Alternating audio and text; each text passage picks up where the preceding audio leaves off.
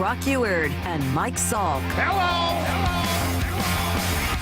All right, hi, hello. Good morning, everybody. Brock and Salk Show. Seattle Sports on 710, seattlesports.com, Seattle Sports app, podcast platforms as well, all wherever you find those podcasts. You can find us on demand later in the day, whatever suits you, whatever the best time is for you. We want to be there for you so you can listen at that time, not necessarily the time we've chosen to be on the air, or maybe the time that's been chosen for us by our bosses, by our superiors, by the people who think we have to wake up very early and come in here and talk to you by 6 o'clock. Yes.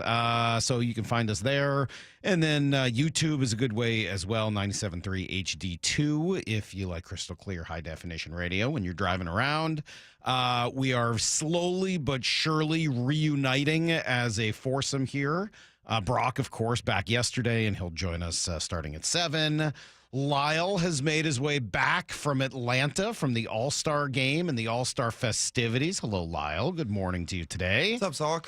Well, how are we doing? How was it? Really fun. It's one of my favorite weeks of the year. It just leaves me exhausted at the end of it. So I'm still feeling the exhaustion. I don't blame you. Yeah, we'll get some takeaways from you maybe at 8 o'clock. But just sort of big picture, how was it? What was cool? Who was the most fun person you met or talked to? Give us a little something. I think what's cool about at least Atlanta specifically is they have a ballpark district that I've never seen anything like. I mean, it's almost like an entire baseball village. It's like, I mean, I think it's all Braves owned, but you see these bars and streets up and down a ballpark where, it's kind of meant to be the area where people hang out before or after a baseball game. But Atlanta, I mean, like it is a literal village. I mean, there's shops, there's restaurants, there's this whole long walkway that takes you right up to the ballpark. It's pretty cool. Like, it was a good site for it. Is it a city park or is it a sort of parking lot park? You know what I mean? I don't know if it was really either. If I had, define city park.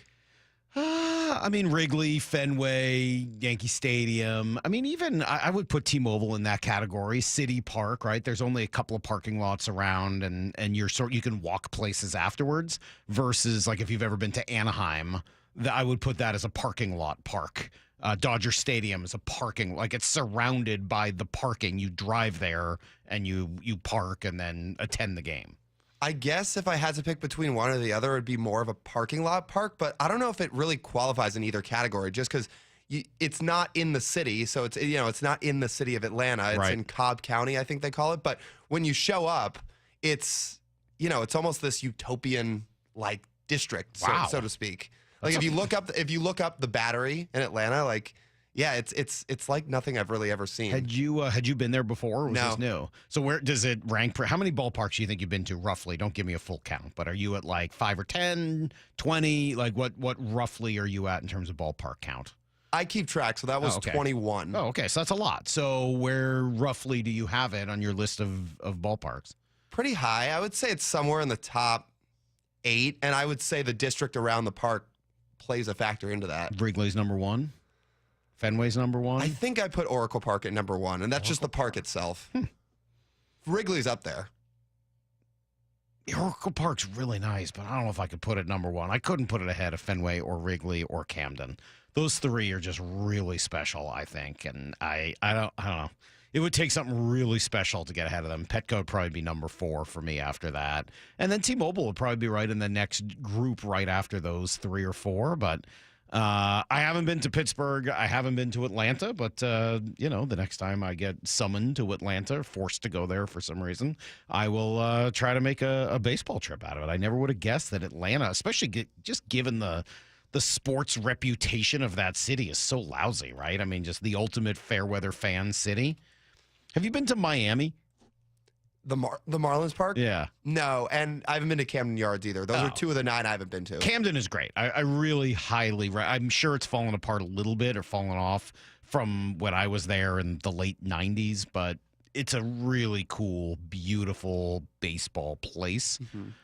I only asked about Miami because it's just so freaking bizarre looking. Like, it just looks like nothing else in baseball. So I'm sort of curious if you'd had an opportunity. Not that I want to. I want somebody else to go so they could tell me what they saw there. Well, I want to go at some point so I get it off the list because I have a goal to see all 30. But yeah, I haven't been. Okay.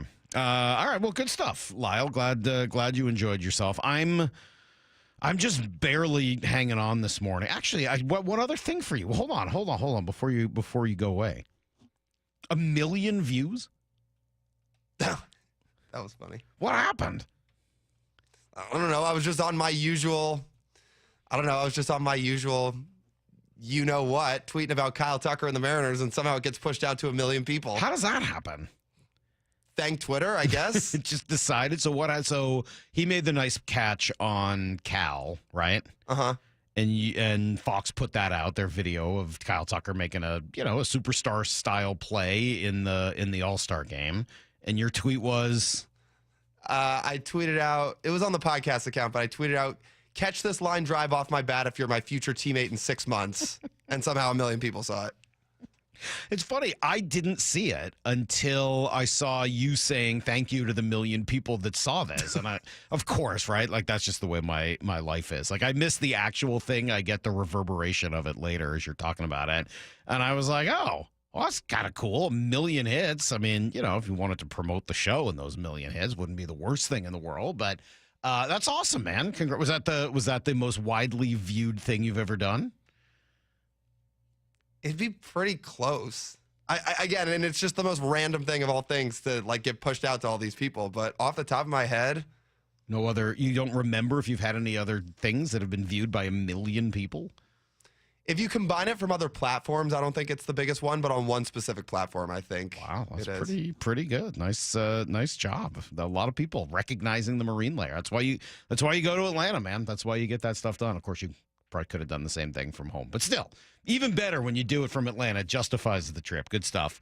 I'm barely hanging on this morning. Maybe you guys can sympathize, or more likely, every time I talk about technology, all I get is a series of people yelling and screaming at me through text or Twitter or whatever else. But I'm reaching the end of this iPhone life here, of this particular iPhone, where, and I'm sure other people know this, it won't charge because the freaking cord, I'm still using a Lightning. This is a 14 or whatever it is, 16, I don't know. But the Lightning cord it won't stay in. It's in, but it doesn't stay charging. Oh my God, it is maddening. And so at night I'm carefully putting it on the table and plugging it in and just barely trying to get it. For whatever reason, I can't seem to get the the charge thing to work where you place it on something either. And so this thing is at 1% right now. 1. I woke up, it was at 4. I'm like, how am I going to function today? So I'm trying to charge it. I'm trying to hang on till September when the new iPhones come out, because I want one of those thin iPhones. Have you seen those? I want a thin one. An iPhone Air. But I don't know whether I can make it another 2 months with this thing dying constantly. So if anyone has any suggestions, I'm sure that'll be great. Yeah, I'm sure the suggestions will be very nice. Yeah, does it have wireless charging? In theory, yes, but that doesn't seem to work either. I place it on those wireless chargers and nothing happens. I'm gonna try to make it through today, but I just want you to know I'm playing handicapped. I can barely function at the moment. Yeah, I know, a bunch of lint built up in the charge port. I tried that too. I got after it with a toothpick. I tried to get all that out. It more is loose, it kind of moves around. Get a paper clip and scrape it out. All right, I'll try that again. Yeah, maybe the case is blocking it, but I need a case. Your port is clogged. All right, everyone says the port is clogged, but if it's clogged, why would it be so loose? Sorry. I'm just crowdsourcing tech advice at this point and using the show to do it. You just need a new phone, bro. I know that, 619 or 425. I know. I just need a new phone. I'll get a new phone in September when the new ones come out. We'll come right back with everything you actually need to know. We've got some Jeff Passan for you. Later today, Joel Corey. I'm sorry, not that. We've had so many J's on the show. We had Johnny Bench, Jim Abbott, Jeff Passan. Today we have Joel Klatt, and we have Joe Buck. So just a full week full of J names for you. Stick around. It's coming up on Brock and Salk.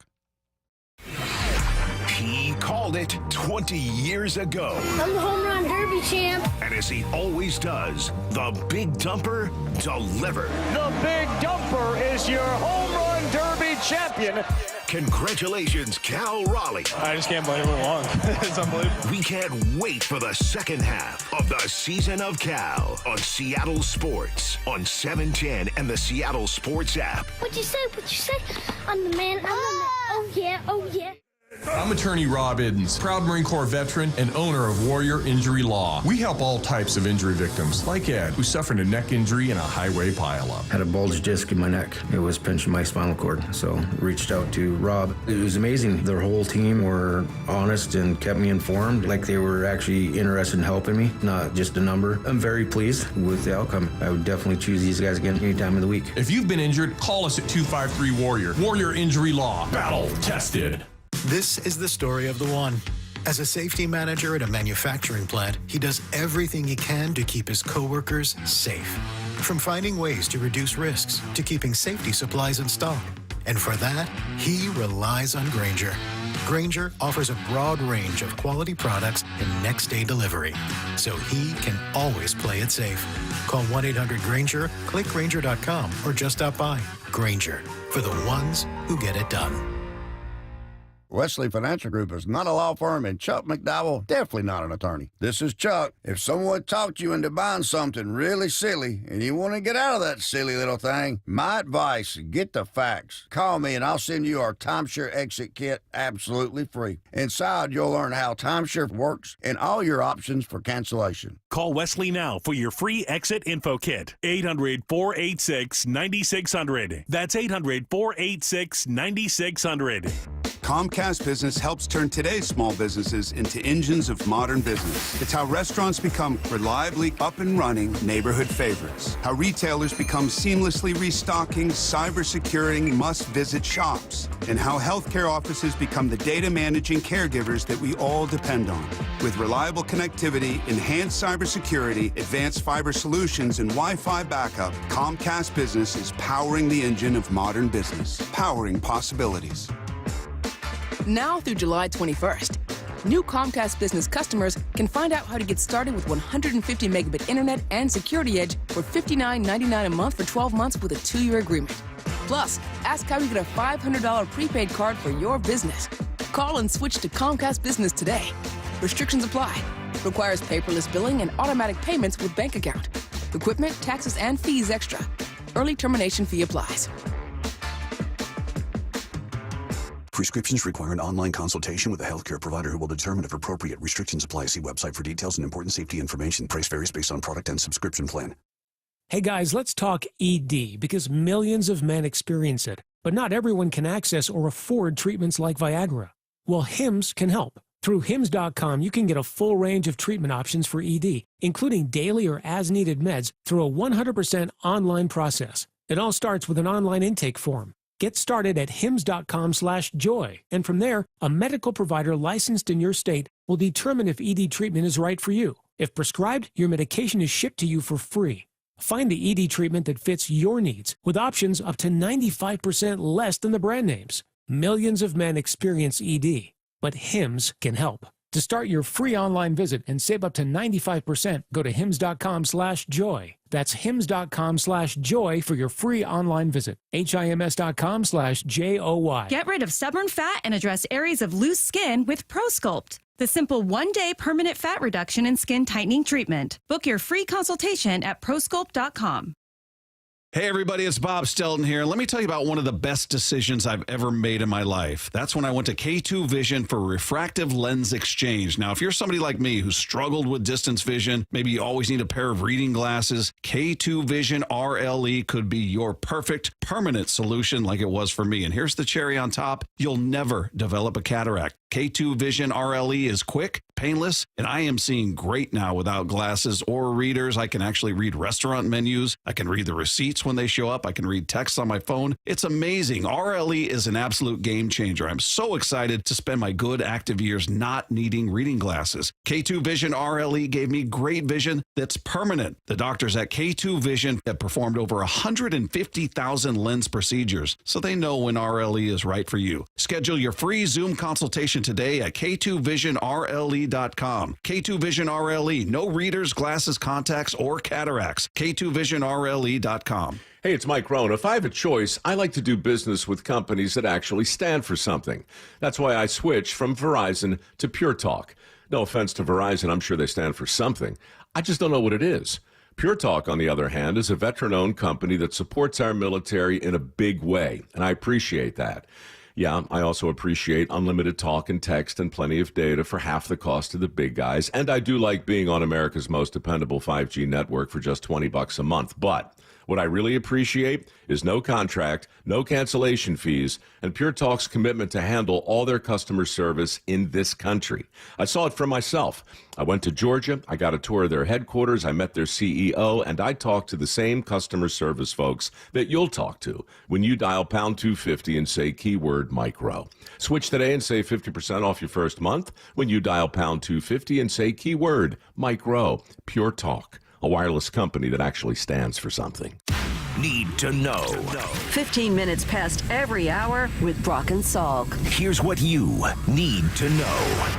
Up first. All right, last day for rest and recuperation before the second half starts tomorrow. And with the All-Star break coming 96 games into the Mariners season, that means the stretch run is really like right around the corner. We're only 14 days away from the trade deadline, and then that'll take us into the final third of the season. And the Mariners are in a decent spot, according to John Morosi. Great. Hold on, let me try that again. The way the Mariners ended the first half, I think, was on a very hopeful note for the lineup. Maybe they're finally getting some rhythm. Obviously, the way that the Thursday game went against the Yankees was a real difficult moment. And I think if they make the playoffs, and certainly I don't want to lose track too much of what a sort of remarkable 36 hours that was. You lose a game that you should win 100 times out of 100 when Wu pitches that well. Yeah. And you lose that game. And then you have a night getaway. You come to Detroit. You're facing a rested Tigers team that was already home, and they've got Scooble on the mound. and you find a way to win that game. I just think that was, if they make the playoffs, that Friday night in Detroit is going to be the game that they point to and say that's where our character was tested and we came out and emerged victorious. Yeah, well, certainly that is what happened. And then, unfortunately, here in the news yesterday from Daniel Kramer, had the report that Brian Wu's grandfather had died during that game in about the sixth inning, and he found out afterwards. I mean, just a really sad deal, and explains why maybe it was a little quiet, a little extra quiet in that clubhouse afterwards. But yeah, credit to them. They went into Detroit, did their thing. I don't know whether that's going to last or be taken into the second half of the season, but we know the first third's for discovery. The second third is for fixing your problems, and the Mariners have actually done quite a bit. I mean, kind of go back a couple months ago, Cole Young, Dominic Canzone were not in the lineup then. They've become regular contributors now. Dead weight like Rowdy Tellez and Leody Taveras, they've just moved out and moved on from those guys. So, the real opportunities ahead, a chance to add both to the offense and the bullpen, and trade deadline, as I said, 2 weeks from today. Mariners will start the second half tomorrow with Houston at home. As of now, no starting pitchers have been announced for either team for that series. Here's the second thing you need to know. All right, well, it does always sneak up on me, maybe you too, because they're just so in the middle of summer. It's so hot out, and it's great, but Seahawks training camp starts in just 6 days. 6 days! Yeah, that's Wednesday of next week, and while we're not expecting any veteran holdouts or issues or anything like that, we are still waiting for the 2 second-round picks to sign. Both Nick Eamon-Worry and Elijah Arroyo are in limbo because the Browns and the Texans gave their top 2 picks in the round fully guaranteed contracts, and the Seahawks have been unwilling to do the same for the 3rd pick, which is Eamon-Worry. So here we are. Everyone's been waiting at least until yesterday. 43rd pick, Alfred Collins got a deal done in San Francisco. He gets 88% guaranteed. So a big step up from last year's deal at the same pick number, but obviously not fully guaranteed either. Here was Joel Corey on the station yesterday. Not everybody's going to get fully guaranteed contracts. It's how much incremental progress can be made from last year. You didn't have anyone who had a fully guaranteed contract last year. The 2nd pick got a fully guaranteed contract from the Texans, and the 1st pick from Cleveland got one.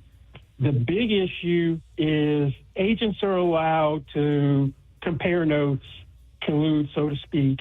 Teams can't. Although we know from the collusion decision that there's something going on with teams. To put it lightly. Yeah, no kidding. Regardless, kind of waiting on these guys, and it sure would be nice to get both of these second-round picks into camp, as both are expected to play a pretty big role. Even Worry should be in the rotation in the secondary, and Elijah Arroyo is probably the best receiving tight end on the team and one of the best red zone presences in theory. So getting those guys out there and available, yeah, I would say it's of crucial importance for these Seahawks. Here's the third thing you need to know. Kraken schedule came out yesterday. They'll open up Thursday, October 9th at home against Anaheim. And then you'll see Mitch Marner and the Kings coming in just a couple days after that before the team then heads east for an early trip to Montreal and other points east. The preseason actually gets going a little earlier. Of course, September 21st is your date there. Open Championship at Royal Portrush started last night. See if I can give you a quick look at the leaderboard. It's so early that it's really hard to take too much from it. But Haotong Lee and Jacob Skov-Olesen both at 4 under leading the pack, and they are in the clubhouse with that. Matthew Jordan, a couple other guys at 3 under, not big name. Matthew Fitzpatrick's a bigger name. And then Phil Mickelson's 1 under. I mean, like, that's kind of what it looks like. The open leaderboard is not a lot of big names right now, but also a lot of guys just haven't gotten going yet. So we'll follow that over the course of the morning and tomorrow as well. That is everything you need to know. 1/4 every hour here on the Brock and Salk Show. I do love the way it looks over there, though. I love the Open Championship. I think it's probably, I get grief for this. I think I go U.S. Open 1, and I think this one's number 2. I love the Open Championship. I like that it's on kind of at weird times, and you wake up in the morning and it's already on TV. I think that's great. I love the look of it. I love that it is July 17th, the middle of summer, but it looks like the middle of winter there. I mean, it's raining and cold, and they got jackets on. It's just really it's one of the only times throughout the year you get a chance to see that. And I just love the look of links golf courses. So I like looking at the courses on TV. I like seeing them have to play differently. You hit the ball short and it bounces up and they're playing the angles. And I just think it's fun. So, I'm a fan of the Open Championship. Looking forward to watching it over the course of the next few days. And it does tend to lead to some different names popping up on that leaderboard because the golf is played so much differently. Just a lot of different skills involved. And, when you see Hideki Matsuyama like 5 under or 5 over or whatever it is this morning, like, yeah, he's really good at hitting the ball high in the air and target golf and putting it where he wants to, but that's not what this calls for. So seeing those guys forced to do something different, I think is fun. I'm continuing to work on the phone. I don't know. I dug it out with a paper clip. I'm using an air, like one of those little air, what do you call those things? Like it shoots air into it. An air gun, basically. I don't know. It's for cleaning keyboards and stuff. So I'm working hard at it. As of yet, no real luck, but I'm working very hard. So I'll keep you guys updated. I'm sure you can't wait to know the end of this story. The end, I'll tell you, is I have to wait a month and a half, and I'm going to have to deal with it and complain till then. All right, Jeff Passan was in and out yesterday. We had some phone issues. We had some timing issues, but when he was on, he gave some really great information, great opinion, both on Cal Raleigh, these Mariners, and where they're going at the trade deadline. You'll want to hear it. It's next on Brock and Salk. The clack of the cleats. The sounds of summer drifting off Lake Washington. Green 18! These sounds of summer are the prelude to the symphony of fall and winter. Touchdown, Seahawks! Football season is coming. Just 6 days until Seahawks training camp begins. Seattle Sports Training Camp coverage is presented by The Landing in Renton. The home of the Seahawks, Seattle Sports. Matt Coker here from West Coast Men's Health. Guys, Viagra is not the answer for your problem. I know you think it is, but Viagra has horrible side effects, and for most men, the longer you're on it, the less it works. Viagra is not a curative medication. It's not fixing your problem. It's a Band-Aid for a shark bite.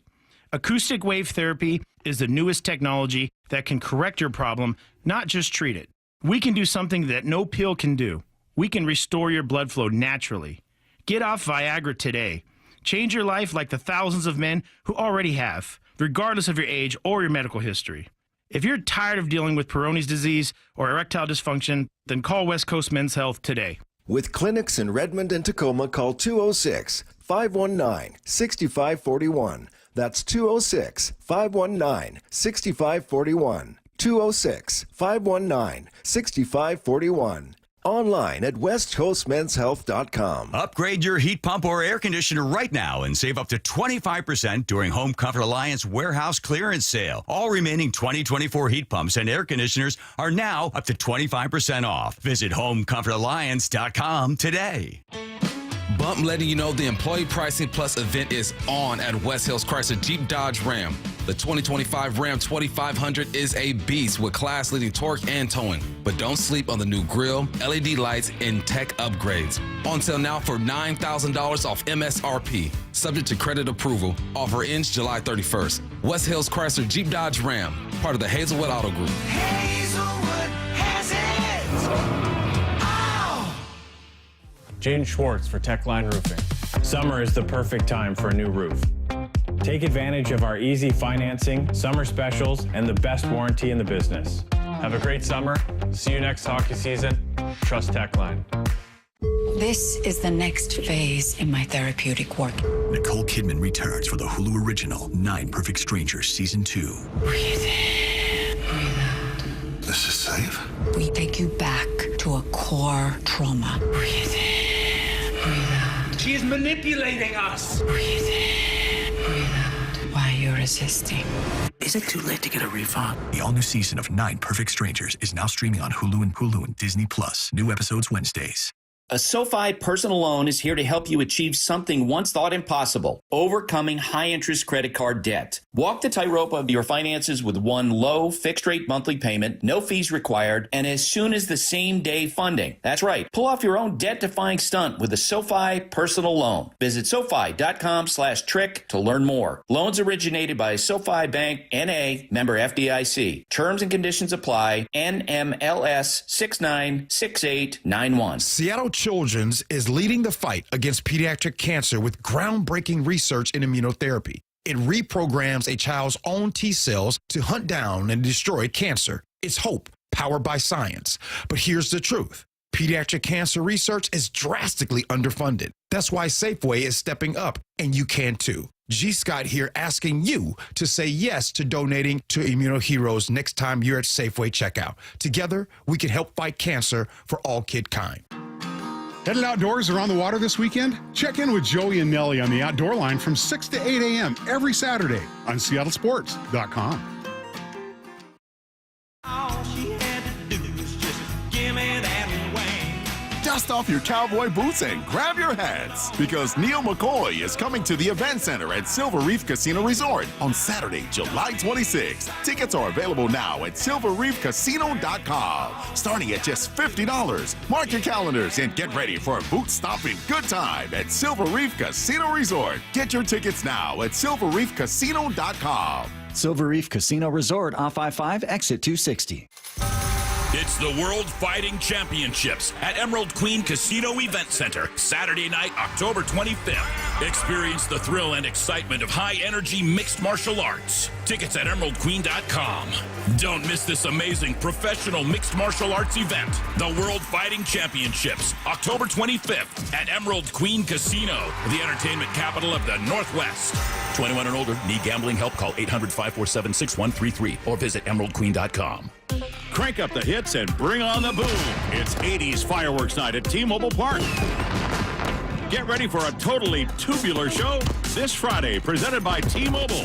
The Mariners face off against the division rival Astros at 7:10. And after the game, the sky will light up to the sound of your favorite 80s jams. Big hits on the field and more big hits after dark. Grand slam! Julio takes it deep and clears it off! Mariners baseball, fireworks, and hair metal? Sounds like a rad night. Lock in your seats now at Mariners.com and check out what else is on deck at the ballpark this summer, including 3 straight value games against the Brewers, July 21st through 23rd, and the next Mariners fireworks show on August 1st. Goodbye, baseball! He does it again! Home runs in 3 consecutive games. Cal Raleigh, the big number. Mariners baseball. Tridents up. Brock and Salk's Rewind is presented by Toyota of Kirkland and Toyota of Renton. From the Quantum Fiber Studio. This is Brock and Salk. Weekdays 6 to 10. On Seattle Sports and 97.3 FM HD2. Jeff Passan joins us right now. We'll do a short version with Jeffrey. Good morning, sir. How are you?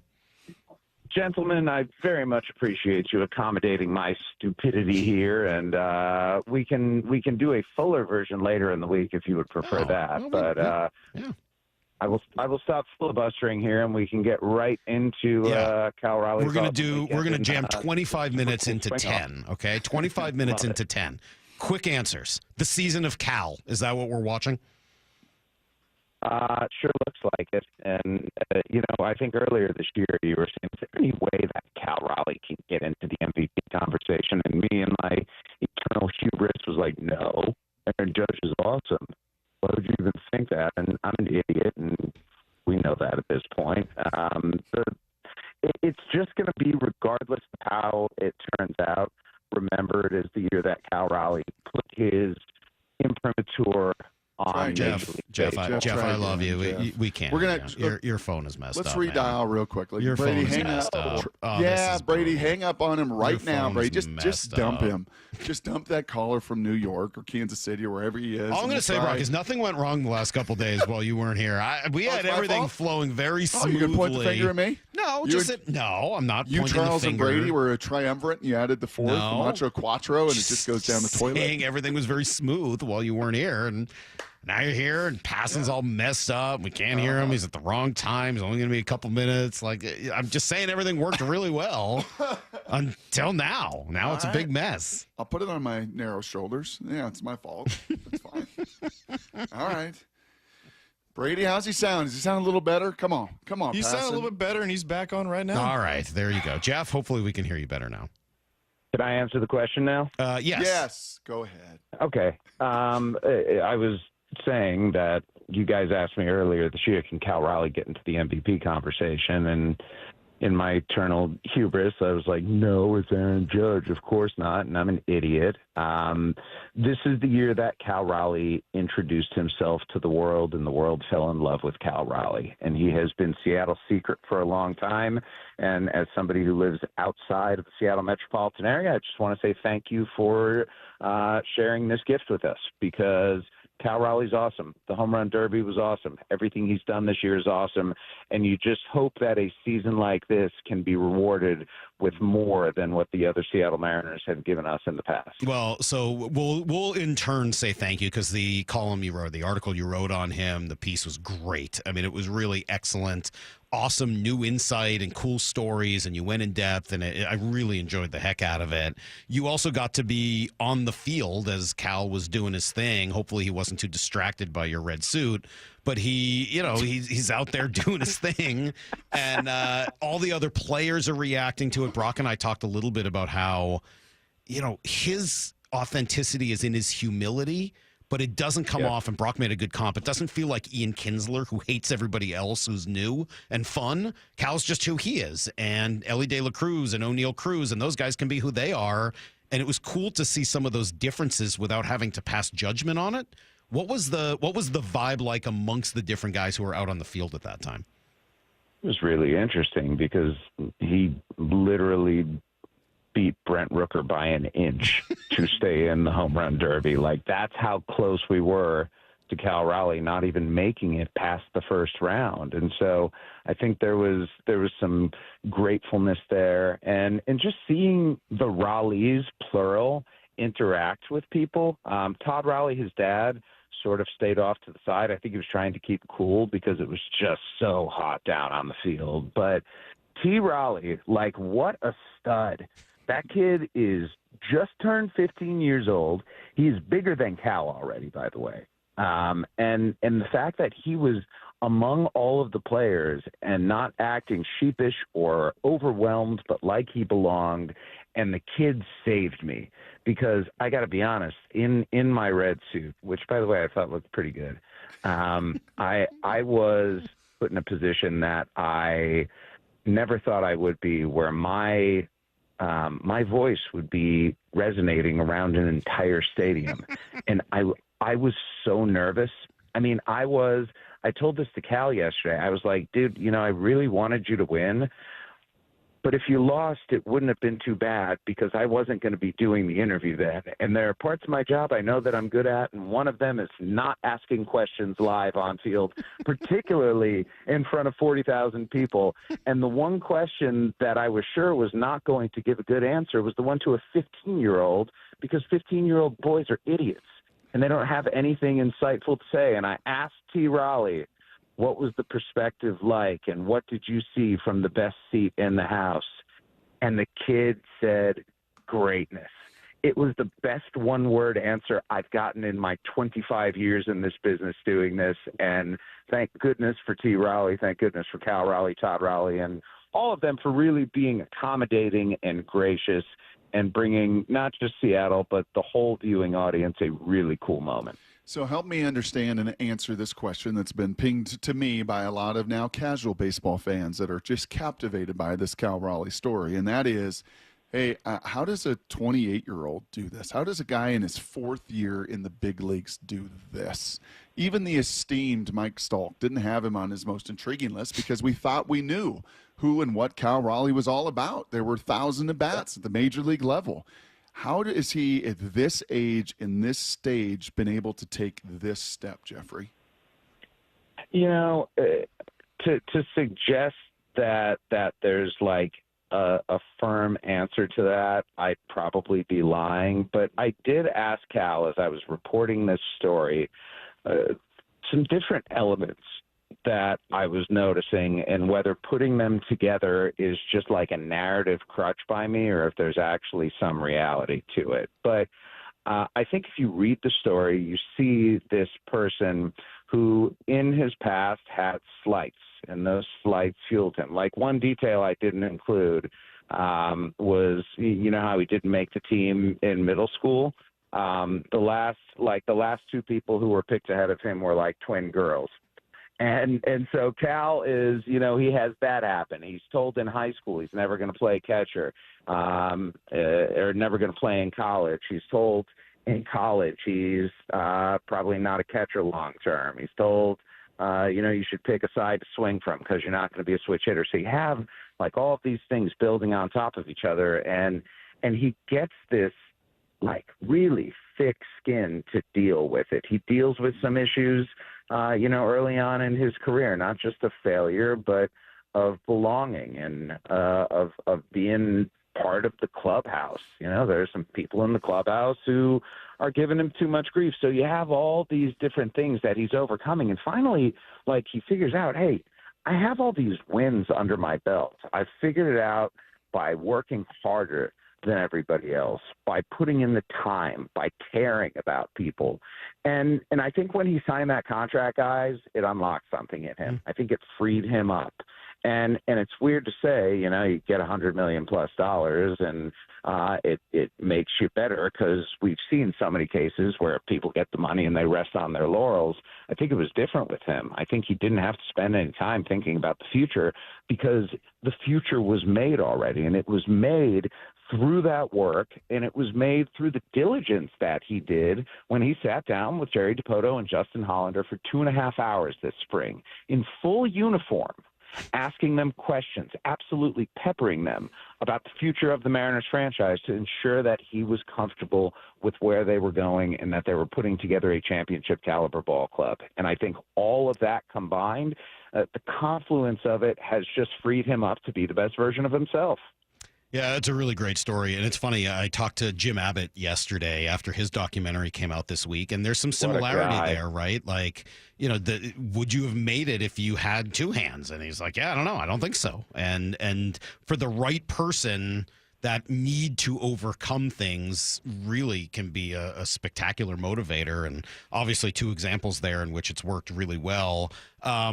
Speaking of that, how about these Mariners doing some of that themselves? Like every time you want to be like, oh, you get swept in New York, you're bad. They turn around and score 35 runs in Detroit and just blow their doors off. We're 2 weeks away now, 2 weeks from tomorrow from the trade deadline. I'm rooting against Arizona. I'm rooting against Minnesota. Let me throw a bunch of names at you and tell me, if there's any hope for any of these guys. Obviously, Gino Suarez, Josh Naylor. Yes. Do you have to talk Willie Castro at third base? Is Jose Ramirez is there any chance Cleveland will ever deal Jose Ramirez? None. Don't bother spending time talking about it. All right, so we're back to Gino and Naylor. Yeah, I mean, it would be perfect, and I think it would make this team right there with every other team in the American League that has World Series aspirations. Detroit, they're 25 games over 500. I know they got absolutely sunned by the Mariners, but I think you can see beyond that series what the Tigers have done over the first half this year, and you can't ignore it. But does that trade or a trade for even one of them put them up there with the Yankees? Yes. Red Sox? Yes. Rays? Yes. Blue Jays? Yes. Astros? Yeah, I think so. I just think the Mariners are going to be aggressive, and I think they should be. You don't take years like this from superstars and waste them, period.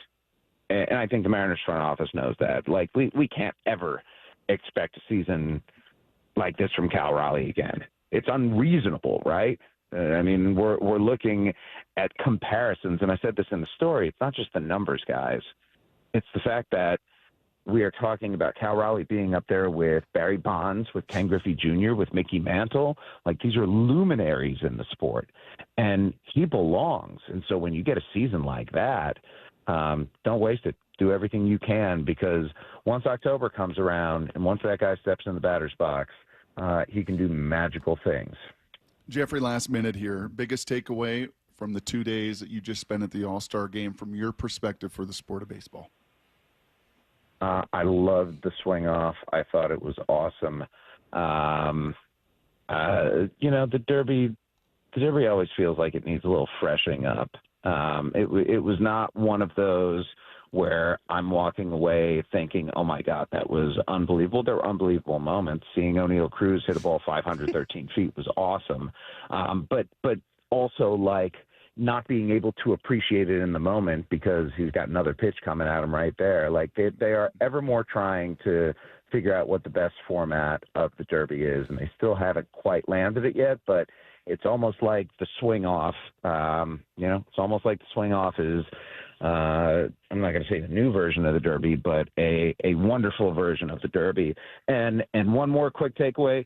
Getting Kate Anderson with the number 3 overall pick in the draft was an absolute coup for the Mariners, and the sort of thing that sets them up every bit as much for all of the other things they've done to have a really, really bright future, and it's great to see. I like the swing off, too. Jeff, please promise me that that's not going to become like the new extra innings during the regular season. I sure hope not. Oh, my God. I will be so angry.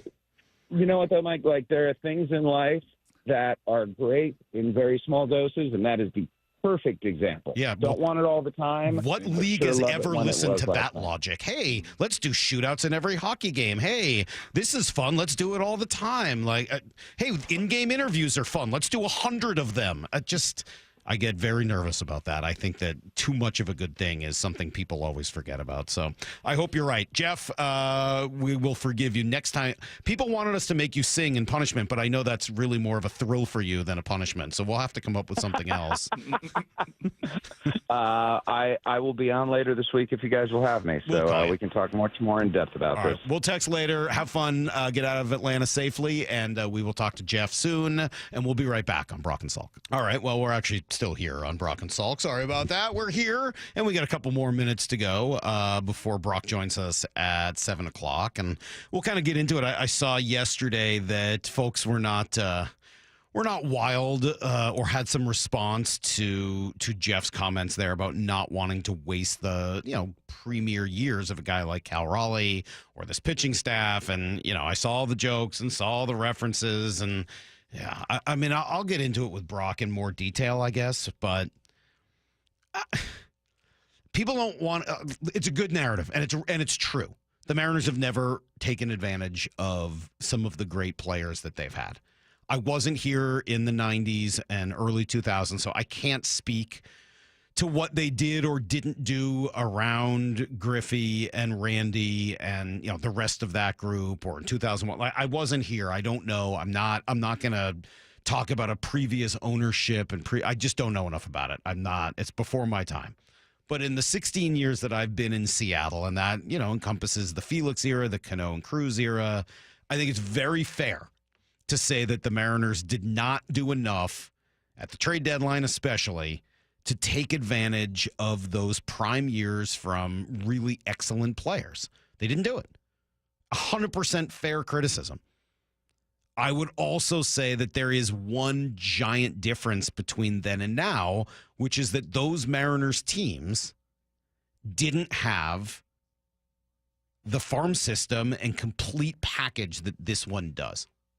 That's not to say they're going to go use it, do it the right way. I don't know what's going to happen. And a lot of teams, the game has changed a little bit, right? Draft, develop, and trade. The trade part's harder and harder with the extra wild card. It means that, it's more sensible to buy because there's a better chance you're going to make the playoffs. But it also means that other teams think the same way and buying gets harder. We all know. I mean, we've talked about this ad nauseum. But this is why the Mariners rebuilt. Literally, this is why.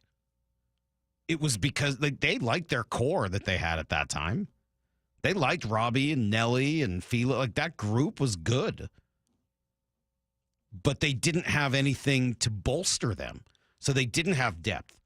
When somebody got hurt or they needed something, they didn't have a Dominic Canzone ready to go. They didn't have a Cole Young ready to be called up. They didn't have a Ben Williamson to capably play third until somebody else was ready. They didn't have any of those things. And maybe even more importantly, they didn't have the kind of depth that the Mariners have now in their farm system. They didn't have Colt Emerson and Laz Montez and Kate Anderson and all the way down the line. They didn't have that. They didn't have Logan Evans ready to come up and Emerson Hancock ready to take the spot of an injured starter. They didn't have all that. They had a middling to low farm system, and every time they tried to make deals at the trade deadline, nobody wanted any of the dreck that they'd accumulated. So even if they'd wanted to try to add at the deadline to help teams that'd shown they needed it, they didn't have the juice to go get it. They didn't have the assets they needed. This team has all of that, so there's really no excuse other than that it's hard hard to make deals right now because other teams know that they have a shot at it also, which is why we're rooting against Minnesota, why we're rooting against Cleveland, why we're rooting against Arizona, because those teams, if they can get far enough out, become sellers.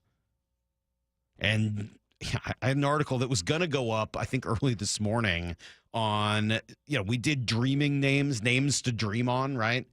We talked about who were our dreaming names. We did Acuna, Bregman, and Olsen.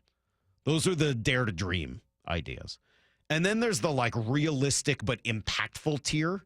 I think that's mostly rentals, right? That's Gino Suarez. That's Josh Naylor. Maybe you put Yandy Diaz into that list. You want to put Diaz in there? Okay, he's impactful. He's a pretty good hitter when he's going. There's relievers that fit that category as well. Bednar, I think, is the guy in Pittsburgh. Strikes out 12.5 people per 9 innings. That would be impactful. But the reality is that a lot of trade deadline deals, I'm not just talking Mariners, I'm just talking about baseball. A lot of the trade deadline deals are guys that are a little more fringy. The Isaiah Kiner-Falefas, the Willie Castros. And it's funny, I put Paul Sewald on there as another name like that. And Paul went on the IL yesterday and screwed up my article. So I have to go fix some of that before it comes out again later today. Sorry about that. I didn't know Paul was on the IL. I was looking through all his numbers. It's I see some of the underlying stuff. He's still striking people out. He's given up a couple home runs. But, you can go get Paul. And at least you know him. But unfortunately, he's on the IL now. So I don't know what that means for him the rest of the season. Maybe it's just not going to work out. But you kind of get my point. There is the desire for the biggest names. They hardly ever move. The ones who are impactful but rentals, you don't want to overpay for them. And then you get into the types of guys that often go. And in the past, those were the only things the Mariners could afford in terms of assets that they had to trade. I think they've got more of that now. I think they've got more. Salk, you don't remember when the Mariners went out and got Sean Figgins? I do. I was here for that, as a matter of fact. But that wasn't a trade deadline piece. I mean, that was an offseason, and they thought that they spent a lot of money on Sean Figgins. Say what you want about the Mariners. They weren't being cheap on Sean Figgins. They were just being dumb. Jack just got that 180 degrees wrong. That wasn't cheap. That wasn't, hey, we only want to do the small thing. They spent money in years on Sean Figgins. He was just a complete jerk and terrible by the time he got here. Destroyed both the clubhouse and the offense and the defense. Different kind of problem. Different kind of problem. John Morosi kind of weighed in yesterday. Good stuff from him as he joined Wyman and Bob. Here was Morosi on what the Mariners could still use. I still think that they need one more bat, whether it's Eugenio Suarez, whether it's Ryan McMahon. There are some different possibilities out there.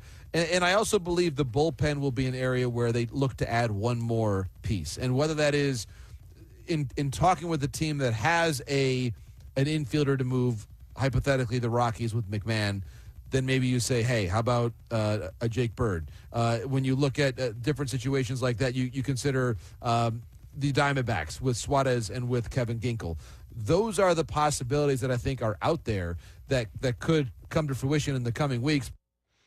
Yeah, they're going to need another reliever. The question is, what is it? There's sort of two types of relievers out there, right? You're either going to get an upgrade on Casey Legumina. Sorry, Lyle. But, like, you're either going to get an upgrade on Legumina or Thornton or somebody else who can just be a better low-leverage reliever than what you've got. Or you're going to get a guy that fits more into the Matt Brash, Gabe Spire category. And that really gives you a much better opportunity to use somebody like that in a key moment before the 8th inning. Hey, it's the 6th inning, but this is the game, right? You got 2 on and 2 out. 2nd and 3rd, big hitter coming up. Hey, who do you want to go to? Let's go to Bednar in the 6th. Ginkel's done some of that, right? Didn't he do that in their World Series run a couple of years ago? As he was like a really big leverage arm as a part of that. Heck, you can use Matt Brash to do that then if you want. Hey, this is the biggest spot in the game. You know what we need? A Matt Brash slider. Go get this guy as a right-hander. Go get him out. Like, you could do that in the 6th inning and then have your Bednar, your Ginkel, whoever it is, to take the Brash spot in the 8th. Or if you've used some of these guys 2 days in a row, you're not, out of luck. You can use another leverage arm on the other days. So, yeah, I do think that's a big deal, and I think it's pretty darn important once you get into the playoffs. It's been a tough stretch for Ginkel. Yeah. Is he not good anymore? Well, he's had a pretty good couple of years before 2025, but his ERA this year starts with 8. Starts with an 8? Yeah. What? Yeah. Well, that's not good. All right, well, maybe Ginkel's not one of the leverage guys. Maybe at this point he's the supposed upgrade over Legumina. But, you got the guy, what's his name you got, is it Finneran in Washington? Yeah, Kyle Finnegan would be a good one. I mean, that's a good one. He didn't strike a lot of guys out, but he's a good pitcher. Bednar does strike a lot of guys out in Pittsburgh. He's, both guys are free agents at the end of the year. I'm still going to be more excited about the non-rentals. I mean, the idea of going out to get Griffin Jacks or someone like that is just, I don't know. That's like catnip to me. Like, I just think that would be such a benefit for this team. Yeah, the other name I'll throw out, and it's a little bit of an interesting one because they're ahead of the Mariners right now, is Pete Fairbanks, who we've talked about. And I know it would be a little odd for the Rays to trade somebody to a contender. But they would. Right, because they are not going to want to pay him $10 million next year. Yeah, and Pete Fairbanks is certainly in that category as well. As a high leverage guy that would be, has been a closer, would be just another big name, big option for Dan Wilson in that pen. So, all right, we're not done talking about this. A lot of frustration with this Jeff Passan quote. I think Brock wanted to make sure he weighed in. We'll do that, and then we've got Joel Klatt, and we've got Joe Buck today. A lot going on. Brock and Salk, Seattle Sports on 710 SeattleSports.com. The clack of the cleats, the sounds of summer drifting off Lake Washington. Green 18! These sounds of summer are the prelude to the symphony of fall and winter. Football season is coming. Just 6 days until Seahawks training camp begins. Seattle Sports training camp coverage is presented by the Landing in Renton, the home of the Seahawks, Seattle Sports. You're listening to Brock and Salk on Seattle Sports and the Seattle Sports app. This hour is brought to you by Fred Meyer Pharmacy, with a special message for Medicare D and TRICARE Department of Defense plan members. Your neighborhood Fred Meyer Pharmacy is happy to welcome back Express Scripts Medicare D and TRICARE Department of Defense plan members. It's easy to transfer prescriptions at fredmeyer.com/pay or update. See your Fred Meyer Pharmacy for details. Hey, Brock Ewart here with Shannon O'Kelly, President and CEO of IRG Physical and Hand Therapy, inviting you to come work with IRG. And Shannon, what kind of staff are you looking for at IRG? Brock, we're looking for all kinds of clinical staff, physical therapists, occupational therapists, athletic trainers, certified occupational therapy technicians,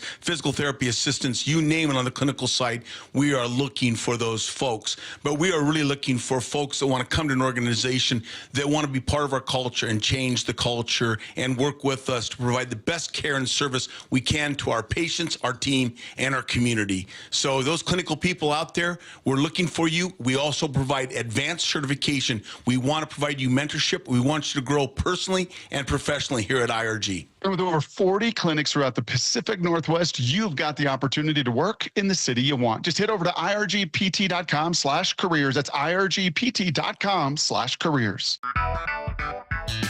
Got neighbors? Big Trees can help. This is Nancy Penrose, owner of Big Trees in Snohomish. If you've been considering planting trees to add privacy, look no further than Big Trees. Privacy trees fill in empty spaces, help to define property lines, and add curb appeal. Learn more about Big Trees' big supply of privacy trees at bigtreesupply.com. Beauty, privacy, instantly. Big Trees. You're not at your house. You're at a lavish seaside estate. You're not walking the dog. You're hunting for clues in an Agatha Christie mystery. See it differently with BritBox. Stream an endlessly entertaining collection of British TV, including new original series, Ludwig, starring David Mitchell. Bit awkward, really. I think I might just have solved a murder. And Outrageous, a scandalous true story. Seems there's a political extremist in every family these days. See it differently when you stream the best of British TV with BritBox. This is the story of the one. As a lineman, he does whatever it takes to keep the power on in his community. And he wants a partner like Grainger who does the same. Grainger offers the professional-grade products he needs, from voltage detectors to harnesses to hard hats, plus fast, dependable delivery, so he can rise to every challenge. Call 1-800-GRAINGER, click Grainger.com, or just stop by. Grainger, for the ones who get it done. The sun is shining. It's a beautiful day out for baseball here at T-Mobile Park. Home. Home is where you gather. With friends. With family. Ball to right field. It continues. Jorge Polanco. Sometimes even folks you don't know. But in a way, you do. Because you share at least one thing in common. And one thing can be pretty powerful when it's multiplied by 40,000. Everybody on their feet here at T-Mobile Park. Mariners baseball. Welcome home. The Mariners are back from the All-Star break tomorrow night, and the action gets started with an AL West showdown against the Astros. Catch Cal and the crew square off against their division rivals tomorrow through Sunday at T-Mobile Park. Then it's 3 straight Mariners value games versus the Brewers, July 21st to 23rd. Get your tickets at mariners.com. Prescriptions require an online consultation with a healthcare provider who will determine if appropriate. Restrictions apply. See website for details and important safety information. Price varies based on product and subscription plan. Hey guys, let's talk ED, because millions of men experience it, but not everyone can access or afford treatments like Viagra. Well, Hims can help. Through Hims.com, you can get a full range of treatment options for ED, including daily or as-needed meds, through a 100% online process. It all starts with an online intake form. Get started at hims.com/joy, and from there, a medical provider licensed in your state will determine if ED treatment is right for you. If prescribed, your medication is shipped to you for free. Find the ED treatment that fits your needs, with options up to 95% less than the brand names. Millions of men experience ED. But Hims can help. To start your free online visit and save up to 95%, go to hims.com/joy. That's hims.com/joy for your free online visit. HIMS.com/JOY. The countdown is on. Just 6 days until Seahawks training camp. On the home of the Seahawks, Seattle Sports. 710 KIRO AM Seattle and KIRO FM HD2 Tacoma. Give me the freaking auto! From the Quantum Fiber Studio, this is Brock and Salk on Seattle Sports. I don't read the internet, guys. Take the bull by the hands. And Brooke, you are. And Brooke, you are. Now here are your hosts, Brock Eward and Mike Salk.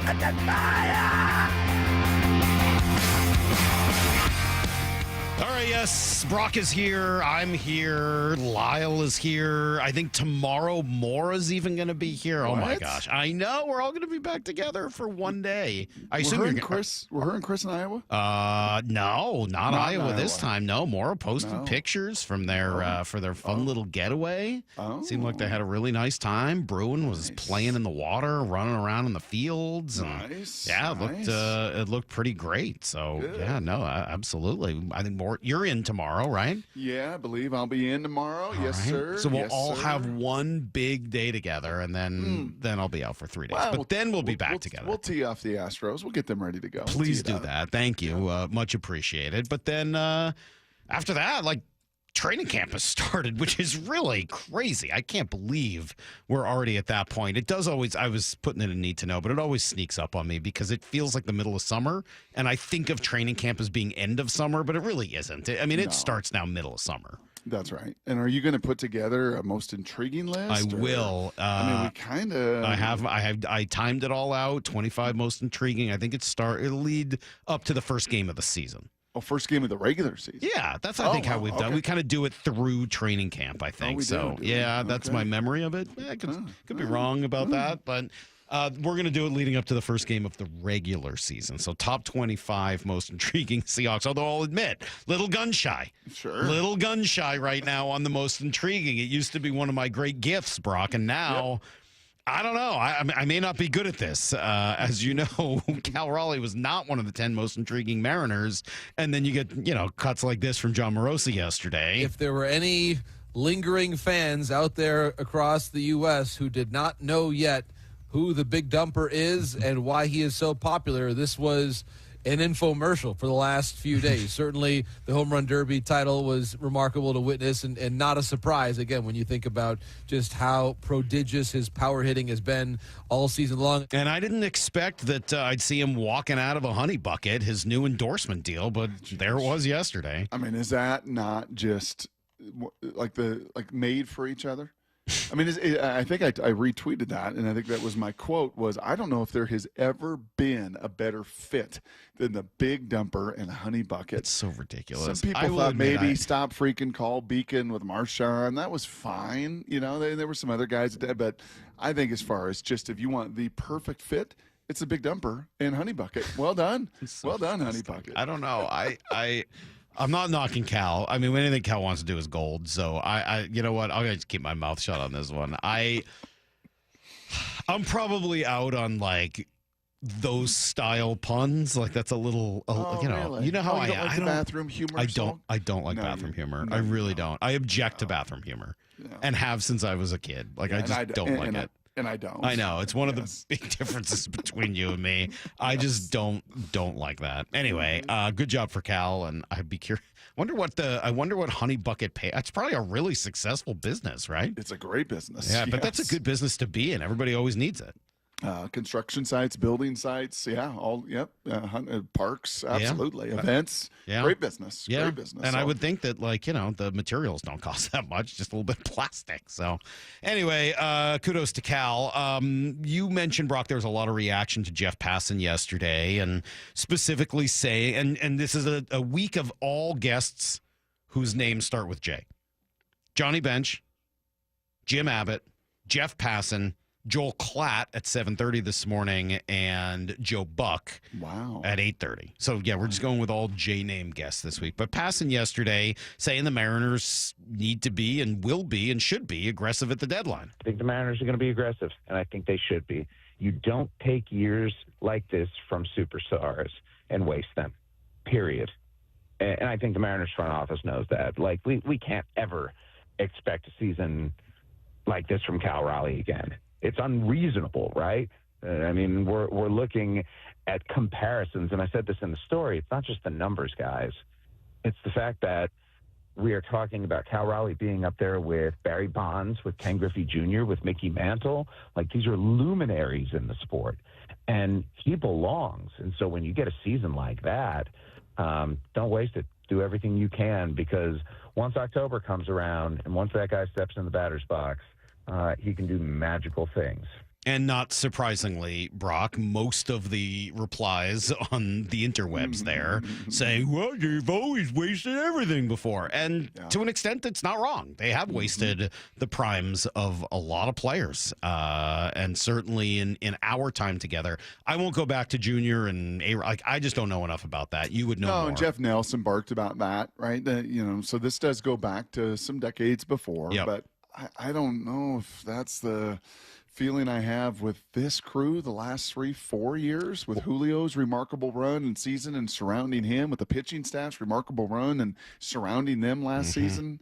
Not gotten the sense that just head is in the sand, and we have heard continuously from Justin and from Jerry and from others that ownership is willing to add to this payroll. So I would say that this kind of makes me think two things. One, let's just look at the facts. Isn't that helpful? Rather than just going on, well, this is what I think. Like, okay, well, let's look at the facts. The last 4 deadlines have looked like this. 2021, they were a mid-level team. They weren't exactly sure who they were, and Jerry screwed it up big time.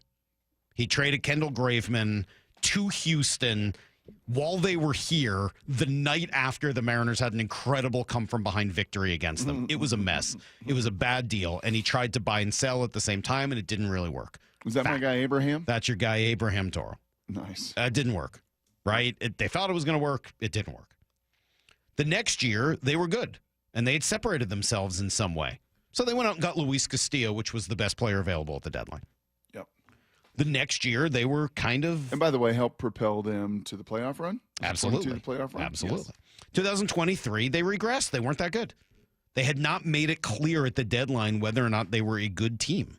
And on that deadline, Jerry tried to do the same thing that he had done 2 years earlier, and with somewhat similar results. I mean, that's Paul Sewald, and you get back hands up. Like, there was some value to that trade. Josh Rojas. It was certainly a better trade than the Graveman deal was. And the team went out and ripped off a whole bunch of wins in a row and had some success in August. And so, yeah, I mean, I think you would say that was not a great trade, but they didn't really show them. Remember, we were saying that, hey, when Paul Sewald got traded, the thought in the clubhouse was we didn't do enough to keep him here. If we had played better, he'd be here. And that wasn't just us. That was the internal sentiment. That was the players. That was Paul Sewald and the veteran players to the other younger guys. Like, this is the way it works in this business, boys. If we don't give them a reason to move, and the Mariners are not exclusive. And this is the game. This is the way the game is played. And then last year, when they were, I mean, honestly, you could make it. I mean, they had been 10 games up, but they were flailing a little bit by the trade deadline. They went and got the best bat available on Randy Arozarena, plus Justin Turner, plus Jimmy Garcia, who was a pretty good rental arm. Unfortunately, he got hurt. But, like, the 2 years they've shown that they're worth investing in, they've invested heavily. The other 2 years, when they weren't worth investing in necessarily, they didn't. I would say that this year's team has shown they're worth investing in. I don't know if they're better than some of those other teams, but I certainly think the AL is worse. And so by comparison, you're in a really good spot right now, in control of a wild card spot, not that far away, 5 games out of the lead in the division. You're in a spot to buy. One other point on this, Brock. This is why they rebuilt. That's exactly right. And that's why I think Jeff was so definitive yesterday. Yes. Because unlike those 4 previous years, now with the Luis trade, they did have some top guys and move some good people. But I would go even before that. Like, we can kind of easily look at these last 4 years and say when they're good, they're buy. When they're mid, they try to mid. But before that, Robinson Cano years, Felix Hernandez years, et cetera, anytime they were quote-unquote good, they didn't have anything to give up at the deadline that anybody wanted. They didn't have 10 guys in a top 10 that were really well liked around the league. They hadn't just added Cade Anderson to go with everyone else. They didn't have depth in their farm system or top end stuff. This is literally why they rebuilt. Yep. So, two things to me. One, it gets them off. Well, it takes this group off the hook for the sins of the past. I'm not going to get mad at Jerry and Justin for whether or not Bill Bavasi or somebody else or Howard Lincoln wouldn't add at the deadline 25 years ago. That's not going to work for me. I'm also not going to totally say that Jerry had the same situation now as he did during the Cano stuff, and Felix during that time, or even what Jack had during that time, because they didn't have the farm system to go with it. Yep. It's not an excuse, but it is an explanation for why they weren't able to go bigger during that time. This year, they have the farm system, and they have shown that they are good enough to deserve investing into. So no excuses. You got to go out and do that, right? No excuses, no explanation, execution, expectations. And the expectations from Jeff Passan, from John Morosi, from anybody in baseball that we could have on, Nightingale, Heyman, they would all say the same thing. The Mariners want to be aggressive, and they've got the powder to make it explode. They have got the dry powder to make something happen that very few of their peers can. Now you just need to root against a few of these teams and make sure they sell so that you can get all that done here in the next 2 weeks. We'll be right back with everything you need to know next. And then, as we said, Joel Klatt at 7:30, Joe Buck at 8:30, Brock and Salk on Seattle Sports. He called it 20 years ago. I'm the home run derby champ. And as he always does, the Big Dumper delivered. The Big Dumper is your home run derby champion. Congratulations, Cal Raleigh. I just can't believe it went long. It's unbelievable. We can't wait for the second half of the season of Cal on Seattle Sports on 710 and the Seattle Sports app. What'd you say?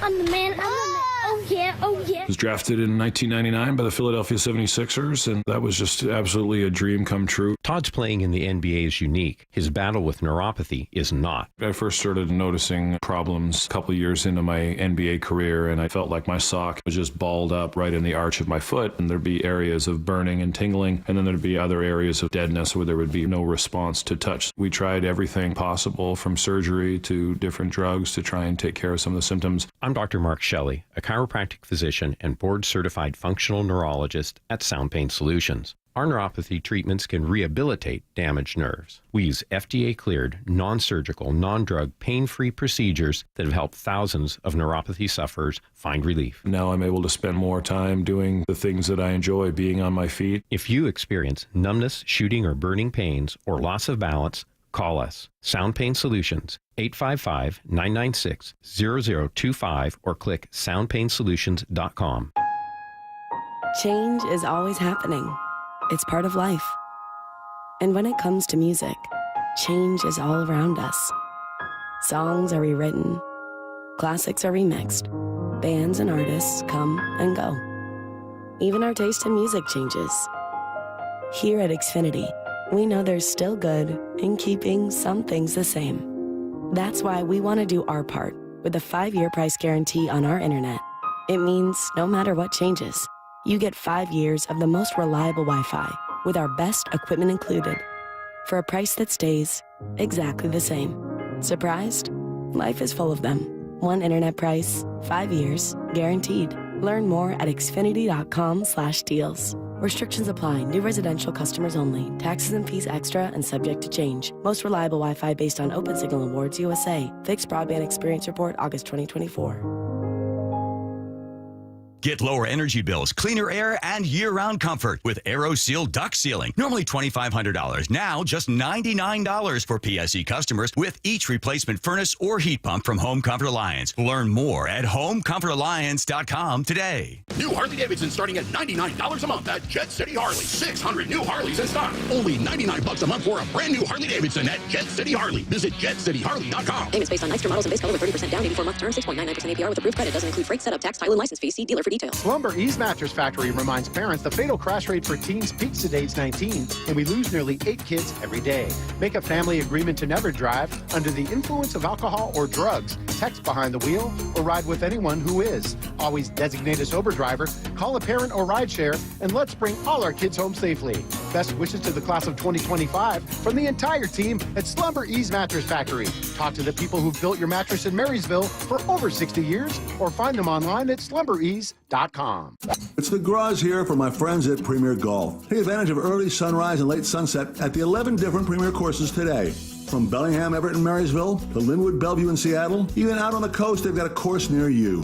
Play Inner Bay or Jackson, Bill Wright or West Seattle, Bellevue, Legion Memorial, Walter Hall, Linwood, Cedar Crest, Lake Patton, and even Ocean Shores. Courses are in great shape and ready for your next round. Visit PremierGolfCenters.com, that's PremierGolfCenters.com, and book your tee time today. Heading outdoors or on the water this weekend? Check in with Joey and Nelly on the Outdoor Line from 6 to 8 a.m. every Saturday on Seattle Sports and the Seattle Sports app. Eric Johnson here. I spent the past 30 years working to help make our community better informed, better protected when it comes to consumer issues, and better equipped to take on whatever life throws at us. That's why I love the free Washington Accident book series from Davis Law Group. These books keep us better informed about the law, better able to protect ourselves on and off the road, and better off when all is said and done after an accident. Chris Davis didn't have to write these books. He did it because he saw a need.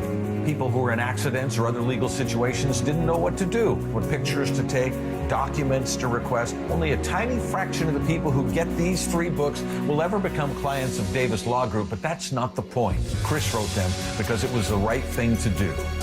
The free Washington Accident book series is a must-have for drivers who want to be prepared for whatever the road might throw at them. Get yours at WashingtonAccidentBooks.com. Need a new roof but not in the budget? A new roof doesn't have to break the bank. Justin Shirley, CEO of State Roofing and Exteriors here. Right now, State Roofing and Exteriors is offering 0 down, 0 payments, and 0 interest for up to 24 months. That's 2 years with no payments while getting the protection your home deserves. But this offer won't last forever. Call 866-ROOF-ROOF or visit stateroofing.com today to get on our summer schedule now. State Roofing and Exteriors, held to a higher standard since 1968. Pacific Power Batteries has been our family-owned and operated business since 1985 when my dad and I started selling batteries business to business to commercial fleets from a 1-ton panel van. Yep, delivering batteries. Since then, with our community's support, we've been able to sell online and open more retail stores selling batteries of all kinds. Today, my wife and son are directly involved in the business. At Pacific Power Batteries, we are proud to serve you, your folks, and your grandparents with batteries for darn near anything. So I want to say thank you for your business. Need to know. 15 minutes past every hour with Brock and Salk. Here's what you need to know. Up first. Yeah, a last day here for baseball players to rest and recuperate. This is it. Cecily was asking me yesterday, Brock, what do the rest of the players do during the All-Star game? Like, hopefully they're home sleeping. They're on a beach. They're resting. They're aching bodies. They're relaxing. Baseball is not football in terms of the contact, but there's a lot of diving, a lot of standing around, and that stuff will wear on you. A lot of running back and forth to your position, a lot of do nothing, and then all of a sudden sprint as hard as you can. And they need those days off. So it ends after today, and they'll get back to playing baseball tomorrow. Meanwhile, the Mariners have put themselves in a pretty good position. Here is Jordan Schusterman joining Bump and Stacy yesterday. They do deserve to be taken seriously as one of the likelier teams to end up in one of those 3 wildcard spots and maybe chase down Houston if Houston starts to have some more issues. But I think that they have to act that way at the deadline. I think that they will act that way at the deadline. I think that the best version of this team is still one of the 5 or 6 best teams in the American League. And while they are flawed, like a lot of these other AL teams in the middle, I think that their ceiling and honestly their floor, I do believe is higher than that middle group of Texas, of Minnesota, of Cleveland, of Kansas City, of the Angels. I think they're above that. Yeah, I think so too. And you kind of documented that, Salk, over the last 4 or 5 years when they've been in this position.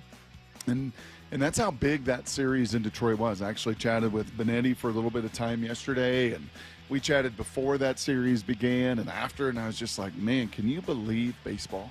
Like the Mariners so stung in New York. Poor Lyle, just so despondent, a week ago after that horrific, most difficult loss of the season. And then to swing it back around, Salk, and go sweep those guys, I think puts the John Morosis, the Jeff Passans, the Jordan Schustermans, puts those guys in a position to now say, yeah, this is go time. This is 2 weeks from today is the trade deadline, and it is go time to find a way to continue to add and fix some of those flaws that basically everybody in the American and that League's trying to process do. has started, right? We talk about first 2 months are for discovery, next 2 months are for picking your team and making the changes you need to do, and then the third of the season, the last third, is for going for it.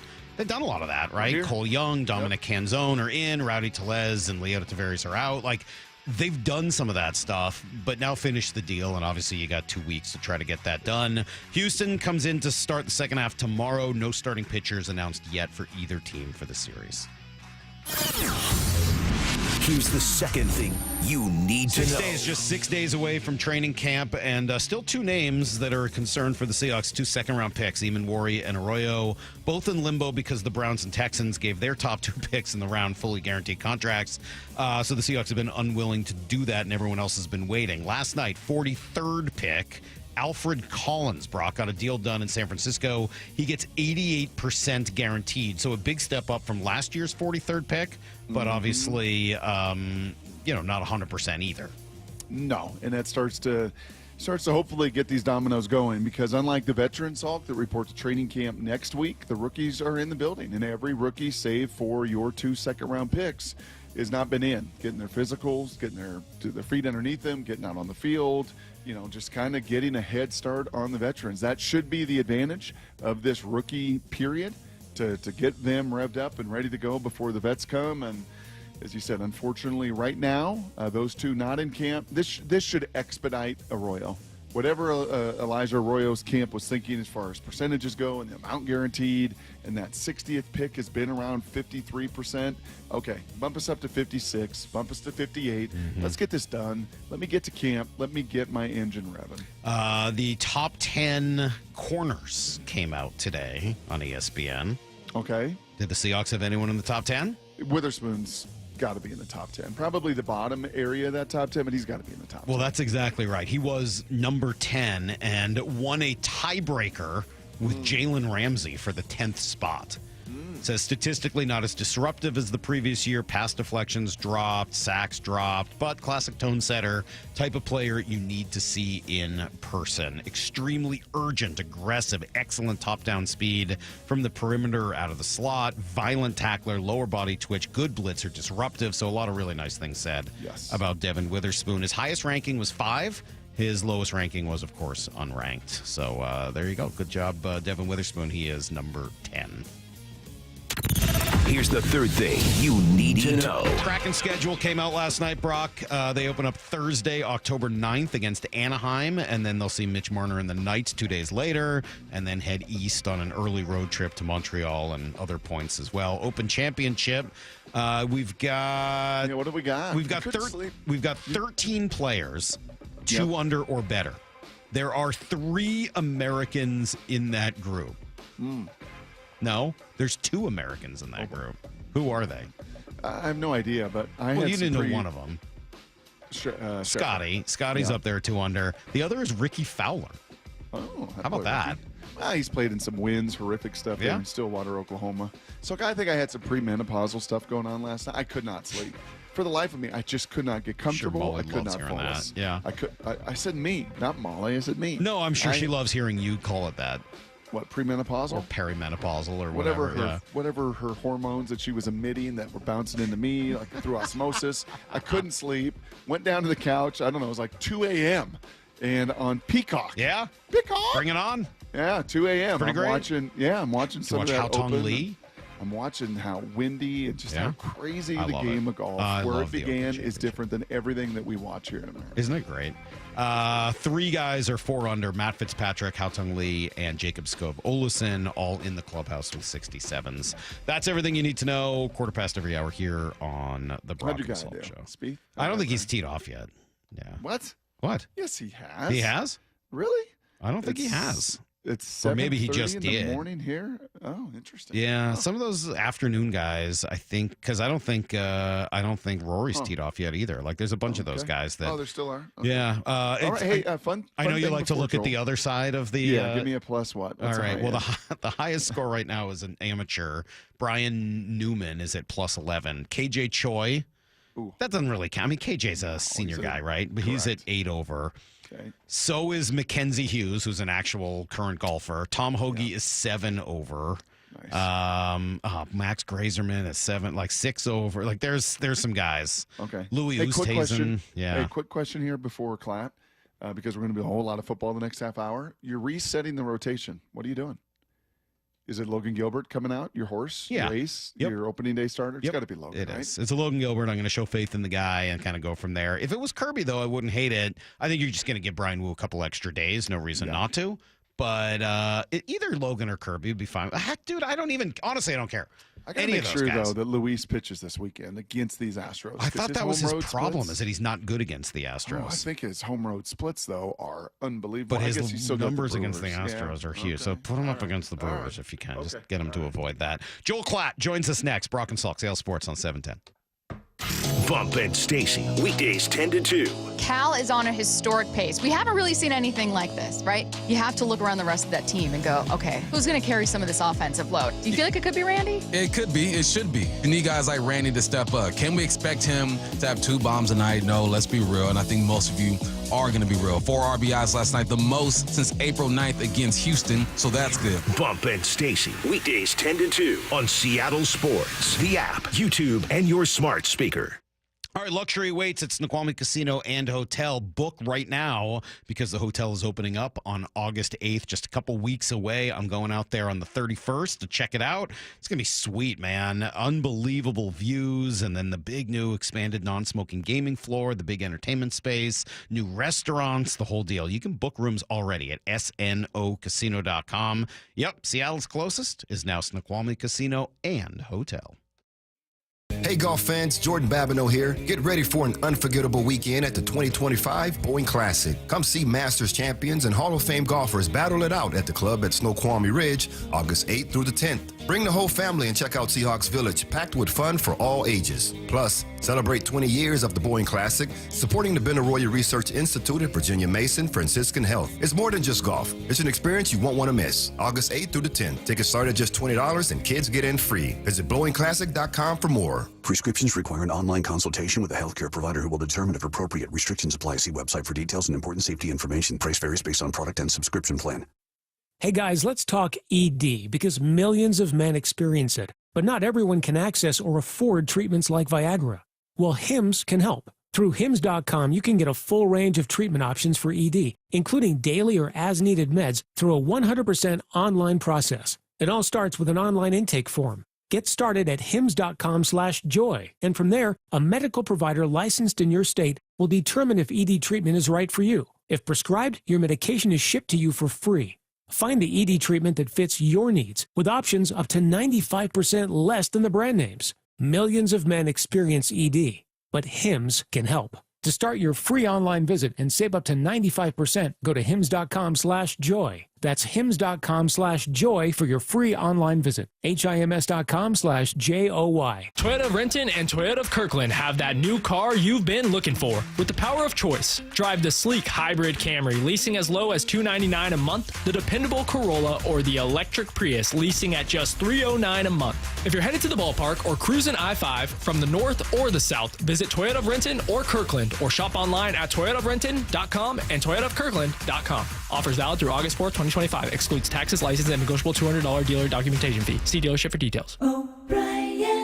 Celebrate 40 years of The Bite. The Bite of Seattle returns to Seattle Center, July 25th to 27th. Over 300 food and retail vendors, plus games and live music. Admission is free. Enjoy a Seattle summer tradition at The Bite of Seattle with delectable multicultural cuisine, live entertainment, and fun for everyone. Enjoy a Friday night screening of Pixar's Ratatouille at the Mural. Taking over Seattle Center July 25th to 27th. Come to The Bite, biteofseattle.com. Bonneville International radio station contests are open to participants 18 years of age or older that are residents of Washington State unless otherwise specified. Employees or agents of the station, Bonneville International Corporation, other area radio stations, or any entity associated with the contests are not eligible to win unless the station otherwise specifies at its own discretion. Persons who have won in the last 60 days from a station contest or event may not be eligible. Full general contest rules are available on seattlesports.com or in person at the station during regular business hours. The home of the Mariners. It is gone! Cal Raleigh, 2-run home run! Hear every pitch on 710 and the Seattle Sports app. We meet by accident, fixing every last bit, Accurate Auto Body. If you've been in an auto accident, you have the right to take your vehicle to any repair facility. Accurate Auto Body has been family owned and operated since 1994, and they work for you, not your insurance company. Your insurance company may not love them, but you will, because We meet by accident, fixing every last bit, Accurate Auto Body. 1877 Cars for Kids. KARS Cars for Kids. 1877 Cars for Kids. Donate your car today. Call 1-877-CARS for Kids to reach a friendly live agent. Donation's super easy, and your car can be picked up as soon as tomorrow. Call us now. 1877 Cars for Kids. Donate your car today. Did you know you can donate real estate too? Dave Wyman joined by Dr. Daniel Landis from Swedish Cyberknife. Dr. Landis, when treating prostate cancer, what can patients expect during Cyberknife treatment? So the Cyberknife treatment's an outpatient procedure. Essentially, it's a 5-day treatment, about 30 minutes per day. You walk in, you walk out. You essentially don't feel anything at all during treatment. Many patients still work full-time while they're having treatment. That's incredible. Treat prostate cancer with Swedish Cyberknife. Swedish.org/cyberknife prostate. The future is here, so why is your internet stuck in the past? With Quantum Fiber Internet, you can get next-level multi-gig speed on a reliable fiber network. Fair and honest pricing with no annual contracts or bundling required. And whole home 360 Wi-Fi to make sure your devices are ready to take you where you want to go. So you can stream, post, game, surf, like, and love to your heart's content. You do you. Let Quantum Fiber Internet take care of the rest. Learn more at quantumfiber.com. Limited availability, service, and speed in select locations only. This hour of the Brock and Salk Show is powered by Star Rentals, preferred supplier to the West's best contractors. From the Quantum Fiber Studio, you're listening to Brock and Salk. Weekdays 6 to 10. On Seattle Sports and 97.3 FM HD2. As we bounce around a little bit this morning, Joel Klatt of Fox Sports with us. Good morning, Joel. How are you? Good morning. What's going on? And I should tell everyone you're on video, which is great. We've got you on video, so if you're watching on YouTube or on the Seattle Sports app, you can see Joe. What's the hat? That's a cool hat. What is that? Just like it's like an ice cream cone. Oh. I don't know. It's like this branded Bills type of, I don't know. It just fits well. What type of shirt are you wearing? I don't know. I think it's Puma. It's awful. I don't know. This is the last thing left before the laundry gets done today. So this is kind of where I was at today. Kind of looks like it. Yeah, I know. Appreciate that. Thanks. It's a nice start to today. I was just telling Brock, no one makes me nervous like Joel does. All of our other guests are pretty nice. We had Johnny Bench on this week. Didn't make me nervous at all. No problem. Talked to the Hall of Famer, greatest catcher of all time. Joel freaking Klatt comes on, and I'm like shaking in my shoes over here. I don't know what to tell you. I mean, we all can hear it. Like, even the listeners are like, dang, Salk's a little nervous. He starts off with a hat question. That's right. Hey, that was fire. Before we get to football, Joel, can we just ask you about the old Big Dumper? You can imagine you covered the Rockies when you started your media career in Denver. You were a baseball player. You were drafted by the Padres way back when and played in the minors. So I'm sure you still have some affinity and connection to the game. You turn on the home run derby, you watch the All-Star game, you see our guy, Cal Raleigh, do his thing. What stands out to you? I mean, I'm always so impressed when a guy that plays behind the dish can hit like that. Like, that's just it's not supposed to happen, you know? So from that standpoint, I think it's fun to watch. I love it. And in a lot of ways, every sport even in football, we're breaking the norms, but more so in baseball. The way baseball is played, the way it's taught, even at a young age, has changed drastically. I'm sure you know that with Titus. Like the way I talk about this with my brother-in-law, Brock's neighbor across the street, because my nephew plays a lot of baseball as well. And we talk about even the way that the catchers are taught. Catchers are taught now like thumb down to like get around the baseball, which never, you're always taught to frame it elbow under, and now it's very different. They teach hitting very different. But I love watching. I thought it was a fun deal, and I really liked the swing off as well. Mm-hmm. Have you seen Titus throw a football? I've seen some video of it. I've never seen it live. I got to see it in person. It's pretty intense.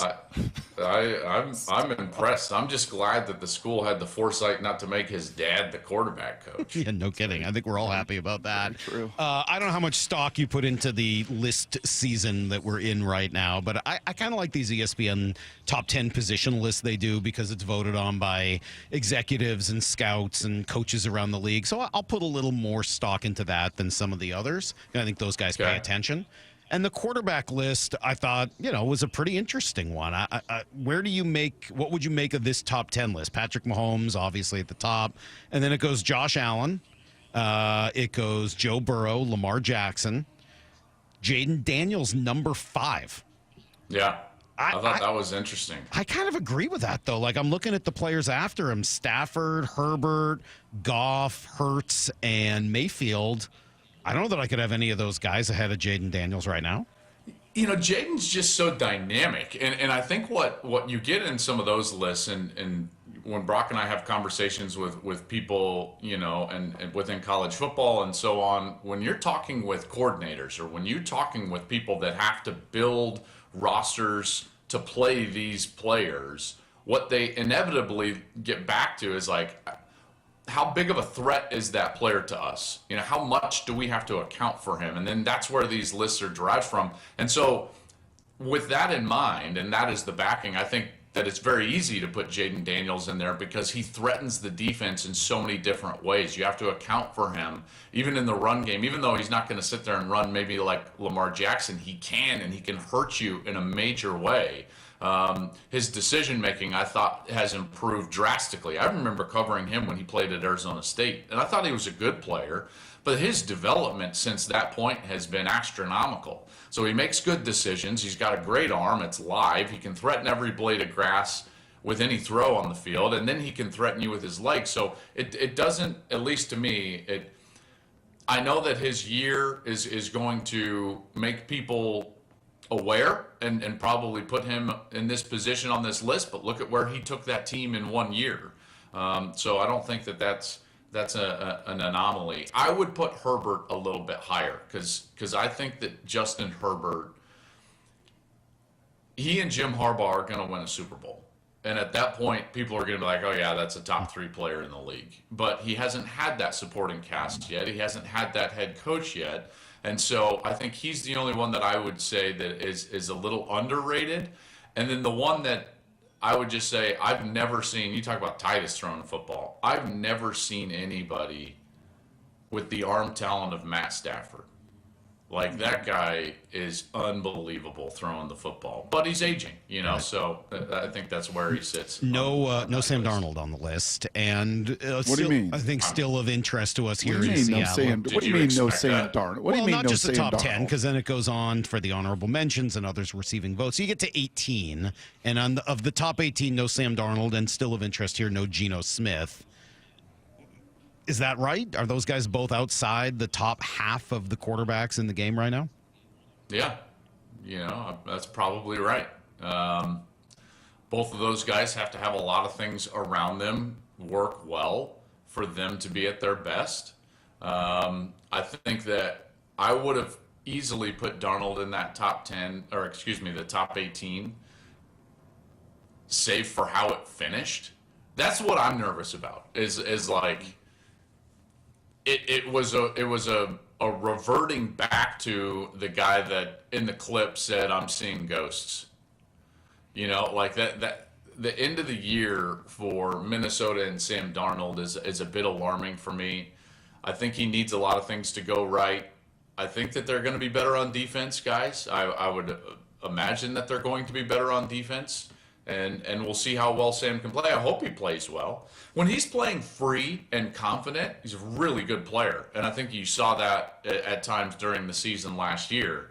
But then there are times when, like he starts to lose confidence, see ghosts, if you will. Chase ghosts is the way that we used to kind of call it in the quarterback room. And that is reflected in his play. There's no doubt. Joel, were you doing all of your NFL draft work when Sam and that group of QBs came out? Had you started kind of – you had. Yeah. So what did you think of Sam? I'll channel a little Colin Cowherd here. Southern California guy, USC football player, the son of a plumber. What did you think of Sam coming out of USC? I really liked him. And I think that he was victim of what a lot of players are in the NFL draft, is that there are very few players that are their success is going to be independent of fit. Like there are very few, almost zero, I think, Brock. Like you've got to go to the right place for you and for your skill set, the way that you learn, the way the coach and the organization is going to build around you and what you're required. And he went to just an awful place, and that can kind of ruin you in a lot of ways, and he's tried to bounce back. I think that there is a huge problem with about 10 organizations in this league, and they're perpetually selecting in those positions, and they are perpetually spitting good players out, and then those players catch on in other locations that are stronger organizations and end up having success. Right? I mean, we saw that with Baker. We saw that with Sam Darnold. We've seen this with now a number of players. And I think that should be eye-opening because, again, very few players in particular at quarterback are independent of fit. So, to answer your question, when he came out, I was high on him. I thought Sam was going to have a really good career. But, again, you can't go to the wrong place. Have you done any kind of early work on the 26 quarterback class? And I don't know whether the Seahawks are going to be involved in that or not, but we've heard at first it was great, and then maybe it was overrated, and then recently I heard it was great again. Like, is this going to be one of those really good classes? I think it remains to be seen. The year always is going to be the year that they play this. It's not like high school recruiting, where we know for years and years, and then these rankings are set before the kids ever play their last year of high school football, right? Like what we are going to get at the end of this year is in large part exactly the way this season is going to play out. I'll give you a great example. No one thought Baker Mayfield was going to be the number one pick in the draft before the last season that he played at Oklahoma. Nobody thought Kyler Murray was going to be the number one pick in the draft before the last season of the year. You could say that with a number of different guys. Joe Burrow would have been in that as well. So we're going to have to see this season play out. Now, is there potential to have a decent? I would say decent. I don't think it's going to be great. I think it's going to be a decent class, probably better than last year's by a substantial margin because it was so weak last year. So in comparison to last year, this one's going to feel great. It's going to feel deeper, but is it going to be like an all-timer? I'm not sure. Guy I'm looking at, I think that could have a really great year, in particular with what's around him, is Cade Klubnik at Clemson. I think Cade could have a great year. I think Clemson has potential to win a national championship. And I think even though there's questions whether he would come out or not, I'm one of the Arch Manning guys. When you watch him play, he reminds me a lot of Trevor Lawrence at Clemson. And so he's a guy that I could see doing some big things. And then there's a number of other guys as well that could play themselves into kind of top pick potential. I kind of got two last questions here, Joel, up against a little bit timing-wise. I wonder if I want to ask him. Salk got a little chuckle when I said that the golden goose of college football is being marinated right now. It's not quite cooked, but she's in the fridge getting marinated. How's Joel Klatt feeling a couple weeks out from college football beginning about just the state of where the game is that you and I love? I've always been, and I talk about this with you as well. Other than really coming on one particular radio show and its host, I'm a pretty optimistic guy, and so for me, I remain optimistic about college football. I believe that it's moving in the right direction. I believe that it's moving in a direction where we can have structures and guardrails that are going to make the sport better. I believe that there are things that can happen with the postseason and non-conference schedules that can make it better for fans. So I, for one, am cautiously optimistic. Has been a lot of change? Yes. Is that hard to adjust to? Yes, absolutely. But in the grand scheme of things, what you have to realize is that this was able to operate in an inefficient and poor way for so long that we can't look back and say, well, that was the glory days when we were taking advantage of players' name, image, and likeness. Like, it had to change. It's going to change. What we need to do is limit movement a little bit. We need to get our structure around, like, should we require agents to register? Should we negotiate a CBA? What does the postseason look like? And as those things start to iron themselves out, the sport's going to be better and better and better. I think schedules will get more difficult. We'll get more marquee matchups. And we'll look up in 10 years and I think, look at a sport that's grown and exploded in a lot of ways. So for me, I'm optimistic. But I will say, it's always better when we can talk about football. And so once we get out of this season and we start just playing the games and covering the games, that's always better for the sport. Yeah, when we can start talking about Damon Williams. Have you seen? I think he's really good. I recorded an episode of my podcast, like 5 up, 5 down, like a stock up, stock down type of a deal. Mm-hmm. It's a list that Salk should pay attention to, even though he doesn't like lists. Blink scouting. No, that's blink scouting. Yeah. That's right up my alley. Yeah. Take a quick glimpse of the list, and now I got a fully formed opinion. I'm going to put Washington on my 5 buys this year. And Williams is part of that. I like what they've got at running back and wide receiver. They have to improve on the offensive line. I think he was sacked some ungodly amount of times in his 2 starts, like 15, I want to say, if I'm not mistaken. I'm a huge fan of Ryan Walters. Brock, I played with Ryan. He was a teammate of mine.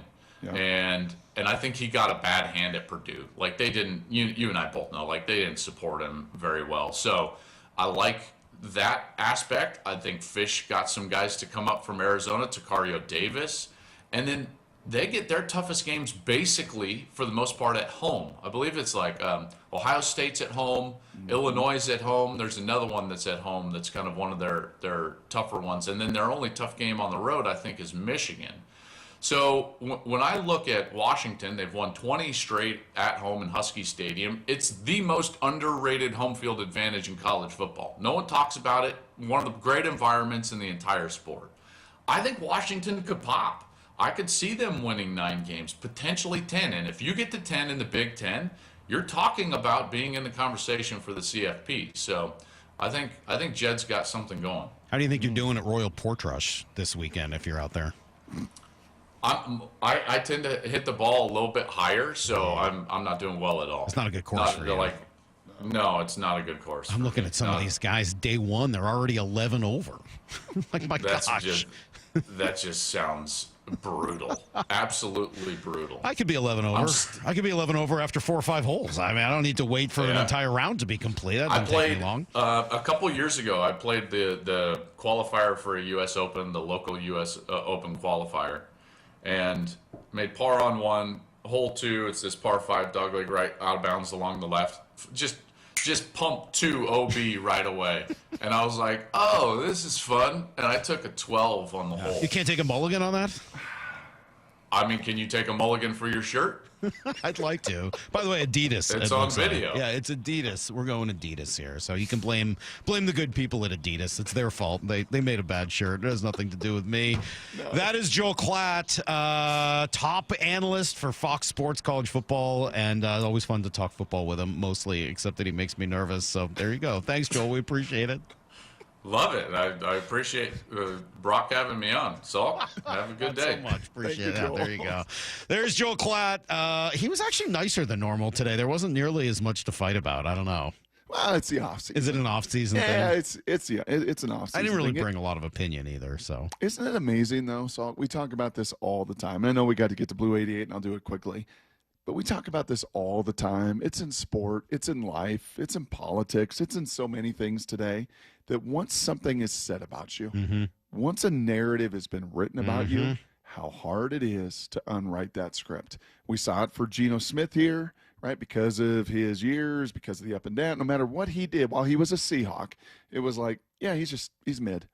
And for Sam Darnold, that NFL Films cut of him being mic'd up and on the sidelines in New York in prime time saying, man, I'm seeing ghosts out here. He just can't run away.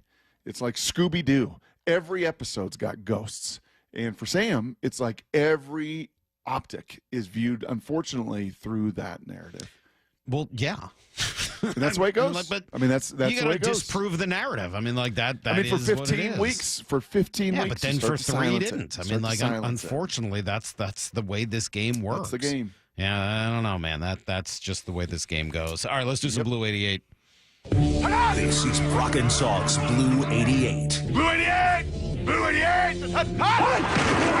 We take you to the field as Brock Ewart breaks down 3 football questions as only he can. Now here's your hosts, Brock Heward and Mike Salk. All right, training camp really starts in 6 days. Rookies have already reported. So give me good news, bad news, no news for the Seahawks rookies. Yeah, for this rookie class. The good news, and I think a lot of eyeballs were on this. Your guy Hawk Blogger was on this earlier in the week. Brady Henderson tweeted about it the last couple days. Torrey Horton, a guy that was limited through the OTA season. Battled some injuries there. Your wide receiver out of Colorado State. Would he come to camp and be able to hit the ground running? And that answer, good news, yes. He was not one of the 6. They had 6 guys, Salk, that were on the non-football injury list to begin this camp. So 24 hours later, 4 of them passed their physical, so they're only down to 2. I'll get to that in no news. But the good news, Torrey Horton nowhere around that, so he should be full speed. Let's get to no news. No, the bad news, the bad news is your 2 guys are unsigned. Right. Hopefully Alfred Collins' movement, getting signed yesterday in San Fran. He was a 43rd pick in the draft. 88% guarantee. Hopefully that starts to melt the glacier that has been all these unsigned guys. But right now, bad news that Arroyo and Nick Eamon are not in camp. The no news end of that is Riley Mills. Not surprised that he is not going to be able to go and get it going. He's one I got. That whole draft class. Would it surprise me in 3 years if we're like, man, Riley Mills is an incredible player. Could Riley Mills be the Cam Chancellor? Could he be the KJ Wright? Could he be that 4th or 5th round pick? Then 3 years, we're like, this dude's a bona fide stud. I think Riley Mills has that kind of upside. All right, question number 2. We could talk there with Joel Klatt about the college football landscape today. What does it take to really win at that level? Yeah, it takes older players, and it's a dichotomy in just kind of the strangeness of college football. That on the front end, and USC, I was chatting with my little brother last night, and they put together the greatest class in the history of USC. I think they've got 32 commitments, Salk, and they have spent tens of millions of dollars on this class. Best receiver in Texas, best tight end in the country, best tackle, just all this money for all this attention. And yet, it's the veteran guys. Pat Chun was able to spend 4 days with him. One day, hip-to-hip fishing for sockeye salmon in Alaska. Great time with the AD of UW. He hopped on Urban Meyer's podcast and talked about some of that dichotomy, and it's actually the older teams that win. Here was Pat Chun on that podcast. Hold on.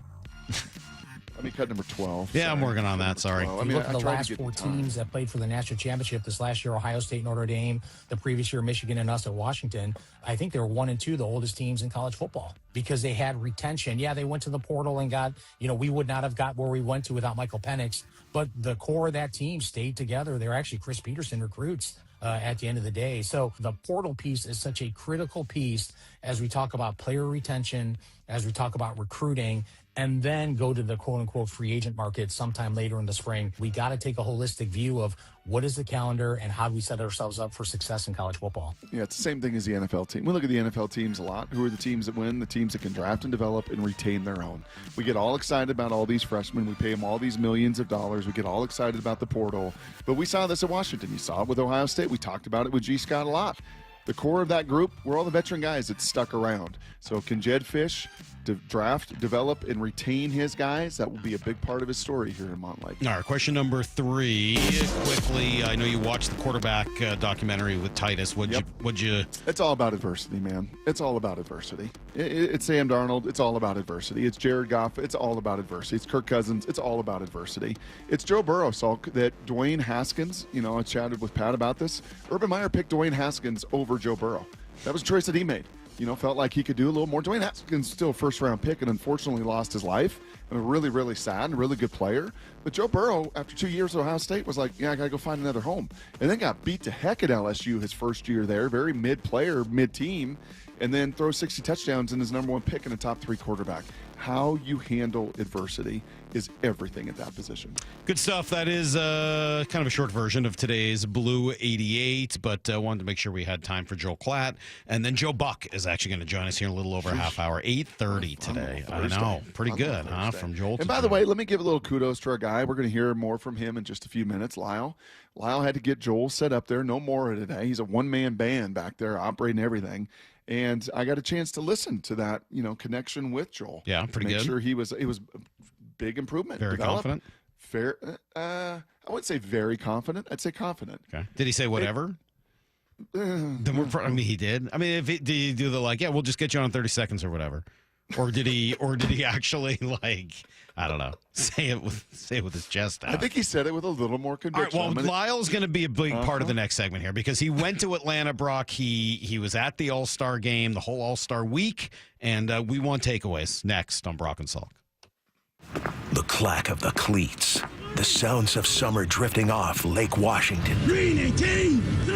These sounds of summer are the prelude to the symphony of fall and winter. Football season is coming. Just 6 days until Seahawks training camp begins. Seattle Sports training camp coverage is presented by the Landing in Renton. The home of the Seahawks, Seattle Sports. I saw her texting, coming up to a stop sign, and so I saw the accident coming, and she T-boned us. In the blink of an eye, Crystal's life changed when she suffered a severe spinal injury. The pain was something I had never experienced before in my neck. I got massage therapy. I saw a chiropractor. I was prescribed muscle relaxers so I could sleep. I got depressed. Nothing was relieving the pain. Drugs, sleepless nights, and depression. Sound familiar? I'm Dr. Mark Shelley, a chiropractic physician and board-certified functional neurologist. At Sound Pain Solutions, our treatments include high-dose laser combined with spinal decompression and other comprehensive therapies to rehabilitate damaged discs. We use treatments that are non-surgical, FDA-cleared, drug and pain-free. I was able to get off my pain medicines, and I was able to sleep through the night, and that was what I was desperate for. To learn if you're a candidate for our treatment, call us. Sound Pain Solutions. 855-996-0025 or click soundpainsolutions.com. This is the story of the one. As a lineman, he does whatever it takes to keep the power on in his community. And he wants a partner like Grainger who does the same. Grainger offers the professional-grade products he needs, from voltage detectors to harnesses to hard hats, plus fast, dependable delivery, so he can rise to every challenge. Call 1-800-GRAINGER, click Grainger.com, or just stop by. Grainger, for the ones who get it done. Get in the zone, AutoZone. Welcome to AutoZone. What are you working on today? Hey, that's the spirit. Right now, we're celebrating free with a free STP oil filter when you buy 5 quarts of oil and free Duralast brake pads when you buy 2 rotors. Like always, free battery testing, charging, and recycling at every store. Celebrate free at AutoZone, now through July 28th. Get in the zone, AutoZone. Restrictions apply. Hi, Zoe Saldana. Welcome to T-Mobile. Here's your new iPhone 16 Pro on us. Thanks. And here's my old phone to trade in. You don't need a trade-in. When you switch to T-Mobile, we'll give you a new iPhone 16 Pro. Plus, we'll help you pay off your old phone up to $800, and you still get to keep it. There's always a trade-in. Not right now at T-Mobile. I feel like I have to give you something in return for karma. That's okay. I don't really have much in my purse. Oh, let's see. Hand sanitizer. It's lavender. I'm good. Seriously. Let me check this pocket. Oh, Mints? Really, I'm fine. Oh, I have raisins. I'm a mom. Wait 1 sec. I've got cupcakes in the car.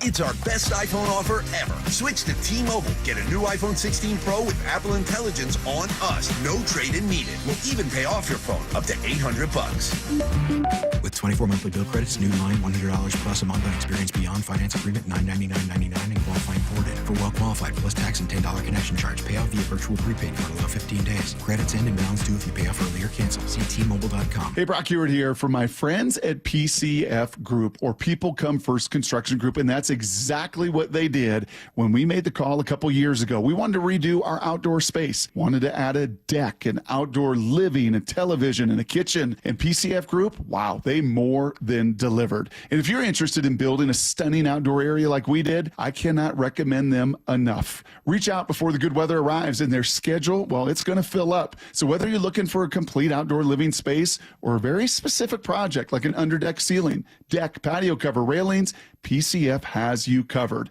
Design now and pay later. In fact, get 12 months, no interest and no payments, and up to $6,000 off and a $1,000 Amazon gift card.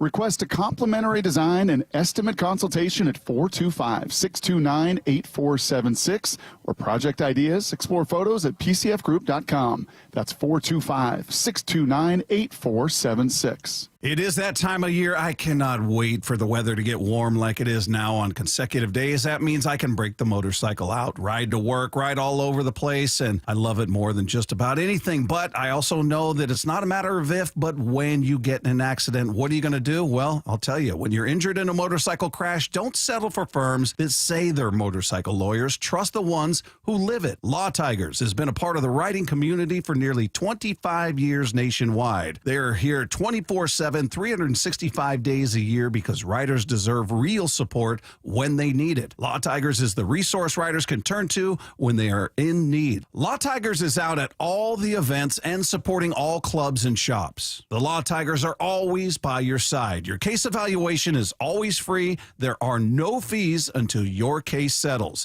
The Law Tigers, you never ride alone. Law Tigers, Washington's motorcycle lawyers. Jimmy Cook, 539 Broadway, Unit 104, Tacoma, Washington, 98402. Let's go! This is Seattle Sports. Streaming through the Seattle Sports app. KIRO AM Seattle. KIRO FM HD2 Tacoma. Home of the Seahawks, Mariners, and everything Seattle sports. Give me a freaking auto! From the Quantum Fiber Studio, this is Brock and Salk on Seattle Sports. Brock Ewart and Matt Marcus. Sorry about just Mike. Ewart, not exactly Joe Cap there in the pocket. Now here are your hosts, Brock Ewart and Mike Salk. Joe Buck coming up in a half hour. Lyle just back from Atlanta, where he was at all of the All-Star festivities. Brock, you saw that Lyle went viral, I assume. What? You know about this. Oh, yeah. Marine Layer, 1 million hits on their tweet. You didn't see that? 1 million views? The one that he lost his mind when Cal won the home run derby? No, not even that one. No, it was just another attempt by Lyle to get Kyle Tucker to come to Seattle. 1 million views on that. That's got to be the highlight of the week, right, Lyle? If it gets Kyle Tucker to Seattle, yes. I'll rewind 6 months from now and say it was. Yeah. Lyle went viral for that. What else did you see? Tell us, were you at the actual game or were you watching the game in the hotel? The game, no, we went to like a restaurant to watch it with a bunch of our friends, but we were at the Futures game and we were at the home run derby. Okay. So what did you think? What were your takeaways from the weekend or from the week? Okay. So I would say, I talked about this with Salk a little bit at 6 a.m., but Atlanta, really good spot to hold an All-Star week. And I'd say a big reason why is because they have this whole village that they call the Battery that's just built around the Braves and built around baseball. And it's built around people to hang out and spend time at before and after a game. And specifically for a week like that, and it's just filled with shops and restaurants and bars. And it's got this big open space where people can just kind of stand and hang out. It's really cool. I mean, is that all around the stadium?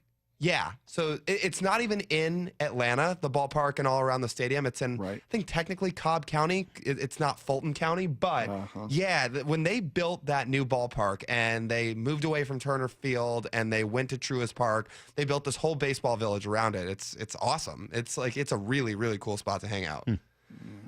I would say that was my first takeaway. Okay. Really good spot for an All-Star week. Way better than Arlington, by the way. That Arlington was not a great spot for an All-Star week because there's nothing around that park. We were there last year. Yeah, they got that Lowe's, right? They got that huge hotel and all the screens. But you meant like a Home Depot Lowe's, no, it's great, man. You can go shopping, get your wrench and some screws and nails. It's great. No. That Lowe's hotel's really nice in Arlington, but again, you get past that and you get past the ballpark. There's what's there? It's a huge parking lot between the Ranger Stadium and Cowboy Stadium. That's true. Okay. Second takeaway. Look, on TV and on social media, I know Cal was very much featured throughout the week. Around the ballpark, I thought Major League Baseball did an awful job of putting him on display because he was nowhere around. I mean, TJ and I are walking around, and we're walking around the park, and they've got all these stars, and their pictures hung up on the stadium for All-Star Week. And you've got Paul Skeens up there, you've got Pete Crow Armstrong up there. We saw Judge Ohtani what must have been 15 times. Which I get, but we're walking around and we are looking for one picture of Cal Raleigh up anywhere around the ballpark, and we finally found one. And it's basically stuck behind a tree. Like, we're walking up to it, and we're walking, and we're still trying to look for pictures, and it's on this big banner display. At least it wasn't behind the honey bucket. That's true. Yeah, exactly. I mean, this was before Cal's big honey bucket endorsement had come out. So maybe if they had known ahead of time, they would have put it there. But yeah, we're walking past this big tree that's up, and finally we see Cal's picture, and it's like tucked away in a corner, and we're like, this is how baseball is choosing to market the guy that's leading the league in home runs? Not great. I did not love that. I did not love that they didn't really market him around the ballpark at all when they had, again, all these other I wonder stars. if some of that is that it, a lot of those decisions get made ahead of time, and you're looking at, I don't know. I mean, well, Crow Armstrong was not a name. He's been a big name prospect. I mean, he was a really. I knew his name before this year. I don't generally know the all that majority of stuff. baseball fans did not, and he had no history, and he did not do anything near what he's done this season. Big time prospect. So I'm not like. I don't know, but I'm just wondering if maybe Cal won the Platinum Glove last year. Cal hit back-to-back 30 home runs. Cal, going into the year, was one of, if not the best catcher in baseball. Sorry, I'm not going to buy that excuse that, we couldn't print his banners quickly enough. If you want to do it, you can have 15 of them. If you want to wrap a honey bucket with it, you could do it in a day. That's probably so, true. I'm sorry, I'm not fully maybe buying baseball that just can't afford that stuff on a short Hey, budget. Lyle, best thing you ate in Georgia? Please Nothing. tell me you ate more He ate than 4 PB&J. peanuts at the game. He said. Come on, Lyle. Best thing you ate in Atlanta? We had some pretty good barbecue. There was barbecue in Atlanta that was pretty good. Did you get any of those lemon pepper wings anywhere? No. No lemon pepper wings. But I don't know if it quite stacks up to Texas barbecue, but it was very, very good. Like, I think Atlanta's known for a lot of their barbecue as well. And I was impressed. I was impressed when we I had don't think it. I've ever heard that. Atlanta's known for barbecue? I think Kansas City. I think North Carolina. Tennessee. What's it? Alabama and Georgia Texas. and down there? No, Alabama's got quite a bit of it, and it kind of feeds into Georgia. Yeah, But so like now Atlanta, Georgia? I mean, outside Georgia. I've never heard Atlanta. It's like. So maybe I'm wrong on I gotta that. tell you, know what I don't really like that much? Atlanta. I'm just not a big Atlanta guy. It's just not a great city. It was okay. That's what I took away from it. But again, It's just not a very good city. It's a. Salk, is there a city south of the Mason-Dixon line that you like? I like New Orleans. You do like New Orleans? Yeah, absolutely. New Orleans has something about it that makes it really cool. I like Memphis, actually. Even though there's a lot not to like about Memphis, there's some really cool stuff in Memphis. Like the Bass Pro Shop pyramid or whatever it is. I like the pyramid is funny, but Graceland is in Memphis. That's kind of Miami? awesome. You like Miami? I like probably. Miami to a point. I mean, I like a bunch of those Florida cities in their own way. Okay, all right. But all right. Atlanta's boring. Nashville is not my scene. Yeah, I just don't really like either of especially Atlanta. It's just a we did get told city. that we did get told in Atlanta that the only people who go downtown in Atlanta are lost. People go and hang out other places. Yeah. Again, the area around the ballpark was cool, so that was where we spent most of What our was the time. love for the Mariners in general? Was there any buzz? Was there any sense? You mentioned Cali and not the exposure that he really deserves, but Mooney and Wu and Arozarena and obviously Julio not the there. exposure for Wu was so great that they literally didn't even mention he was pitching during the game. I did And say to be fair, Brock, anytime you get an opportunity to talk to Jacob Wilson and his dad, you got to make sure you completely ignore Brian Wu, because that is quite a story there. Jack was a Mariner for that must be why they were talking to him. Sure. Sorry, Lyle. Go Any ahead. buzz? Any Mariners buzz at all? We did talk to a decent amount of fans that were pretty impressed with the season that Brian Wu was having, so that was nice to see, because I get that Logan Gilbert and George Kirby have gotten a little more national recognition over the last few years. Certainly Luis Castillo has, but talking to some people that are like, man, that Brian Wu dude can really pitch. I thought that was pretty cool that he had really started to kind of pop on a national stage a little bit more. Thank you, 253. Charleston, South Carolina, one of the great cities in the country. Love Charleston. Would go back in a heartbeat if I had an opportunity. That is a really, really great city. And Savannah's supposed to be also. I haven't spent any time there, but I've heard Savannah's very similar. So, yeah, no, there's great cities south of the Mason-Dixon line. Atlanta's not one of them. Neither is St. Louis. Neither is Birmingham. I mean, is Birmingham even really a city? Isn't that just sort of a... they try to call themselves the new Atlanta. They can call themselves whatever they want. You can drive through that town real quick. Really All right, Lyle, it's good to have you back. Anything else you want to mention? I'll just do two really other quick ones. It was cool to see Cal silence the crowd a little bit, because Atlanta was so fired up at that home run derby for Matt Olson that, look, I know it was close, but Cal kind of silenced them, and to see the crowd kind of turn for him as the derby event went on was cool.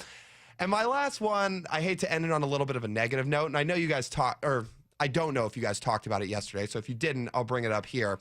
I understand why they did it, but the fact the story got out that a bunch of Major League Baseball stars and the guys that were starting in the All-Star game left the All-Star game before it ended, that's not a great look. Yeah, it does explain why they weren't participating in the swing-off. What do you think of the swing-off? Do you like it? Loved it. Yeah. Didn't love that Jonathan Aranda was representing the American League doing it, but I love the idea of it. Honestly, here's a hot take. No. Lyle, okay. You did so good, Lyle. Just end it right there. Don't say what I'm worried you're going to say. All right, then I won't say it. Say it. Yeah. Change the rules where extra innings are normal baseball through 12 innings, and if it's still tied after 12, do a swing off. Just hit the stupid button and go to break, and we'll come back, and I'm going to let you live, but just barely. It's Need to Know next on Brock and Salk.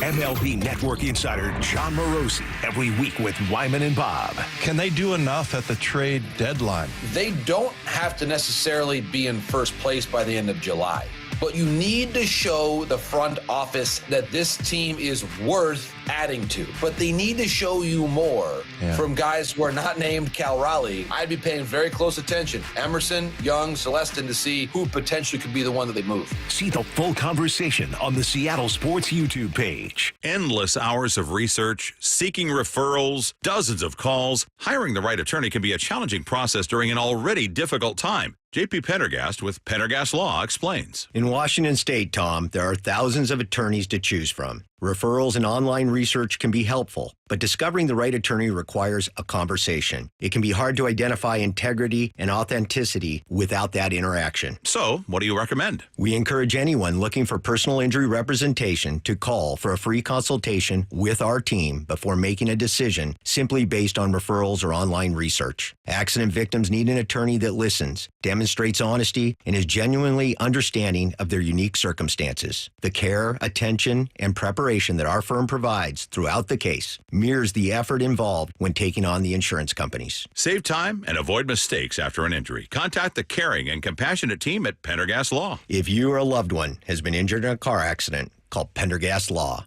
We can help. Dino was suffering from a rotator cuff tear in his right shoulder. Part of the pain is like taking off my shirt. I couldn't even really button my pants. I could actually qualify for a shoulder replacement if I wanted to go that route. He chose to see Dr. Mark Wagner, MD, at Seattle Sports and Regenerative Medicine for stem cell therapy. I heard the commercials for Dr. Wagner. I did my research.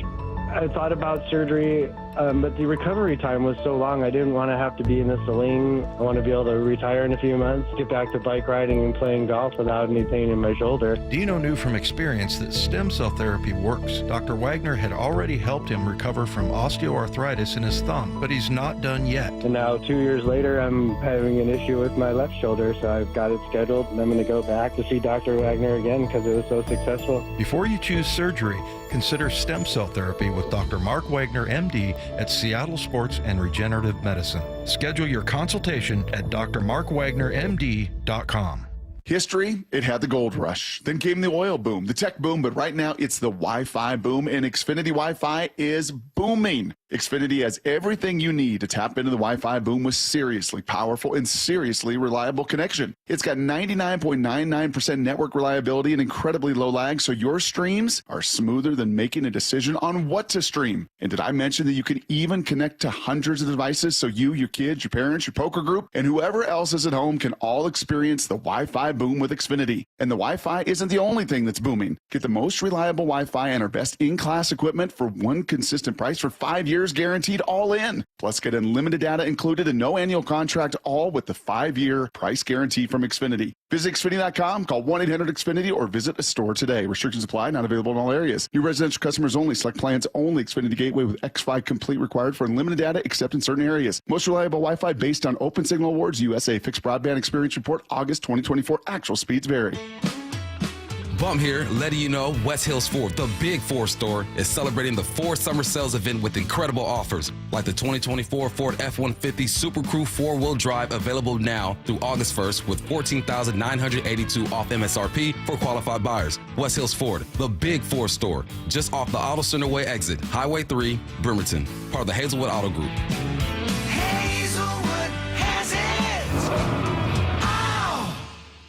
The home of the Mariners, Seattle Sports. Cal swinging a drive deep to right field. Every pitch of every Mariners game is on the Seattle Sports app.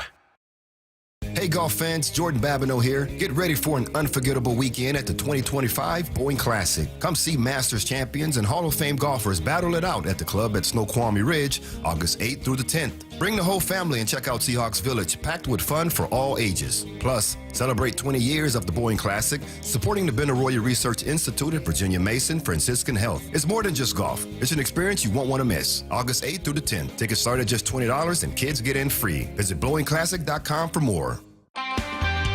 If you've been in a wreck or a fender bender, you have the right to take your vehicle to any repair facility, not just where your insurance company tells you to go. Accurate Auto Body has been family owned and operated since 1994, and they work for you, not your insurance company. With over 25 years of auto repair work, they'll exceed your expectations. we meet by accident, fixing every last bit. Accurate Auto Body. At Accurate Auto Body, all their work is performed by certified technicians, only using OEM parts to guarantee the safety of you and your family.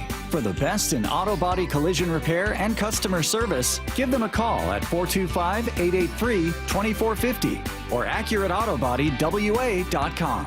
Your insurance company may not love them, but you will, because we meet by accident, fixing every last bit. Accurate Auto Body. now is your time to get into a new D.R. Horton home by taking advantage of its National Red Tag Sales event, going on right now through July 20th. Stop by any of its participating communities and find select Red Tag homes at incredible pricing. So whether you're buying your first home or looking for an upgrade, you don't want to miss the Red Tag Sales event going on right now. Discover the D.R. Horton difference at drhorton.com. D.R. Horton, America's builder, an equal housing opportunity builder. Need to know. 15 minutes past every hour with Brock and Salk. Here's what you need to know. Up first. Final day to rest, a final day to recuperate, a final day to get yourself ready for the second half of the season. And then it's Houston in town, Brock, for a big, huge AL West series that starts tomorrow night. Haven't announced yet who the starters will be on either side. Yeah, I'm with you. A little curious to see what direction the Mariners go. Wouldn't surprise me if it was George Kirby, who's pitched really well the last few times out, and want to make sure, he gets back out there. Logan pitched... he's been good, not quite great since coming back. Logan. If Logan was your opening day starter, you set the final, less than 70 games with him being your starter. Yeah. Before that rain delay, he was Logan Gilbert. He was. Before that rain delay, he was Logan Gilbert. I'm not not quite there yet. I don't know. Yeah, whatever. I honestly don't think it matters. Put whoever you want in there, and all these guys are pretty good. And Brian Wu's probably going to get an extra couple days rest after being at the All-Star game. And now it's time to figure out what the Mariners are going to do here in the next 2 weeks before the trade deadline. And, well, there are options out there. Jeff Passan talked about the idea of trading for two big ones from Arizona. Yeah, I mean, it would be perfect. And I think it would make this team right there with every other team in the American League that has World Series aspirations. Detroit, they're 25 games over 500. I know they got absolutely sunned by the Mariners, but I think you can see beyond that series what the Tigers have done over the first half this year, and you can't ignore it. But does that trade or a trade for even one of them put them up there with the Yankees? Yes. Red Sox? Yes. Rays? Yes. Blue Jays? Yes. Astros? Yeah, I think so. I just think the Mariners are going to be aggressive, and I think they should be. If that were to happen, Salk, it would feel like so many of these playoff lineups that feel when we watch playoff baseball. Yep. Like 1, 2, 3, 4, 5, 6, 7. Like, wow. Okay, you'd have a complete lineup. There's just a threat and a pressure on that pitcher throughout the entire length of it. Yeah. Dare to dream a little bit, because the idea of Suarez and Naylor together, pretty exciting for Mariner fans. Here's the second thing you need to know. All right, Seahawks training camp just 6 days away, which is pretty nuts in its own right. What about the top 10 corners released today, Brock? And Surtain, number one on that list for defensive player of the year. Number one on this list is Pat Surtain. Yeah. Yes. Then it goes Derek Stingley Jr., Denzel Ward, Trent McDuffie, Sauce Gardner, number 5, Christian Gonzalez, number 6. Isn't that a name they could have had? Didn't he go later the year that they drafted Devin Witherspoon? J.C. Horn 7, Jalen Johnson 8, Quinyon Mitchell 9, and then Devin Witherspoon number 10. Better nickel than an outside corner, says a coordinator, but he makes splash plays. You need to account for him. Yeah, he is a force multiplier. That is what he is. And he is much better than some of those guys ahead of him as a force multiplier. But those guys ahead of him have been better at playing the ball and taking away the ball. And he's got to be more about the ball. This is year number 3. If you want to be a Richard Sherman and Earl Thomas, if you want to be held in that kind of lore, then the stats and the production got to back it up. They did as a rookie. It got Troy Aikman. Again, we talk about narratives. When Troy Aikman on Monday Night Football says, this guy reminds me of Deion Sanders, that started to build the hype. Last year, a little bit of a step back from a ball production standpoint. This year, that's got to return. Here's the third thing you need to know. Kraken schedule out. They'll open up Thursday, October 9th against Anaheim, and preseason will start September 21st. Open Championship. A lot of players in the clubhouse. The leaders at 4 under, Matt Fitzpatrick, Haotong Lee, and Jacob Skov-Olesen. After that, host of guys at 3 under, including Scotty Scheffler and Christian Bezuidenhout and Lucas Glover, and then 2 under and worse. Just a tough course, tough wind, tough weather at Royal Portrush. You like the event. Would you rather play just individually? Like if I gave you a choice, that's everything you need to know. Thank you, Lyle. If I gave you the choice to play the 4 majors this year at the course at which they were playing, not necessarily the conditions. Yeah, take the conditions out of it. Take the conditions it's not close. out. I would rather do this. You would rather. I love links golf. I think it's so fun. I love the way it looks. I like watching it on TV. I like playing it if I can. Mm-hmm. Yeah, I'm a big fan of it. I like the wide open and the different types of challenges that come with that. That's why Chambers your favorite, huh?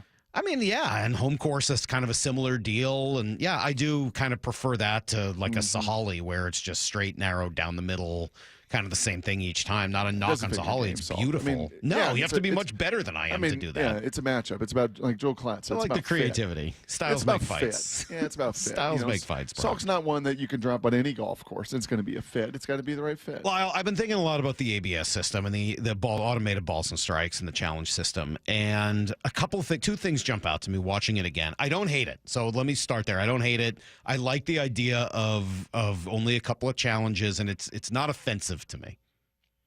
I really am struggling with breaking the top and bottom of the strike zone down to, a millimeter or less.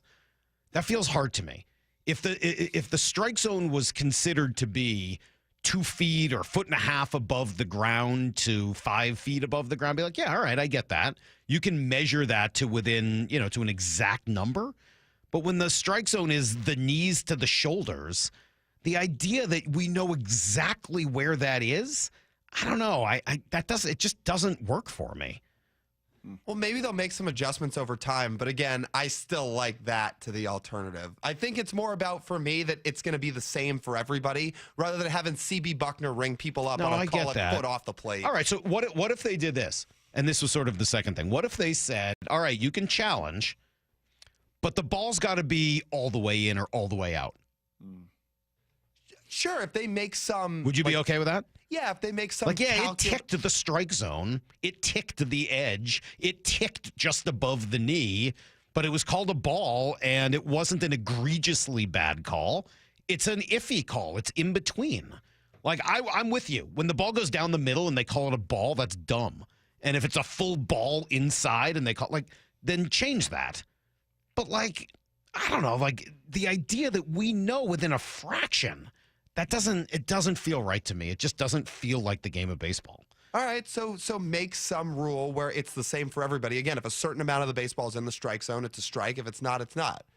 They can figure that out over time. I would be down with that. That would make it a lot easier for me, honestly. I really just struggling with them making it that exact. I'll tell you what, we could ask our next guest about this and a whole lot more. Joe Buck, one of the legends in our business. Great guest as well. Joe gives great guests. He really does. And he'll join us next on Brock and Salk. He called it 20 years ago. I'm the home run derby champ. And as he always does, the Big Dumper delivered. The Big Dumper is your home run derby champion. Congratulations, Cal Raleigh. I just can't believe it won. It's unbelievable. We can't wait for the second half of the season of Cal on Seattle Sports on 710 and the Seattle Sports app. What you say? I'm the man. Oh, yeah. Oh, yeah. We are deep into summer. So, yeah, weekend trips, vacations, kids running around, driving them everywhere. You know it. I know it. We all have to do it. So you're busy. You might think you're too busy, though, to start a diet, workout, weight loss plan. You're not. Don't make that an excuse. Eastside Weight Loss Clinic will make it super easy for you so you won't feel like you're adding on another thing to a busy life. Instead, you're going to be subtracting a lot of weight. Did the plan, lost 35 pounds. Ryan Roland Smith down 30. Listener we talked to was down 42 pounds with more to go. And summer really is a good time to do it. The food tastes great. They're delicious meals, all food that you buy at the grocery store and make it home. And you will drop weight while not feeling hungry. Dr. Coogan has worked with over 4,000 people in the area and delivered successful results. So be the next. Schedule your 15 minutes by going to eastsideweightlossclinic.com. That's eastsideweightlossclinic.com. Dr. Ryan Coogan, D.C. Results may vary. Need a new roof now? With State Roofing and Exteriors, you can get started with 0 down, 0 payments, and 0 interest for up to 24 months. That's right. Protect your home now and pay later. Call 866-ROOF-ROOF or visit stateroofing.com today. Seahawks training camp powered by Boeing kicks off July 23rd through August 12th at the Virginia Mason Athletic Center. Join us lakeside for a first look at your 2025 Seahawks as they put in work and gear up for a milestone 50th season. Register now at Seahawks.com/training camp. Celebrate 40 years of The Bite. The Bite of Seattle returns to Seattle Center, July 25th to 27th. Over 300 food and retail vendors, plus games and live music. Admission is free. Enjoy a Seattle summer tradition at The Bite of Seattle with delectable multicultural cuisine, live entertainment, and fun for everyone. Enjoy a Friday night screening of Pixar's Ratatouille at the Mural. Taking over Seattle Center July 25th to 27th. Come to The Bite, biteofseattle.com. Comcast Business helps turn today's small businesses into engines of modern business. It's how restaurants become reliably up and running neighborhood favorites. How retailers become seamlessly restocking, cyber-securing must-visit shops. And how healthcare offices become the data managing caregivers that we all depend on. With reliable connectivity, enhanced cybersecurity, advanced fiber solutions, and Wi-Fi backup, Comcast Business is powering the engine of modern business, powering possibilities. Now through July 21st, New Comcast Business customers can find out how to get started with 150 megabit internet and Security Edge for $59.99 a month for 12 months with a 2-year agreement. Plus, ask how you get a $500 prepaid card for your business. Call and switch to Comcast Business today. Restrictions apply. Requires paperless billing and automatic payments with bank account. Equipment, taxes, and fees extra. Early termination fee applies.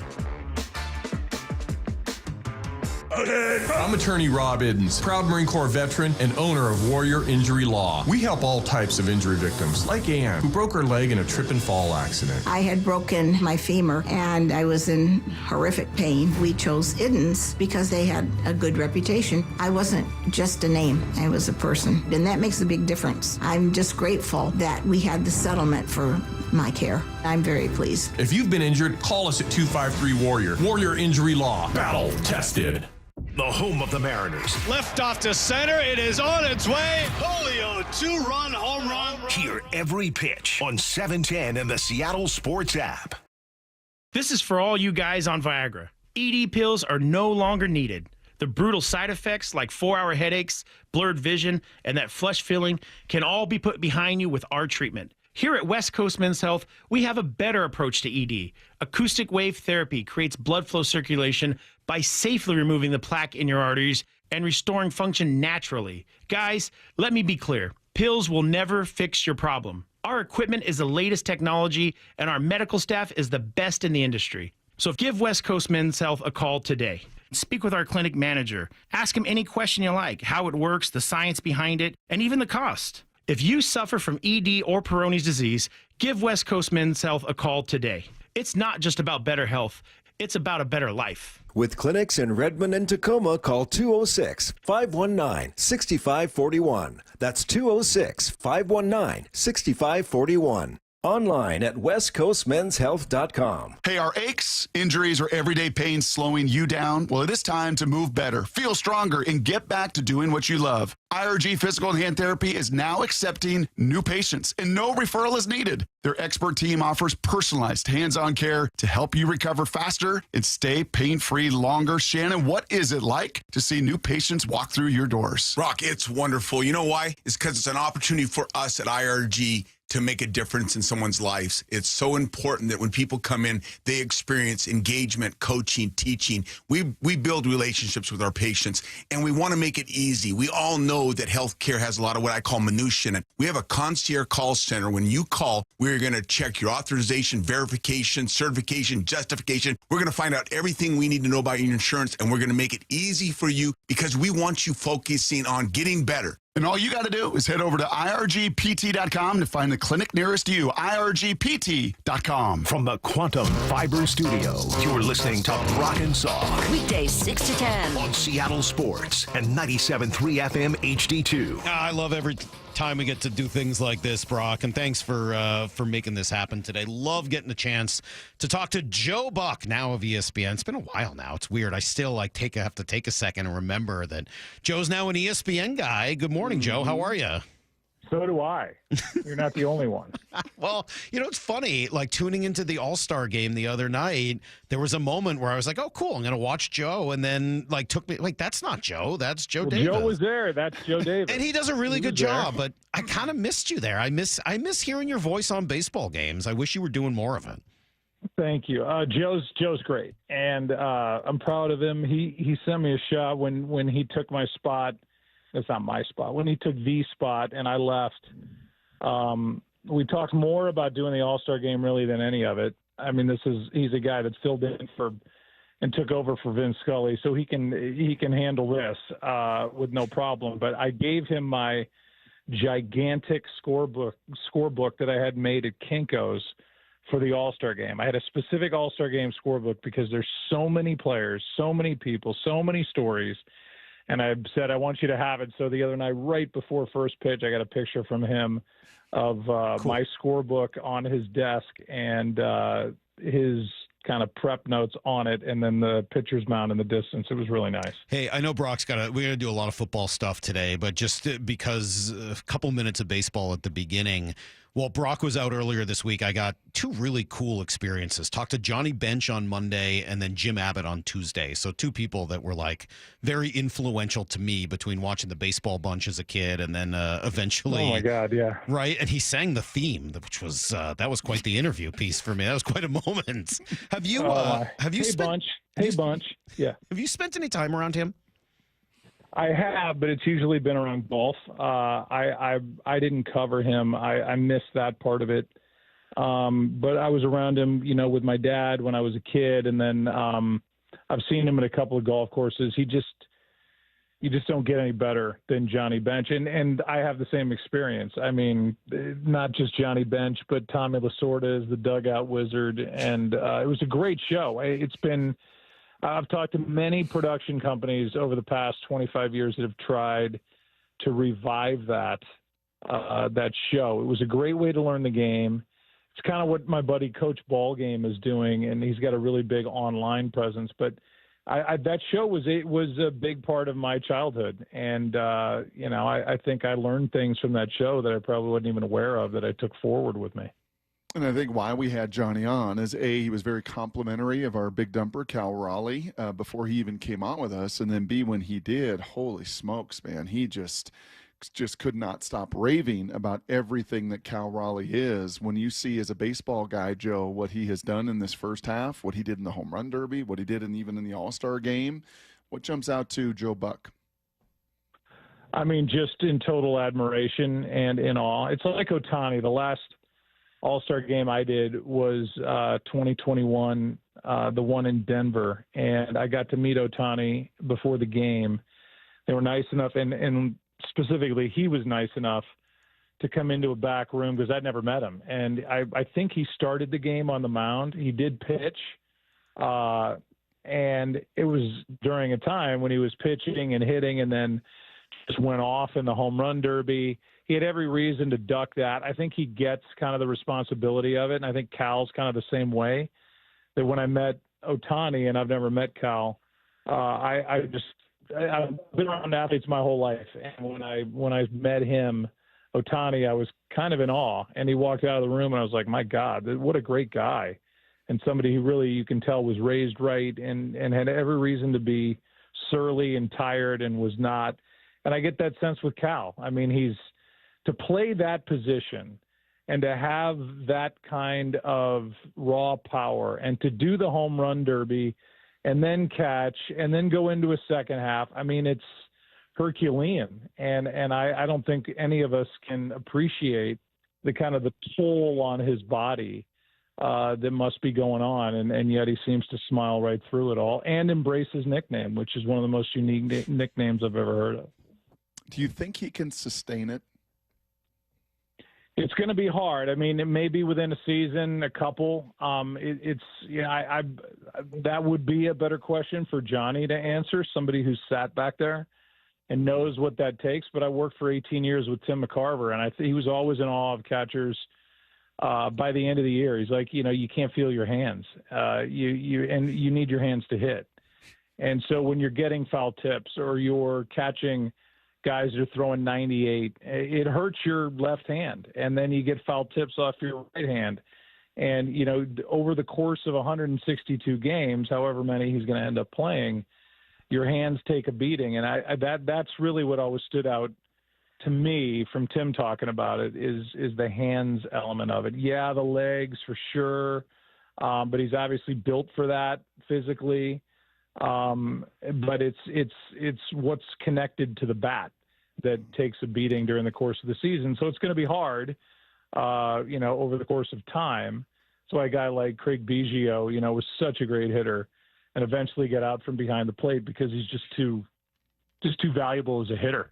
And he ended up in center and then at second base, or maybe vice versa. I mean, even Johnny did, right? I mean, Johnny Bench played a lot of third and played some outfield. Yeah, I mean, he could go out and play the field. And I never thought of the hand thing. That's interesting, especially as the game has evolved since Tim McCarver's day. I mean, they've come up with ideas to help their legs, right? They're in different stances, and they got the knee out, and they do different things. But the hands, I would think, are getting worse as more guys are throwing harder and with more sink and more of those heavy sink. Like, I'm surprised they can even catch half of them, let alone then go out and hit with their hands feeling okay. I agree. I mean, I think it's, Tim told me that early in our time together, and it always just stuck in my mind. And I think the legs thing too. Tim used to hate it when I said, well, he can run well for a catcher. And that was that little disclaimer at the end, or that asterisk. He'd be like, I mean, quit saying that. I'm an athlete. I could run as a catcher, and Joe Girardi could catch, Jason Kendall. And it's like, okay, I got it. Stop. And then, but it was the hands thing that, and his hands, then he would hold his hands up, and he was very proud. He was a manicure guy. He was very proud of how his hands looked, but they were beat up, and he caught in different parts of the 50s, 60s, 70s, and 80s, 4 different decades.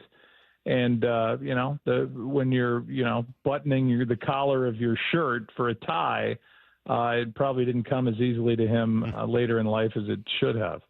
The voice, it is the voice of Joe Buck. Before football, one last non-football question. How are your hands and legs in Tahoe? Round 2, round 3, you kind of worn down, or did you kind of hang in there stamina-wise? How do you feel? Yeah, stamina-wise was fine. I'm not completely out of shape, but they do make you play in 2 pro-ams, so I'm just not used to playing. I played some Tuesday, and then I played in Pro-Am Wednesday, Pro-Am Thursday, played Friday, Saturday, Sunday, and a lot of walking and all that. But it was such a blast, and it's so good for us. My wife came out, Michelle, and she works at Monday Night Football on Monday Night Countdown, and for us to be around Josh Allen and your quarterback, Sam Darnold, and Aaron Rodgers and Devontae Adams and different guys that we cover during the season, to be around them is just as people, and to, have a beer with them and talk golf and talk family and talk life. And not only do you see them differently, but I think as importantly, they see you differently. It's very advantageous. I played okay golf. My driver sucked. My irons were the best irons I've ever hit in my life, and I made not one putt over 2 feet. But I finished ahead of a lot of people that I admire and that I cover and that I know are great athletes. So the old, skinny, fat, 56-year-old announcer guy, I represented myself okay. I'm more impressed by your wife's courage. She'll come back out there and golf with you even after the incident? Fair question. Yeah, fair question. After I blew up the inside of her left ankle with a driven golf ball, when she was doing a headstand and then did the splits to show off. But, yeah, she was good. She was kind of like the conquering hero coming back, because it happened the day before I was going to leave for that event last year. Yeah. So neither one of us obviously were there. So she came back, and I told the story on the microphone in front of the crowd, and they thought I was kidding. But, yeah, that did happen. And she came back, and she's a hell of a lot tougher than I am. I know that. Well, you got to hang with Sam Darnold. I think he was in that grouping when I was watching with Baker and with Josh Allen, and those guys much more highly thought of going into this season from any list and any ranking and anything you're going to evaluate, Joe. I'm just kind of curious from your perspective of seeing Sam really emerge last year, spending time with him off of the field. What jumps out to you about Sam Darnold? Well, he's a great guy. I think he's really mentally tough to have gone through what he went through with the Jets, and the expectations and the failure, if you want to put it on him, which I don't. It's obviously, as you guys well know, it's a team game, and it's not a one-person thing, but the wins and losses go on the head coach's record and the GM's record and the quarterback's record. And so you got to wear that around. I think he's really strong. I think his year in San Francisco was huge for him, backing up out there and working with Kyle Shanahan, who's as good as there is as an offensive teacher and schemer. And then I think being with Kevin O'Connell, who absolutely adored him last year, was obviously, the turning point, the real turning point in his career. And I think it's easy to get caught up in the last couple of games, which, we all tend to do. And especially, the shows in the mornings that overrate and underrate everybody. But I think he had an unbelievable year any way you look at it. And I think he'll bring that with him to Seattle. There's a lot to love with the organization, with the head coach, with the GM, and I think he fits right in. So I thought it was a good move by them. And hopefully he's the long-term guy there. We were talking to Joe Buck. We were talking through sort of a sliding door scenario. Like, what if Kirk Cousins hadn't gone to Atlanta? And I think he made mention of that in his in the documentary, the quarterback documentary that's on Netflix. And he says, well, if I had known, then I probably wouldn't have gone. I was really happy in Minnesota, and then Minnesota would have still drafted McCarthy. And now all of a sudden, I don't know what happens with Sam Darnold last year. And then I wonder what the Seahawks do if Geno Smith still decides he's got to get out of here. Are they talking to Aaron Rodgers? Like, how do you think that would have gone down a sliding doors road? Yeah, it's everything is as we know, and you guys know better than I, really, because you dissect this stuff much more than I do. I kind of like point and shoot, and wherever they tell me to go, I go, and here's who's on the team. But it is interesting, and I think Kirk Cousins is kind of the linchpin to all of that. I didn't understand it then. I still don't. Obviously, Penix, you guys know well, and having been an IU Hoosier myself, can't believe he got away from Bloomington, but he did, and he's a hell of a player. But to draft him 5 seconds after you sign somebody to whatever it was, a 3 or 4 year deal, I think 3-year deal. It's almost like I don't know. It felt like, yes, you can't have too many quarterbacks, but maybe you can. I mean, if you have two, you don't have one, that old saying. And it was almost like, well, what was that about?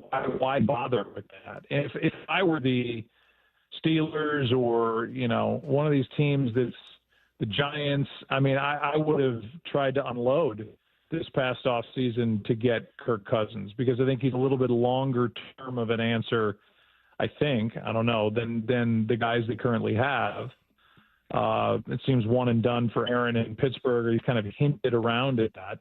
So they're right back in that situation again. So the sliding doors thing is fun to play, but reality is that didn't happen, and Darnold's career and bank account has been the beneficiary of it. And, for the good guys in the game and somebody who I think's got a lot of talent and it'll show this year, good for him. Joe, you can imagine, Salk and I have been doing this for almost 17 years together, and we've come across many a radio personality that, they just are a radio personality on the air, and that doesn't turn off the air. And it's just like, wow, okay, you really are, that guy.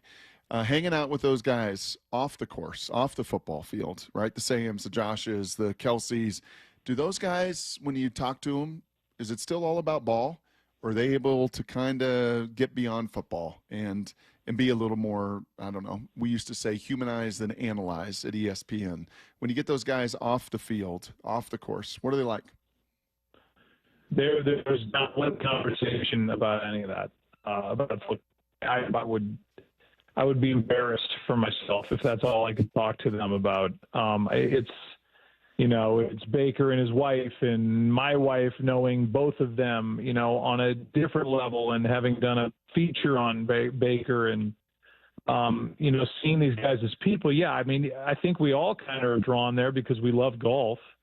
And we're all trying to beat this course that I have so much respect for Pavelski and Smoltz, who I love, and Romo and Fish and those guys that pile up points, because I'm telling you, those greens are crazy fast, and you get above them and you start not trying to make birdie putts, which I had plenty of cracks at birdie, but you start trying to not make a bogey, and you can't play golf like that.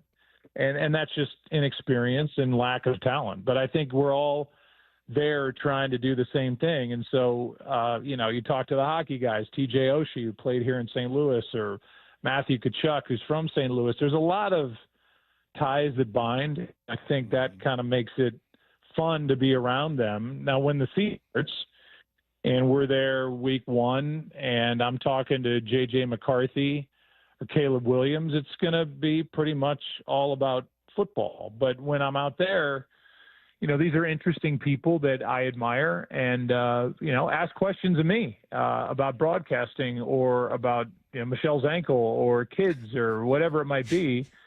And that's the fun of it. The football is like last on the list, and by me is never brought up. I would think they would turn and walk away if I started talking to them about, hey, who do you guys have as backup tight end this year, and what are you looking for with your defensive front? Do you guys switch into a 3-4? Like I would throw up if I were them, and I would be embarrassed if I said it. Well, it's funny. Aaron Rodgers is probably the name that I and many other people just gravitate to as you talk about that situation, because what we are seeing over the last couple of years really feels, from my perspective anyway, without knowing him and just getting that sort of filtered view, it's a tough listen. It's a tough watch. It feels very about him and I'm in charge, and the coaches, I make the coaches wait for me and all of that. Does that come across in person, or is he a different person when you're around him? He's great in person. He's on, everybody wants to do these corny Mount Rushmore lists, but he's on the list. Actually, both Green Bay quarterbacks are on the list, and Brock, from production meetings.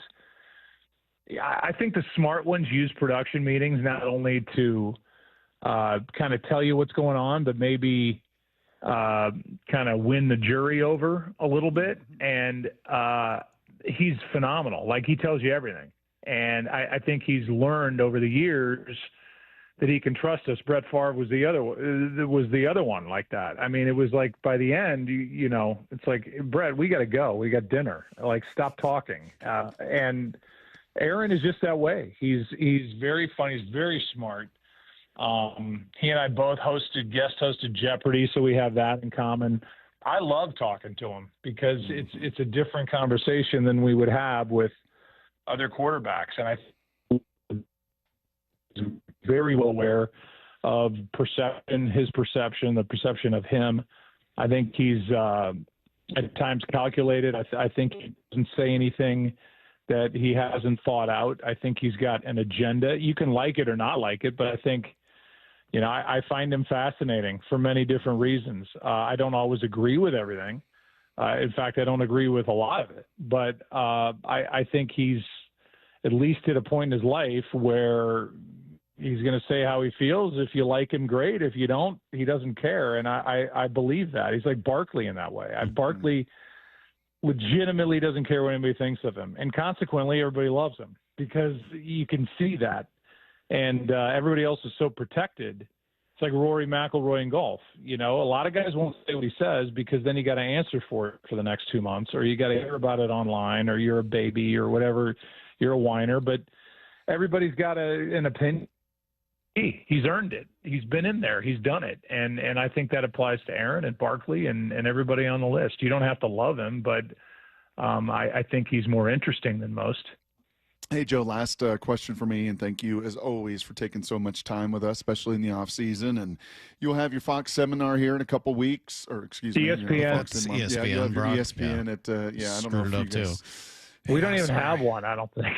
No, you don't? No. They don't make Joe. Well, we only have one that. crew. It's like, well, we've got, true. we've got a second crew that does some games. Yeah, that's true. But as far as having the typical Fox seminar, I miss those things. Well, you and Troy got to work on your chemistry, obviously, right? I mean, like, you guys have to really get to know each other. You're number 24.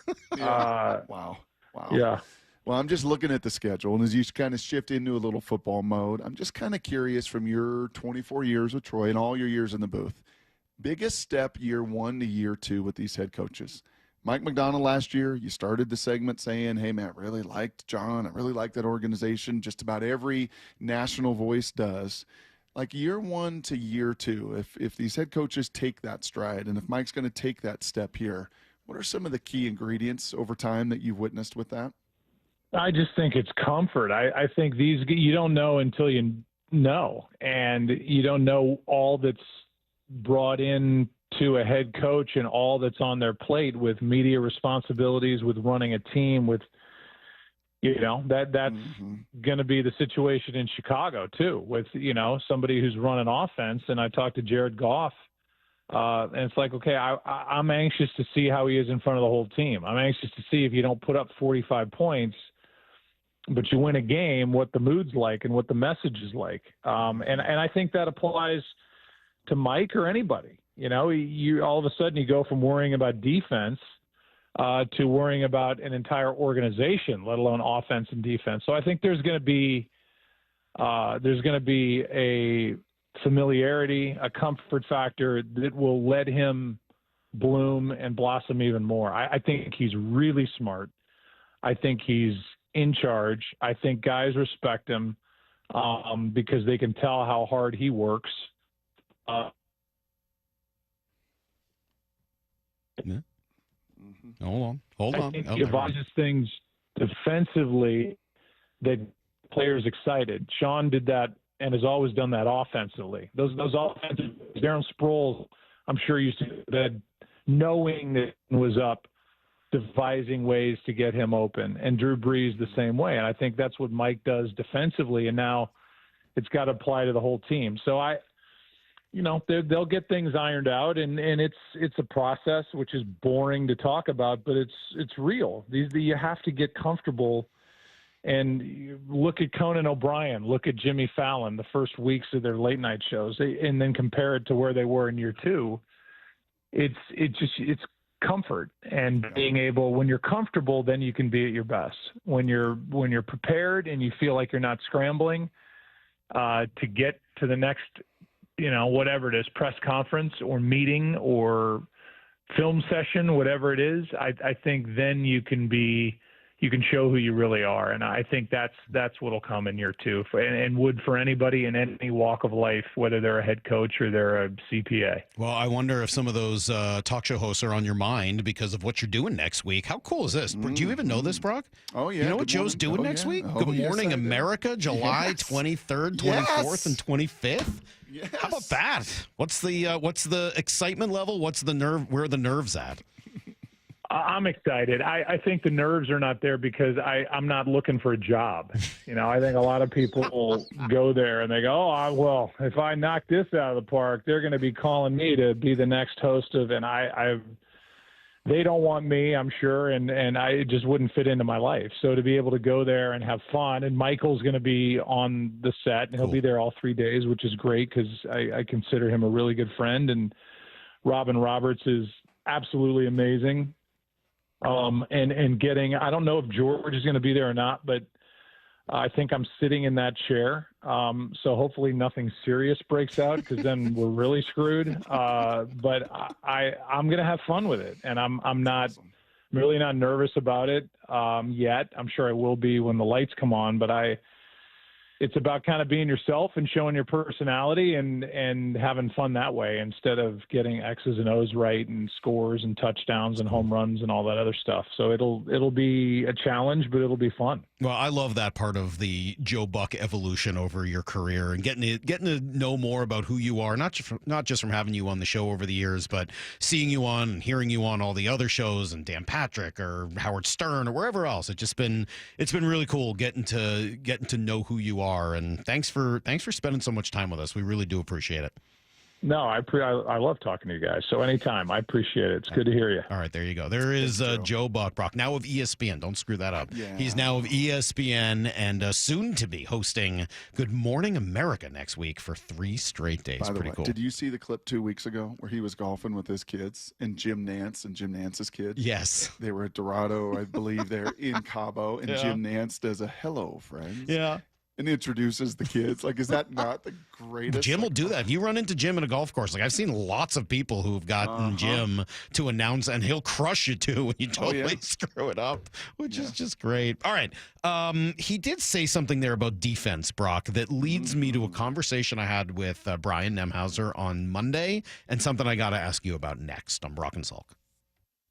Jordan Schusterman, every Wednesday morning at 11 with Bump and Stacy on Seattle Sports. How do you foresee this rotation shaping out before the All-Star break? I certainly don't think that's the last we will see of Emerson Hancock this season. I will be interested to see if Logan Evans can make a push to replace him at some point, how they kind of go back and forth between both of those guys. I think from a workload standpoint, I have to imagine they want to be a little bit more careful with Evans. Get more on the Seattle Sports YouTube page and the Seattle Sports app.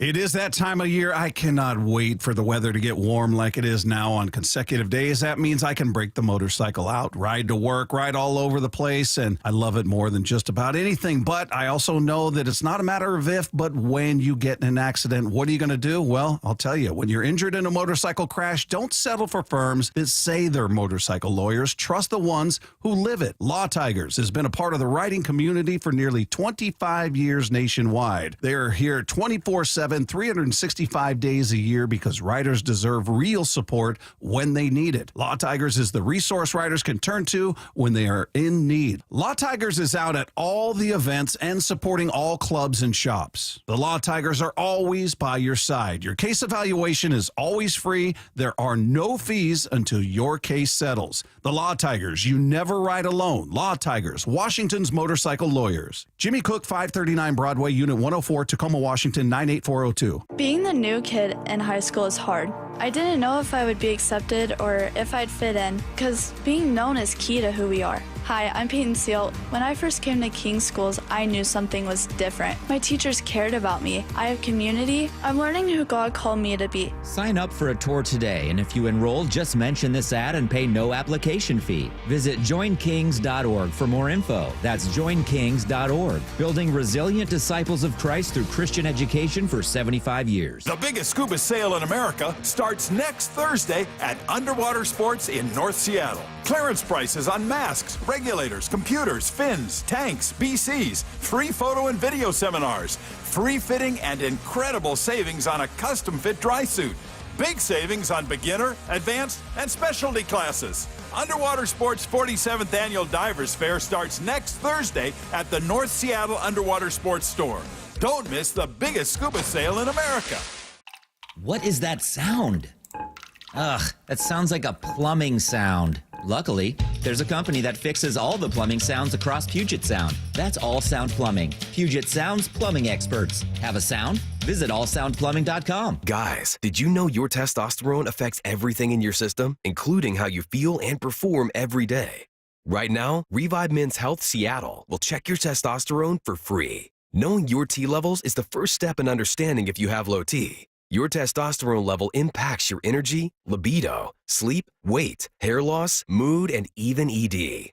Maintaining an appropriate T level can change your whole life. Most men start to see changes in their hormone levels in their 30s. Experience and results matter. So what are you waiting for? Get your T levels checked today by local, experienced, and trusted men's health experts. They've helped thousands of men since 2011. They're so confident they can help you, they even guarantee it. Call Revive today and schedule your free testosterone test, free exam, and free consultation.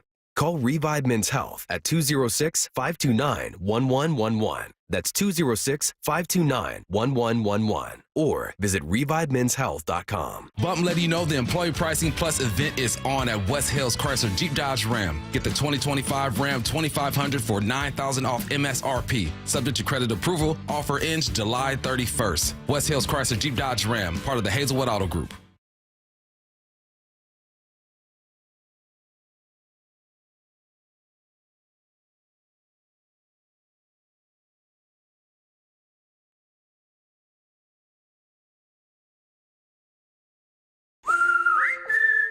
Hey, it's Matt, your leaf filter trusted pro.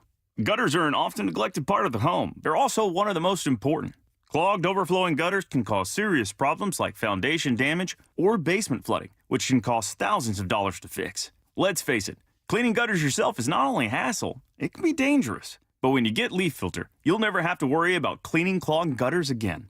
Get started today by visiting leaffilter.com/deal to schedule your free inspection. If you decide to move forward, we'll professionally clean, realign, and seal your gutters before installing our patented stainless steel micro mesh system. Leaf Filter keeps out everything but the water. And it's backed by a lifetime transferable no clogs warranty. So you're protected for good. We're in your neighborhood and ready to help. Visit Leaf Filter today for a free inspection and estimate, and you could save up to 30%. Visit leaffilter.com/deal. That's leaffilter.com/deal. The countdown is on. Just 6 days until Seahawks training camp. On the home of the Seahawks, Seattle Sports.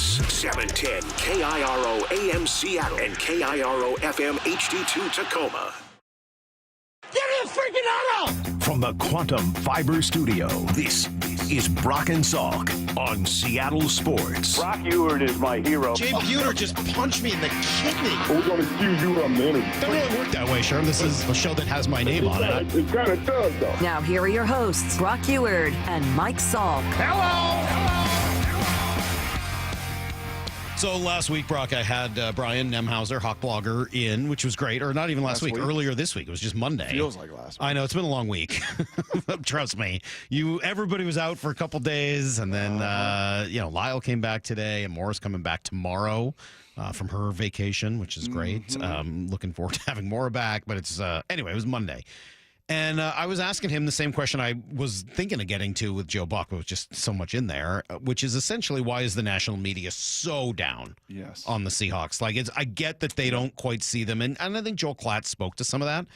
And so does this ESPN thing. Like, if you don't have a top 18 quarterback, it's hard for most national folks who are tree-topping everything to be particularly high on you. And I don't blame them for that. Like, that's why the Seahawks the last 2-3 years with Geno were never thought of above you don't have a top 15, 20 quarterback. Like, you're not one of those teams. Sorry. And the guy you have isn't like young with upside. It's not like, hey, he's about to be like, this is JJ McCarthy or something. Like, you've got a guy who's older and isn't in the top 18. Like, that's not a great combo. So I understand that that's a big part of it.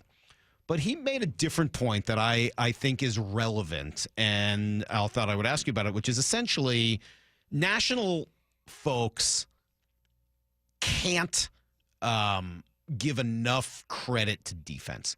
Correct. That a good defensive team just isn't noticed the same way a good quarterback and a good offense will be.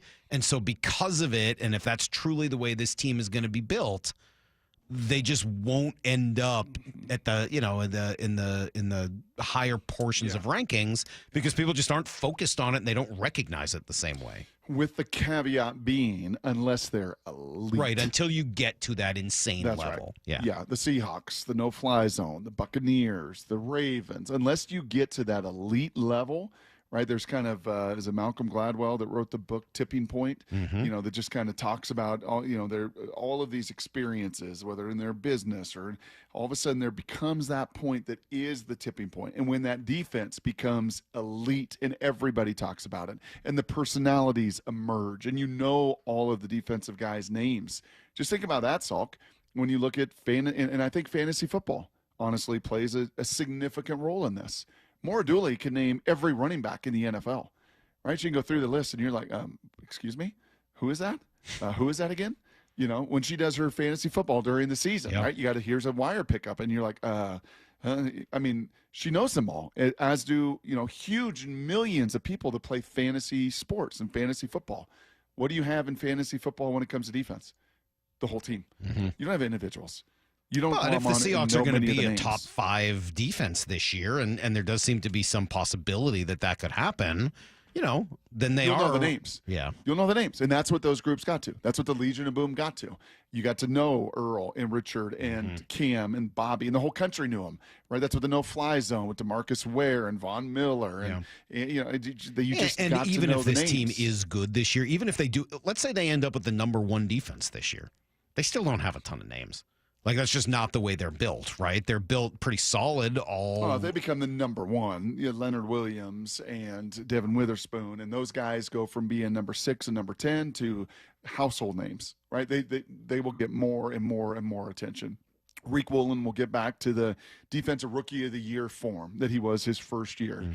I think you will get to know more if they honestly ascend to that kind of level. Is that realistic? I don't think so. Can they be a top 5 defense? I think that could be. That could be. But even then, even if you're a top 5 defense, to Hawk Blogger's point, you just don't get the tree-topping attention that As the if you offensive were a top stars. 5 offense, And the right? offensive Top five offense. Everybody Yes, knows who's putting up all those 100%. points and all of it. And Yes. so I guess that helps me a little bit with some of my comfort level with just how little the national media has liked what the Seahawks have done. I mean, it's been pretty rough. You're looking through all these lists, and the Seahawks are nowhere to be found.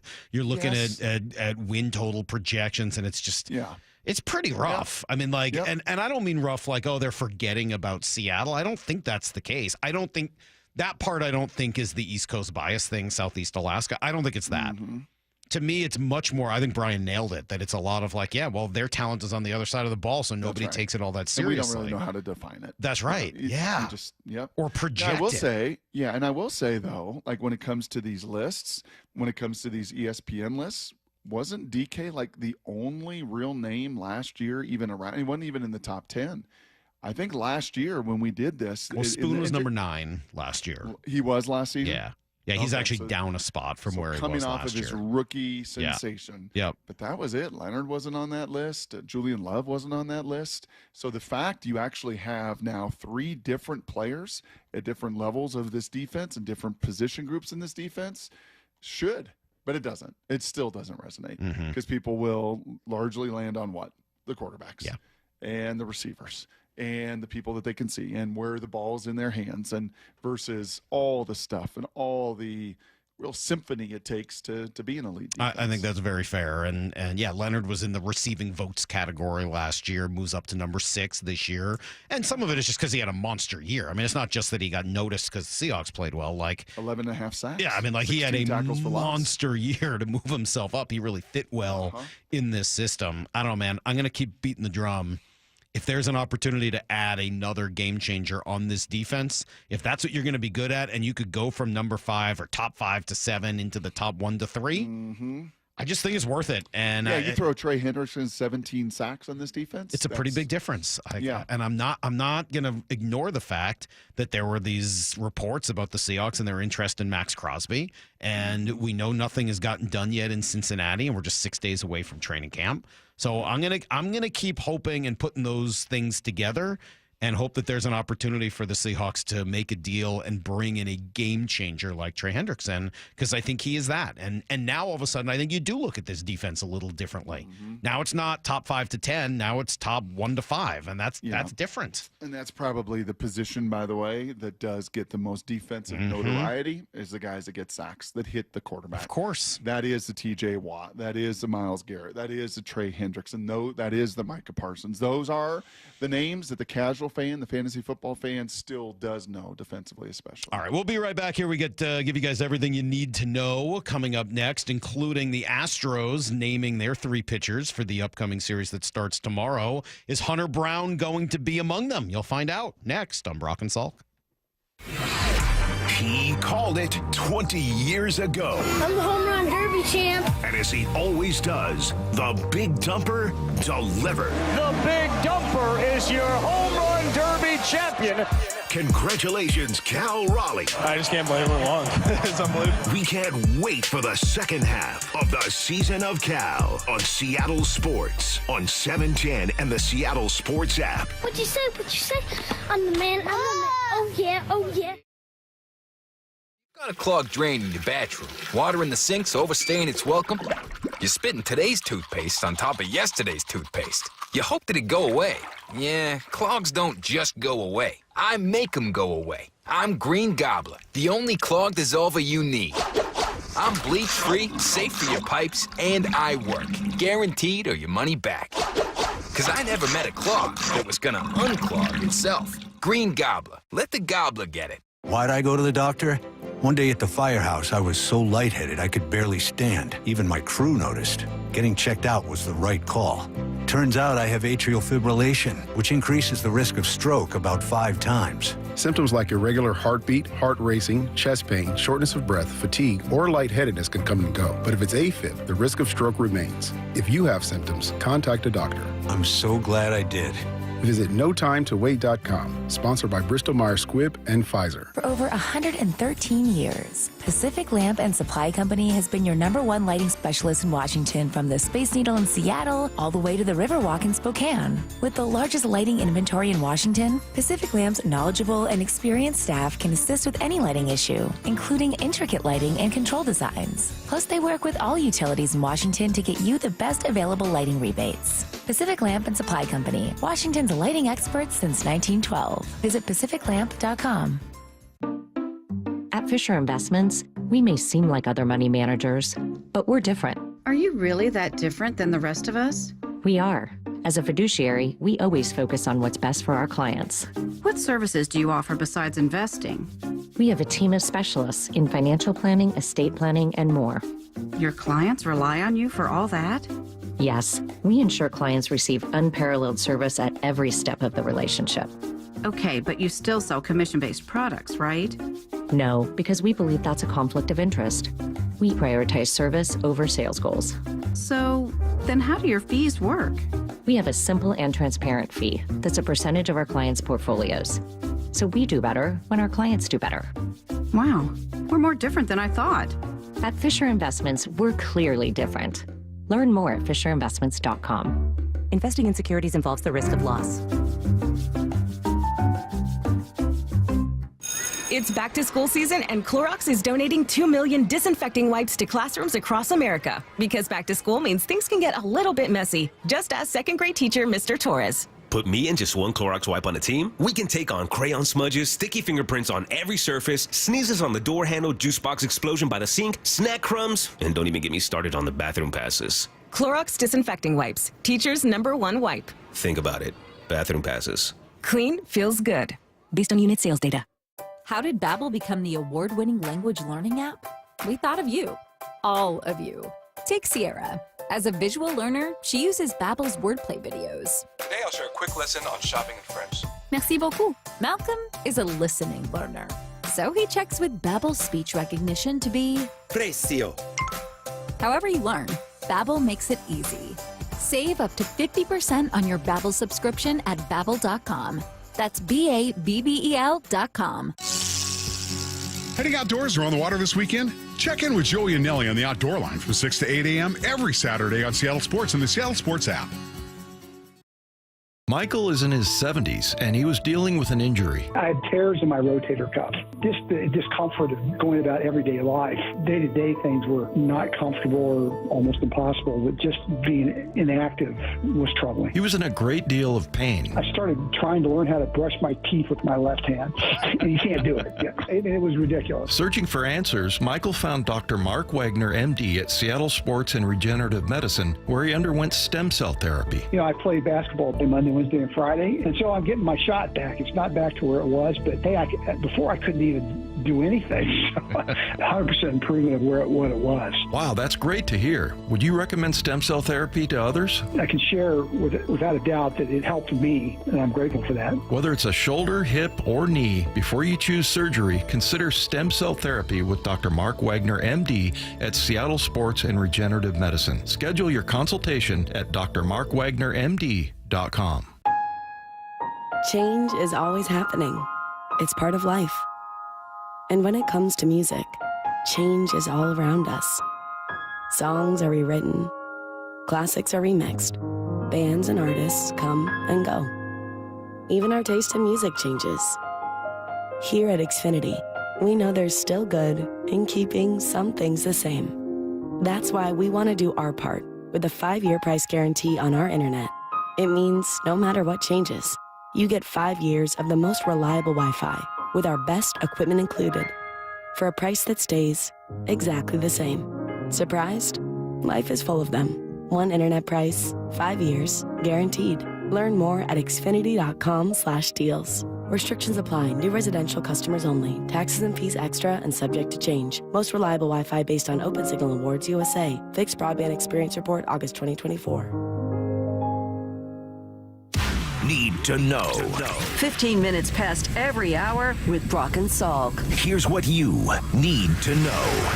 Up first. All right, Mariners start a huge series with the Astros tomorrow, and the Astros have released their starting pitchers for the series, Brock, and somewhat oddly, no Hunter Brown. He's not going to start any of the 3 games. They'll start off with Brandon Walter tomorrow, then Lance McCullers Jr., we've seen him enough times, and Framber Valdez goes on Sunday in the finale. Even better news, not only do you not see Hunter Brown, who's their best pitcher, but he's going to pitch in their next series against the Arizona Diamondbacks, a team that you actually wouldn't mind seeing lose a game or two leading into this deadline in just 2 weeks. So, okay, so knowing by all accounts, it's good news. Knowing what you know, knowing that now that is out, knowing the different matchups, how do you think this will set up for the Mariners? I honestly don't. I honestly have no idea. You really? I really do. I mean, I could see Dan going in any number of directions, and I think it's hard without knowing, who they want to have more rest, whose arm is feeling what. Like, I think that stuff plays such a big role in this,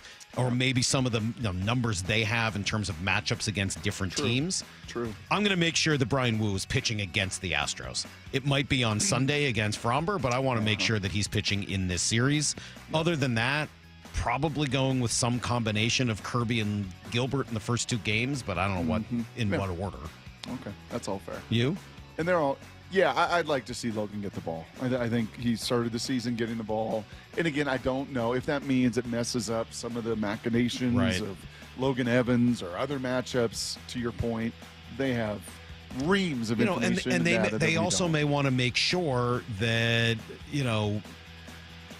who they want after that 5th starter spot is important, right? Because if that person doesn't, go deep into a game, you may want somebody who can. And right now, Logan hasn't been that guy. So do you not want to go with Logan Gilbert first, knowing that you're probably going to go with Logan Evans last, and then you got to come back to it? So maybe you want to put Kirby in between. There's a lot of different ways they could do it, and that's part of the fun of baseball, is figuring out a lot of that stuff. Regardless, the Mariners have put themselves in position here to do something in the second half. John Morosi thinks that they're one of the contenders. The way the Mariners ended the first half, I think, was on a very hopeful note for the lineup. Maybe they're finally getting some rhythm. Obviously, the way that the Thursday game went against the Yankees was a real difficult moment. And I think if they make the playoffs, and certainly I don't want to lose track too much of what a sort of remarkable 36 hours that was. You lose a game that you should win 100 times out of 100 when Wu pitches that well. Yeah. And you lose that game. And then you have a night getaway. You come to Detroit. You're facing a rested Tigers team that was already home, and they've got Scooble on the mound. and you find a way to win that game. I just think that was, if they make the playoffs, that Friday night in Detroit is going to be the game that they point to and say, that's where our character was tested, and we came out and emerged victorious. Well, that's cool. And I did say to Benetti yesterday when I talked to him, and by the way, all of baseball travels today, to either travels home to get ready for, tomorrow night and everything else. I said to Jason, it was the Mariners last year that were the launching pad for the Tigers. It was that series in Seattle that you could directly point to that was the launching pad for their second half. I said, wouldn't it be cool if this was the series to really launch these Mariners in 2025?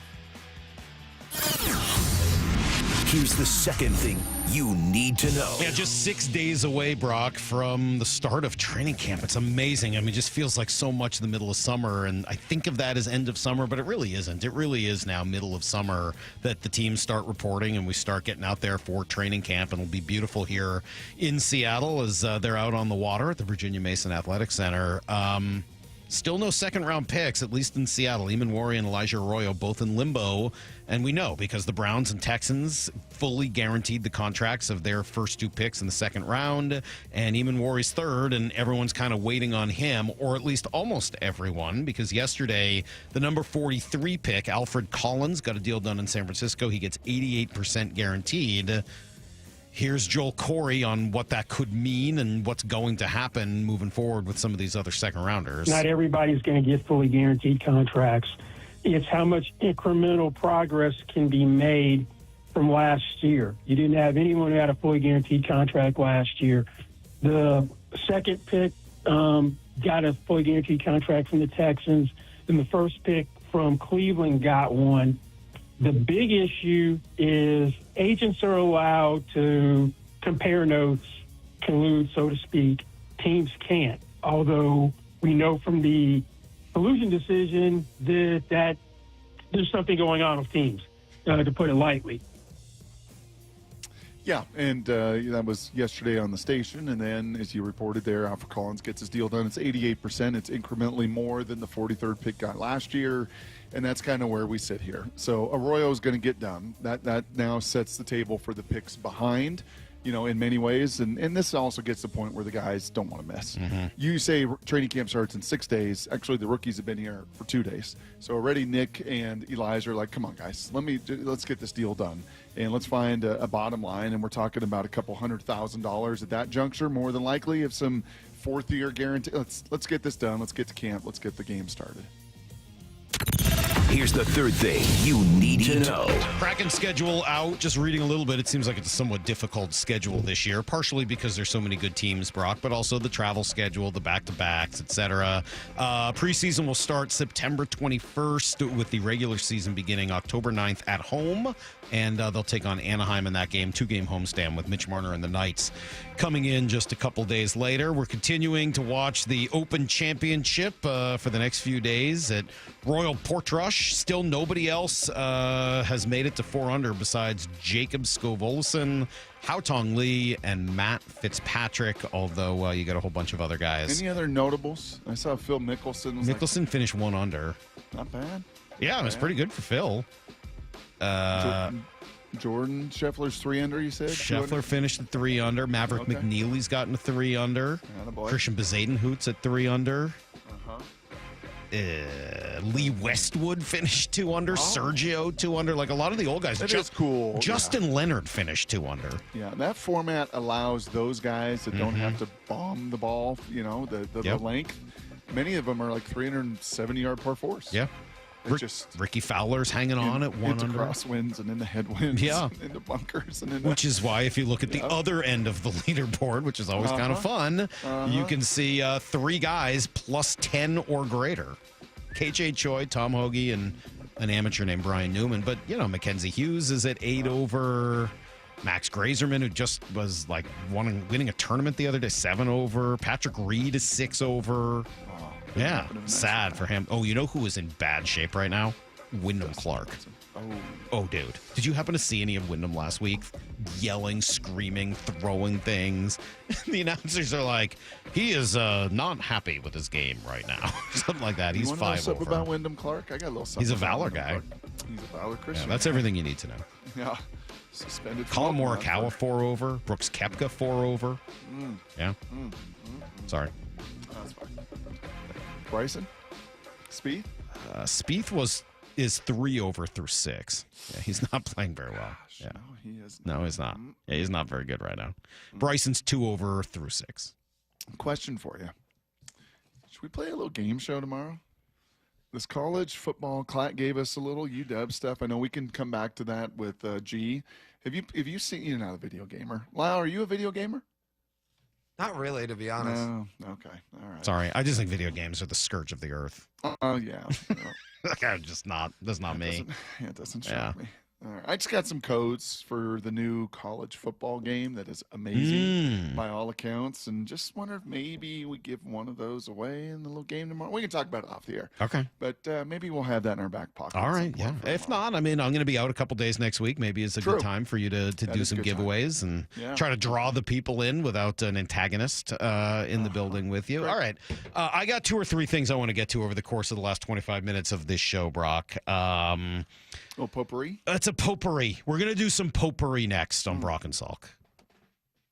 Bump and Stacy, weekdays 10 to 2. Cal is on a historic pace. We haven't really seen anything like this, right? You have to look around the rest of that team and go, okay, who's going to carry some of this offensive load? Do you feel like it could be Randy? It could be. It should be. You need guys like Randy to step up. Can we expect him to have 2 bombs a night? No, let's be real. And I think most of you are going to be real. 4 RBIs last night, the most since April 9th against Houston, so that's good. Bump and Stacy, weekdays 10 to 2 on Seattle Sports, the app, YouTube, and your smart speaker. All right, guys, summer, right? We're just talking about it. Middle of of summer. We are deep into it now, and so you're busy. You're driving the kids all around because they're out of school. You're trying to take vacations and get out of town and everything else that goes with it. So you might think you're too busy to get on a diet, workout, weight loss plan, whatever. Well, don't let it be an excuse. Eastside Weight Loss Clinic is going to make it so easy for you. You're not going to feel like you're adding on one more thing to a busy life. No, you're going to be subtracting a ton of weight. I did it, lost 35 pounds. Ryan Roland Smith dropped 30.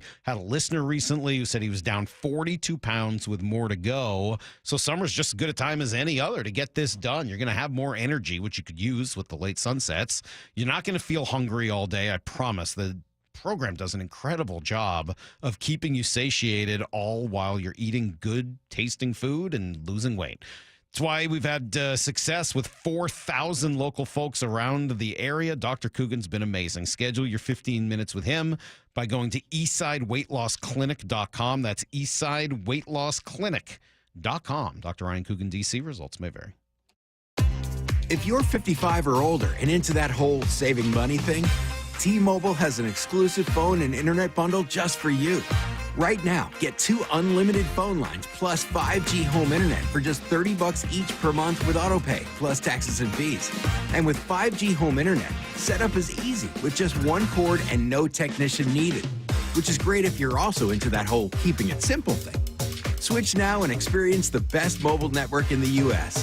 Visit your local store to start saving. T-Mobile, it's better over here. Based on analysis by Ookla of speed test intelligence data Q4 2024 to Q1 2025. Ookla trademarks used under license. Unlimited on our network. Customers on voice plan may notice speeds lower than other customers and further reduction if using more than 50 gigs a month due to data prioritization. Video streams and SD on this plan. Home internet pricing after $20 a monthly bill credit plus $5 per line without autopay. Debit or bank account required. See 5G device coverage and access details at T-Mobile.com.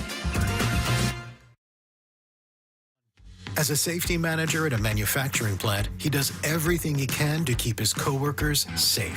From finding ways to reduce risks to keeping safety supplies in stock. And for that, he relies on Grainger. Grainger offers a broad range of quality products and next-day delivery, so he can always play it safe. Call 1-800-GRAINGER, click Grainger.com, or just stop by. Grainger, for the ones who get it done.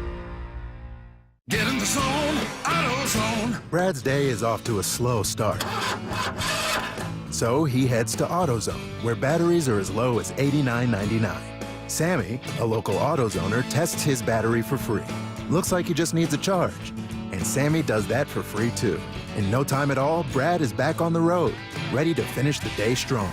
Free battery testing and charging at every store.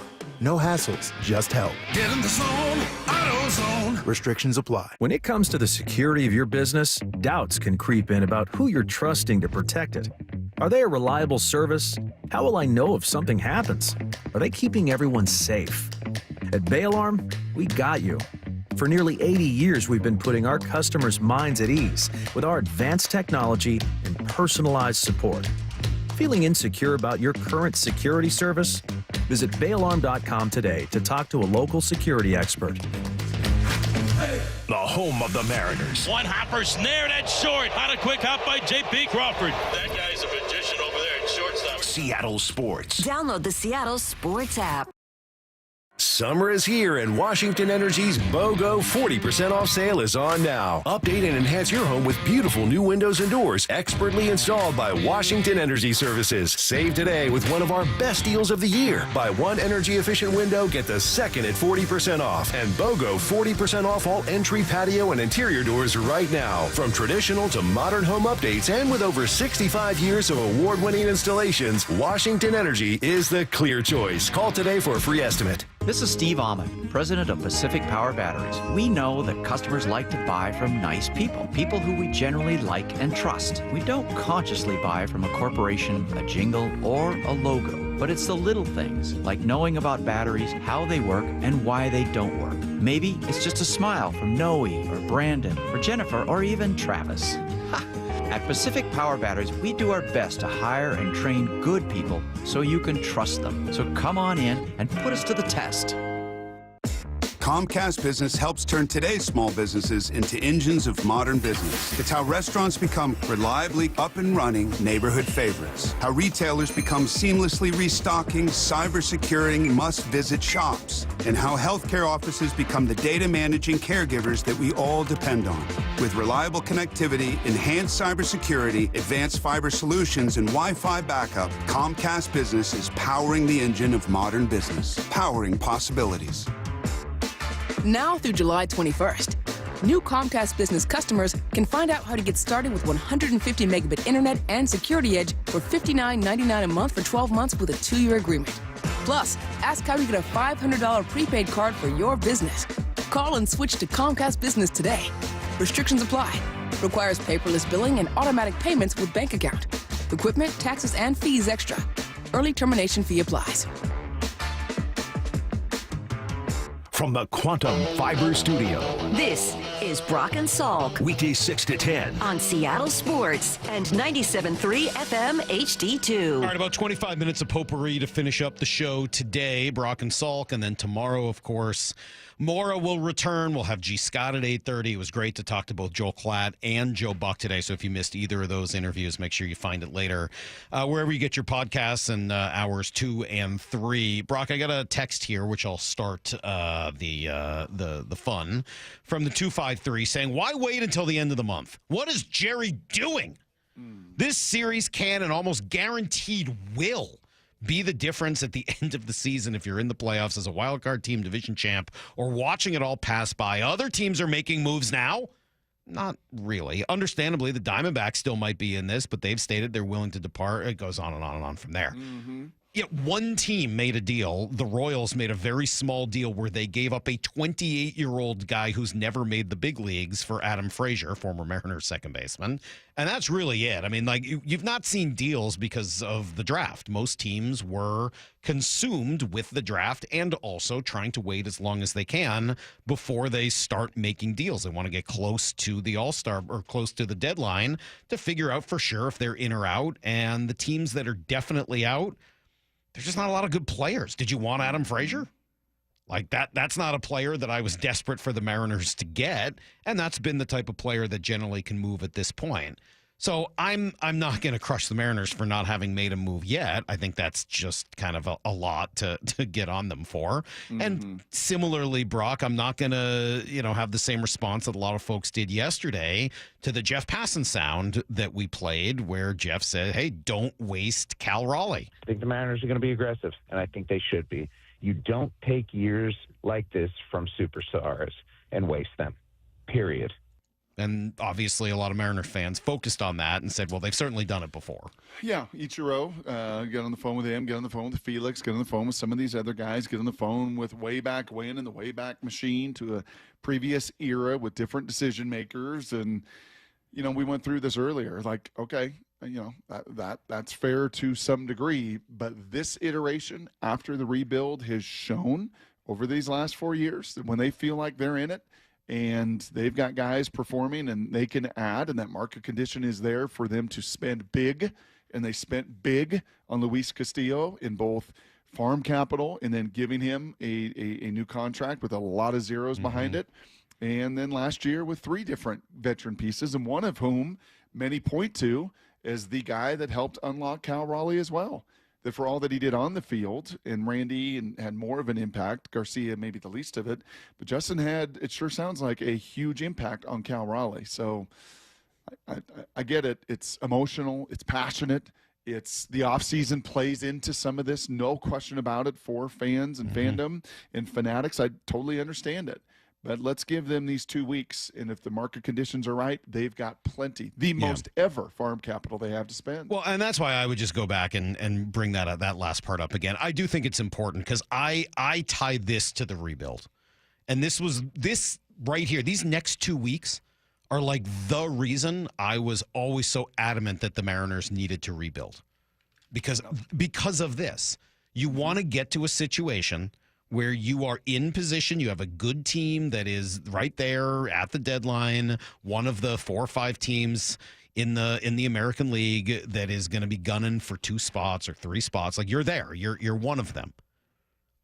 But in the past, the Robinson Cano teams, the Felix Hernandez teams, they didn't have anything to trade. They didn't have anything anybody else wanted at the deadline. So even if they wanted to be aggressive, with what? They didn't have a farm system that looked like this. No, and in this case, too, Salk, we hear, and you'll hear Jason Churchill talk about this at Prospect Insider, waves. Like different waves. We've talked about different waves, the waves of the young pitchers that have come about, the wave that's kind of impending. They've got waves at every level of this. If somebody wants a blue chip, bona fide, top 20 prospect, you have that. If somebody wants to take a little bit of a flyer on a Laz Montez that may have a real high ceiling and a low floor, you've got that. If you want to dabble into some of the young pitching, you've got that, obviously, with Cade Anderson coming to hopefully fill that void. If you want more, major league ready prospects, Harry Ford is right there waiting for that door to open. You've never had this before. No. Not like this. I mean, you had a group of pitchers that came through together. That was something, right? The big three pitchers. And you had, these one-offs with Dustin Ackley or, that's been the case. No one's saying they haven't had anyone come through their system, but not the combination of depth, high-end, pitching, hitting, athleticism. I mean, they have a little bit of everything. Felnine Celestine's in Arizona. Emerson is in Everett. Laz is in with Arroyo. They're in Arkansas. Harry Ford, right? And Tyler Locklear and some others. They're in Tacoma. Yep. Yeah, which is, and they had some of that last year or 2 years ago. Last year, right? Which is why you're able to deal. Was it Class A for Jimmy Garcia? Wasn't that a one-up, one-for-one deal? Okay. Just trade. Class A was not all that important to this organization. He was a piece that was not going to get, they weren't going to maximize his value in center field with Julio on this team. So, okay, you trade him, you get Jimmy Garcia. It didn't work out with Garcia, but he was a high leverage arm who unfortunately blew out his arm once he got here. Now, to that texter's point, I will agree with one thing. It's a pretty big series, man. You know how many more times they see the Astros this season, Salt? One more? One more time. Yeah. In Houston on the 19th, the 20th, and the 21st of September. And what will hope to be, and I think that's their last road trip of the season, will hope to be unbelievably just meaningful games of magnitude. But yeah, this is a big one because this is your last time you're going to see him at home, and hopefully start the second half on the right foot. All right, so that's kind of where the Mariners are going, and I had a piece that I wrote last night. Because last week I did pie in the sky options, right? Could you go get Acuna or Olsen or Bregman? And those are probably not going to happen, almost definitely not going to happen. There's the guys in the middle who I think are impactful, but mostly rentals, right? So that's Gino Suarez, that's Josh Naylor. There's a couple of relievers in the National League that probably fit that mold as well. And then, or maybe you want to put Griffin Jacks, who'd be controllable for the next couple of years, or some of the other pitchers in Minnesota and Cleveland on that list as well. Most of the time, for most of the league, those guys are not moved at the deadline. Maybe they will be this year, which is always great. And we talked through how the Mariners got Randy Arozarena last year, and sometimes they are. Many years, the deadline is sort of guys that are utility players, they're league average, they're helping to fill a hole or depth.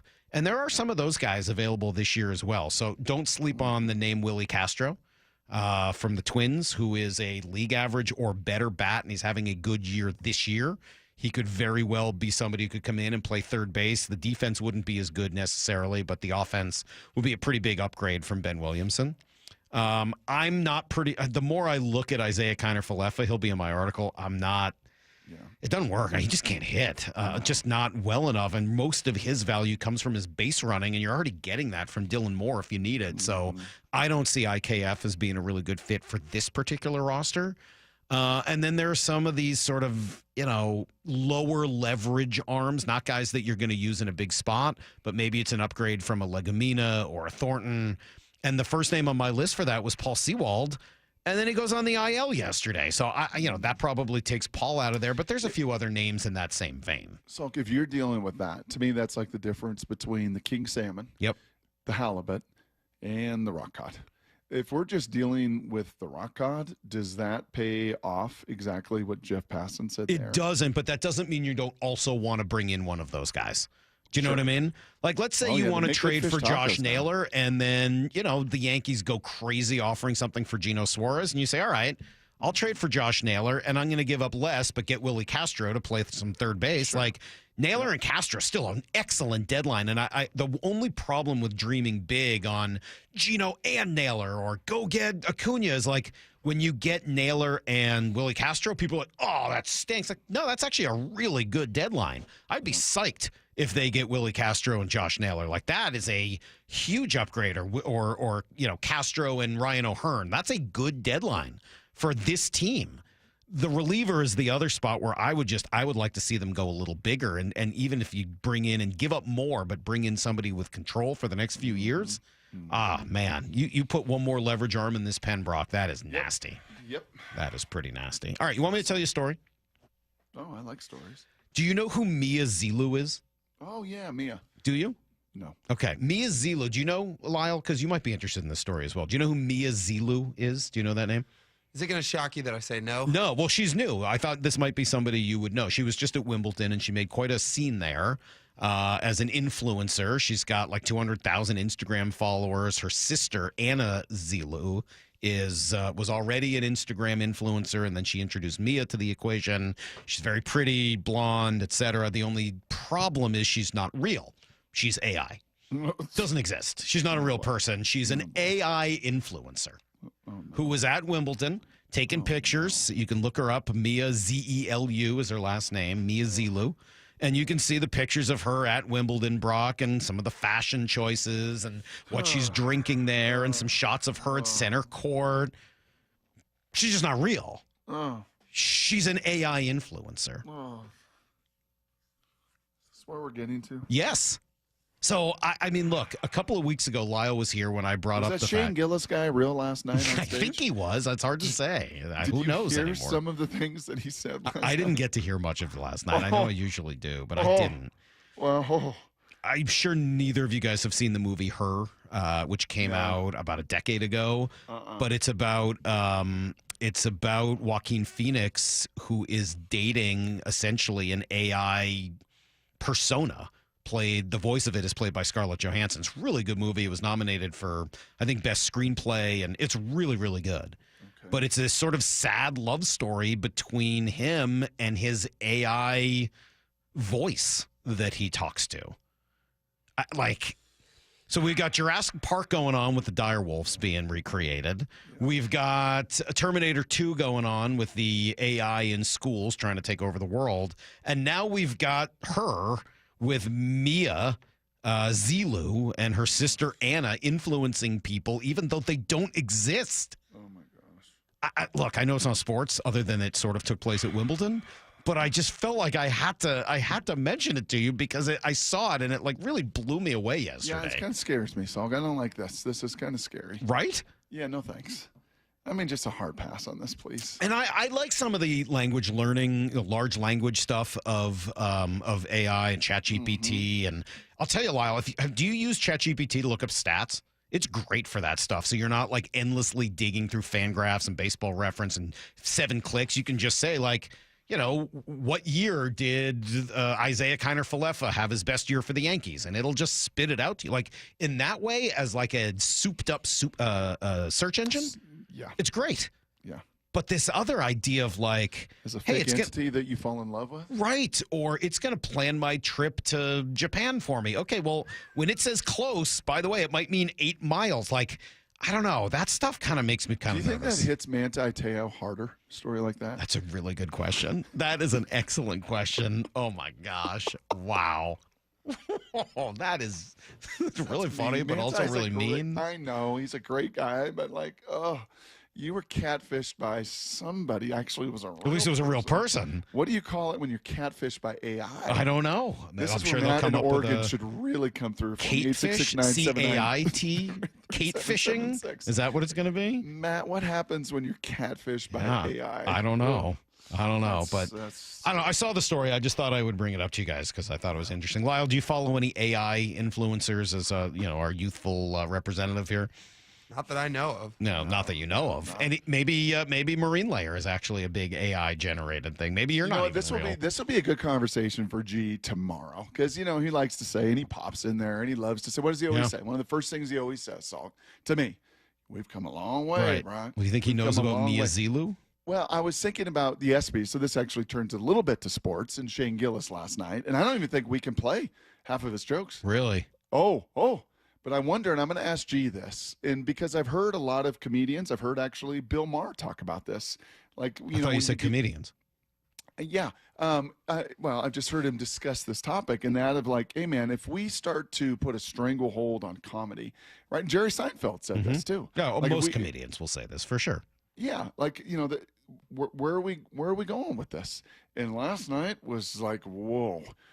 Maybe it swung back so far that even yours truly was someone was like, I don't know. Even Shane was like, well, I won't be back. I didn't write this. Probably shouldn't say it, but it was that'll be a good discussion. Maybe SB's discussion tomorrow. All right, I didn't really get a chance to watch it, so maybe I'll see some of the clips tonight. Please do. I'll see if I can spend a little time on that. I'll see if I can find some time, but I got to get up to the Kraken Community Iceplex tonight for hockey practice and all that. But I'll do the best I can. I wanted to play this for you, Brock, as part of our potpourri here. This was Jordan Schusterman on yesterday, as he is every Wednesday with Bump and Stacy, saying this about one of your favorites. Randy is not getting nearly enough love. Randy Arozarena is a freaking star. And not only does he have that star power, he's been so productive. And this is going about as well as you could possibly hope. I mean, you're getting one of the best versions that we've seen from him. I mean, sure, he'll never be we're never going to see what he did in October of 2020 ever again. But this is what you hope for. This is why you trade for a guy last year that had multiple years of team control, that he could be this productive.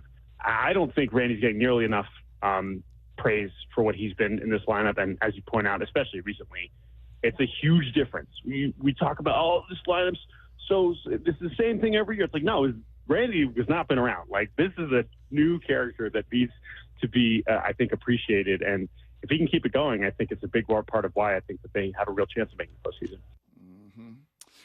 Lyle is a Fangraphs guy, and you like that WRC plus number. As I'm looking at it here, is he a 137 or a 121? There's two columns, 2025 in one column, and then a tinted kind of shaded. Is he a 137 or a 121? He's a 137. Wow. And 139 for OPS plus. And that is 30 for that number, and for that's 37% better than the average major league player right now. Yeah, and that's adjusted for ballpark as well, and as is OPS plus, right? Both. And why can't we? I'd say to Jordan, why can't we get what he did a couple years ago? And I know we're getting better than that right now. That's exactly right. For the last 3 weeks, you've gotten that for the year. Plus. Yeah, since June 1st, he's at 164. Yeah, I mean, what you've gotten so far for the year from Randy is an 820 OPS, short of 2020 where he played in just 23 games.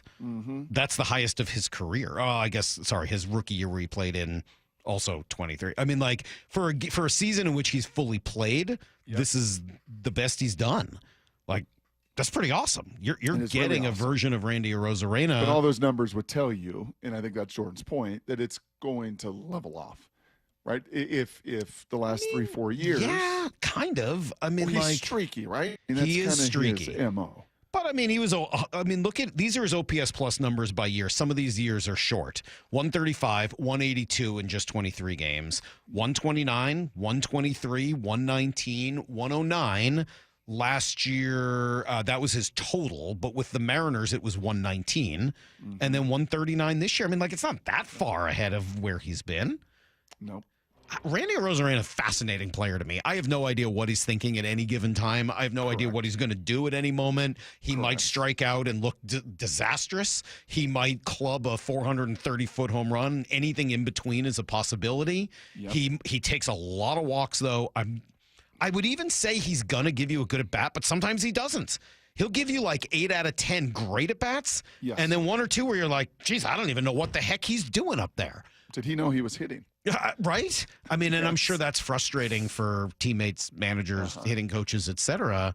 But I'm going to look at that 357 on base percentage, Brock, to go with the 17 home runs. Yep. That's a really good player that the Mariners and it's why I acquired think last his year. buddy, and it's a great story, and it's kind of, can't be told enough. It's overshadowed by Cal Raleigh. It's overshadowed by this trade discussion. It's overshadowed by a lot of things. But I'm not going to give it short shrift that Julio decided to take a step back, get himself rest, so that guy could step up into the All-Star game that he deserved, and frankly deserved more than Julio. As good a defense as Julio Rodriguez has played, and the stolen bases and everything else, Randy's stolen bases. Randy's defense has not been abysmal in left field. And for the last month, since June 1st, he has been one of the best players on this team. You know what else he's done with his League. base running? When he was younger, he'd steal a lot of bases, more than he has so far this year, as many as 32 in 2022. But twice in a row, he led the league in caught stealing. Caught 10 times, caught 12 times, caught 10 times, caught 10 times. Randy's been caught stealing a lot in his career. This year, not so much. 16-2. 16 out of 18 this year stealing bases, which is a tremendous number. So, no, he probably isn't going to get into the 30s again this year, but he's certainly going to get into the 20s in stolen bases. He's going to do it, I would assume, without getting caught more than 4, 5, 6 times. And if Randy Arozarena is in the mid-20s home runs and he's in the mid-20s stealing bases, he is giving you everything and more that you traded for. Well, he's certainly on path to do that, in addition to the numbers for the on-base percentage. And I do wonder whether at some point he moves around in the lineup a little bit, just to put more guys on base in front of Cal. We'll see. He's been red hot, hitting home runs recently too. So maybe it's best to just leave well enough alone and not to make too many changes. That's not really Dan's MO. He's really tried to stick with everything and keep it as static as possible. So you think those guys all fly into Seattle today? I would you think there's assume a so. man? You would assume so, right? Yeah. With the game tomorrow night, that there's kind of like for training camp as these guys get ready to go. In fact, I would be shocked if everyone wasn't here by the end of the day today. So everybody flying in. Yeah. I think Honey Bucket got Cal private planes. He's gonna be flying on that Honey. He's got that Honey Bucket money. Yeah. Yeah, Now, he once got you that get the Honey Bucket money, you're really rolling in it at that point. Would you do you think this is a good thing, by the way? I retweeted that Honey Bucket. Yeah. It said no player, and then I got followed by Dude Wipes. Oh, are you a Dude Wipes guy? No. I have a bidet. I'm a bidet guy. Oh, that's right. All right, we got the built-in bidet. That's right. Once you go bidet, you'll never go back. I've said that many times here on the show, and I'll say it again. Once you've gone bidet, and the first few times will be an adjustment. Don't get me wrong. It'll be very Lyle, hit the music. eye-opening. It'll be confusing. It will be different. You won't be ready for it. But once you get used to it and figure out how to use it, you'll never go back. Lyle, get that music going. I could have had a Honey Bucket endorsement after I vomited in one a few years ago. One of the worst That was a moments heck of a my July life. 17th, by the way. Was it? A Joel Klatt and a Joe Buck and a potpourri and everything in between. That was a heck of a July I'm glad you 17th. enjoyed it. It's been a pretty good week. Yeah. We don't even need Maura back tomorrow. Tell Maura not to come. Lyle, you want to do everything by yourself again tomorrow? Sure. No. Oh, just say no. You Lyle, don't. Oh, God. The show's better when Maura's here. Yeah. All right, I good. mean, I I'm looking agree. forward to having her back. Joel Klatt was making fun of my shirt. You know what the irony is on that, Brock? The shirt actually looks better on the video camera than it does in real life. We got to go. We'll catch you guys tomorrow morning. G. Scott will be in for a regular Friday until 6, the Hay Barn. See you, everybody. Get to the chopper!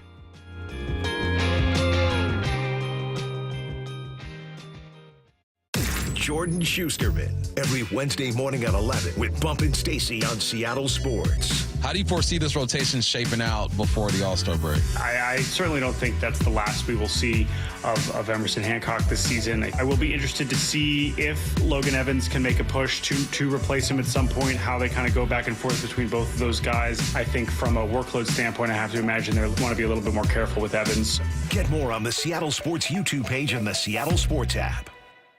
Jaden Schwartz for Techline Roofing. Summer is the perfect time for a new roof. Take advantage of our easy financing, summer specials, and the best warranty in the business. Have a great summer. See you next hockey season. Trust Techline.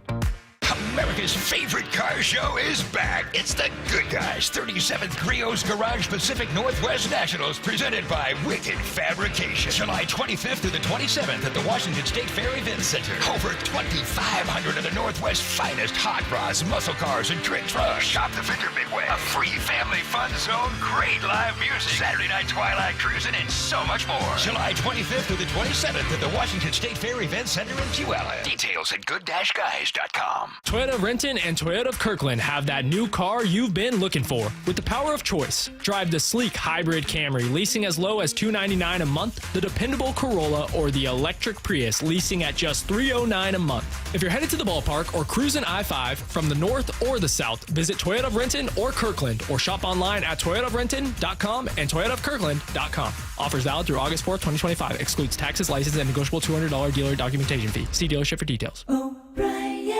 Upgrade your heat pump or air conditioner right now and save up to 25% during Home Comfort Alliance warehouse clearance sale. All remaining 2024 heat pumps and air conditioners are now up to 25% off. Visit homecomfortalliance.com today. History, it had the gold rush. Then came the oil boom, the tech boom, but right now it's the Wi-Fi boom, and Xfinity Wi-Fi is booming. Xfinity has everything you need to tap into the Wi-Fi boom with seriously powerful and seriously reliable connection. It's got 99.99% network reliability and incredibly low lag, so your streams are smoother than making a decision on what to stream. And did I mention that you can even connect to hundreds of devices so you, your kids, your parents, your poker group, and whoever else is at home can all experience the Wi-Fi boom with Xfinity. And the Wi-Fi isn't the only thing that's booming. Get the most reliable Wi-Fi and our best in-class equipment for one consistent price for 5 years guaranteed, all in. Plus, get unlimited data included and no annual contract, all with the 5-year price guarantee from Xfinity. Visit Xfinity.com, call 1-800-XFINITY, or visit a store today. Restrictions apply, not available in all areas. New residential customers only. Select plans only. Xfinity Gateway with X-Fi Complete required for unlimited data, except in certain areas. Most reliable Wi-Fi based on Open Signal Awards USA. Fixed Broadband Experience Report, August 2024. Actual speeds vary. Motorcycle accident cases require a thorough investigation by a team of experienced legal professionals if they have any chance of being successful. Insurance companies, juries, and even the police tend to assume the worst about motorcycle riders. Get help from an experienced team of attorneys that have successfully resolved hundreds of motorcycle accident cases over the past 30 years. Call Davis Law Group for a free legal consultation or get my free book on motorcycle accidents at WashingtonAccidentBooks.com. That's Davis Law Group, better service and even better results. Ooh, ma. What was that? That is business phone bliss with the Ooma Cloud phone system. It handles all our voice, video, and messaging needs. You sound very... Calm? I am. Ooma has everything I need to run my business more efficiently, like virtual receptionist, call routing, and video conferencing. And it starts at just $19.95 per month per user, plus taxes and fees. Ooma. Nice. Find your business comm at ooma.com/radio. This message comes from Viking, committed to exploring the world in comfort. Journey through the heart of Europe on an elegant Viking longship with thoughtful service, destination-focused dining, and cultural enrichment on board and on shore. With small ships that bring travelers closer to the destination, there's more time to explore. And every Viking voyage is all-inclusive, with no children and no casinos. Discover more at Viking.com. If you're 55 or older and into that whole saving money thing, T-Mobile has an exclusive phone and internet bundle just for you. Right now, get 2 unlimited phone lines plus 5G home internet for just $30 each per month with autopay, plus taxes and fees. And with 5G home internet, setup is easy with just one cord and no technician needed, which is great if you're also into that whole keeping it simple thing. Switch now and experience the best mobile network in the U.S. Visit your local store to start saving. T-Mobile, it's better over here.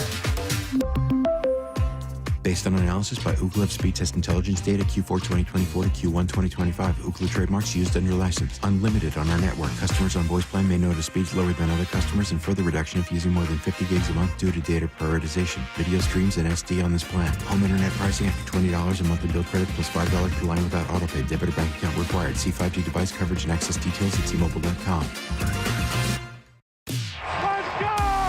This is Seattle Sports. Streaming through the Seattle Sports app. KIRO AM Seattle. KIRO FM HD2 Tacoma. Home of the Seahawks, Mariners, and everything Seattle sports. Seattle Sports Snapshot. The first round of the 153rd Open has begun. The world's number one, Scheffler, is 3 under. The ESPYs took center stage last night. Shane Gillis kept things interesting. We'll touch on that today. And the AUSL, the new softball league, has begun this summer. And today the Bandits take on the Bolts at 4 p.m. Snapshot, brought to you by Miller Lite. When it's game time, it's Miller time.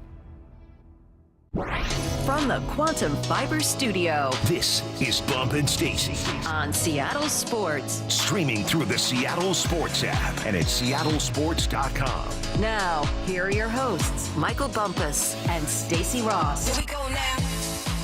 Baseball is still on a break, so we got to get creative. Yeah, it's we do. list season. Today's a free-for-all. It's a free-for-all. It feels like a recess, and I'm in 5th grade, and I'm looking at the handball courts, looking at the basketball courts, the soccer fields, and Where I'm we like, gonna look, go today? you know, let's just do it all. Let's just do it all. But last night, man, it went down during the ESPYs, and the ESPYs is, if you don't know what it is, ESPN Awards, where they give out awards to athletic feats for teams and individuals or whatnot. And it's a bit loose. It's not like the Grammys or the Emmys or anything like that. It's a bit loose. And the host this year was Shane Gillis. This man is hilarious. I was talking about him, I think, to you and Stacey in the Sports Pit one day. He has this new show on Netflix called Tires.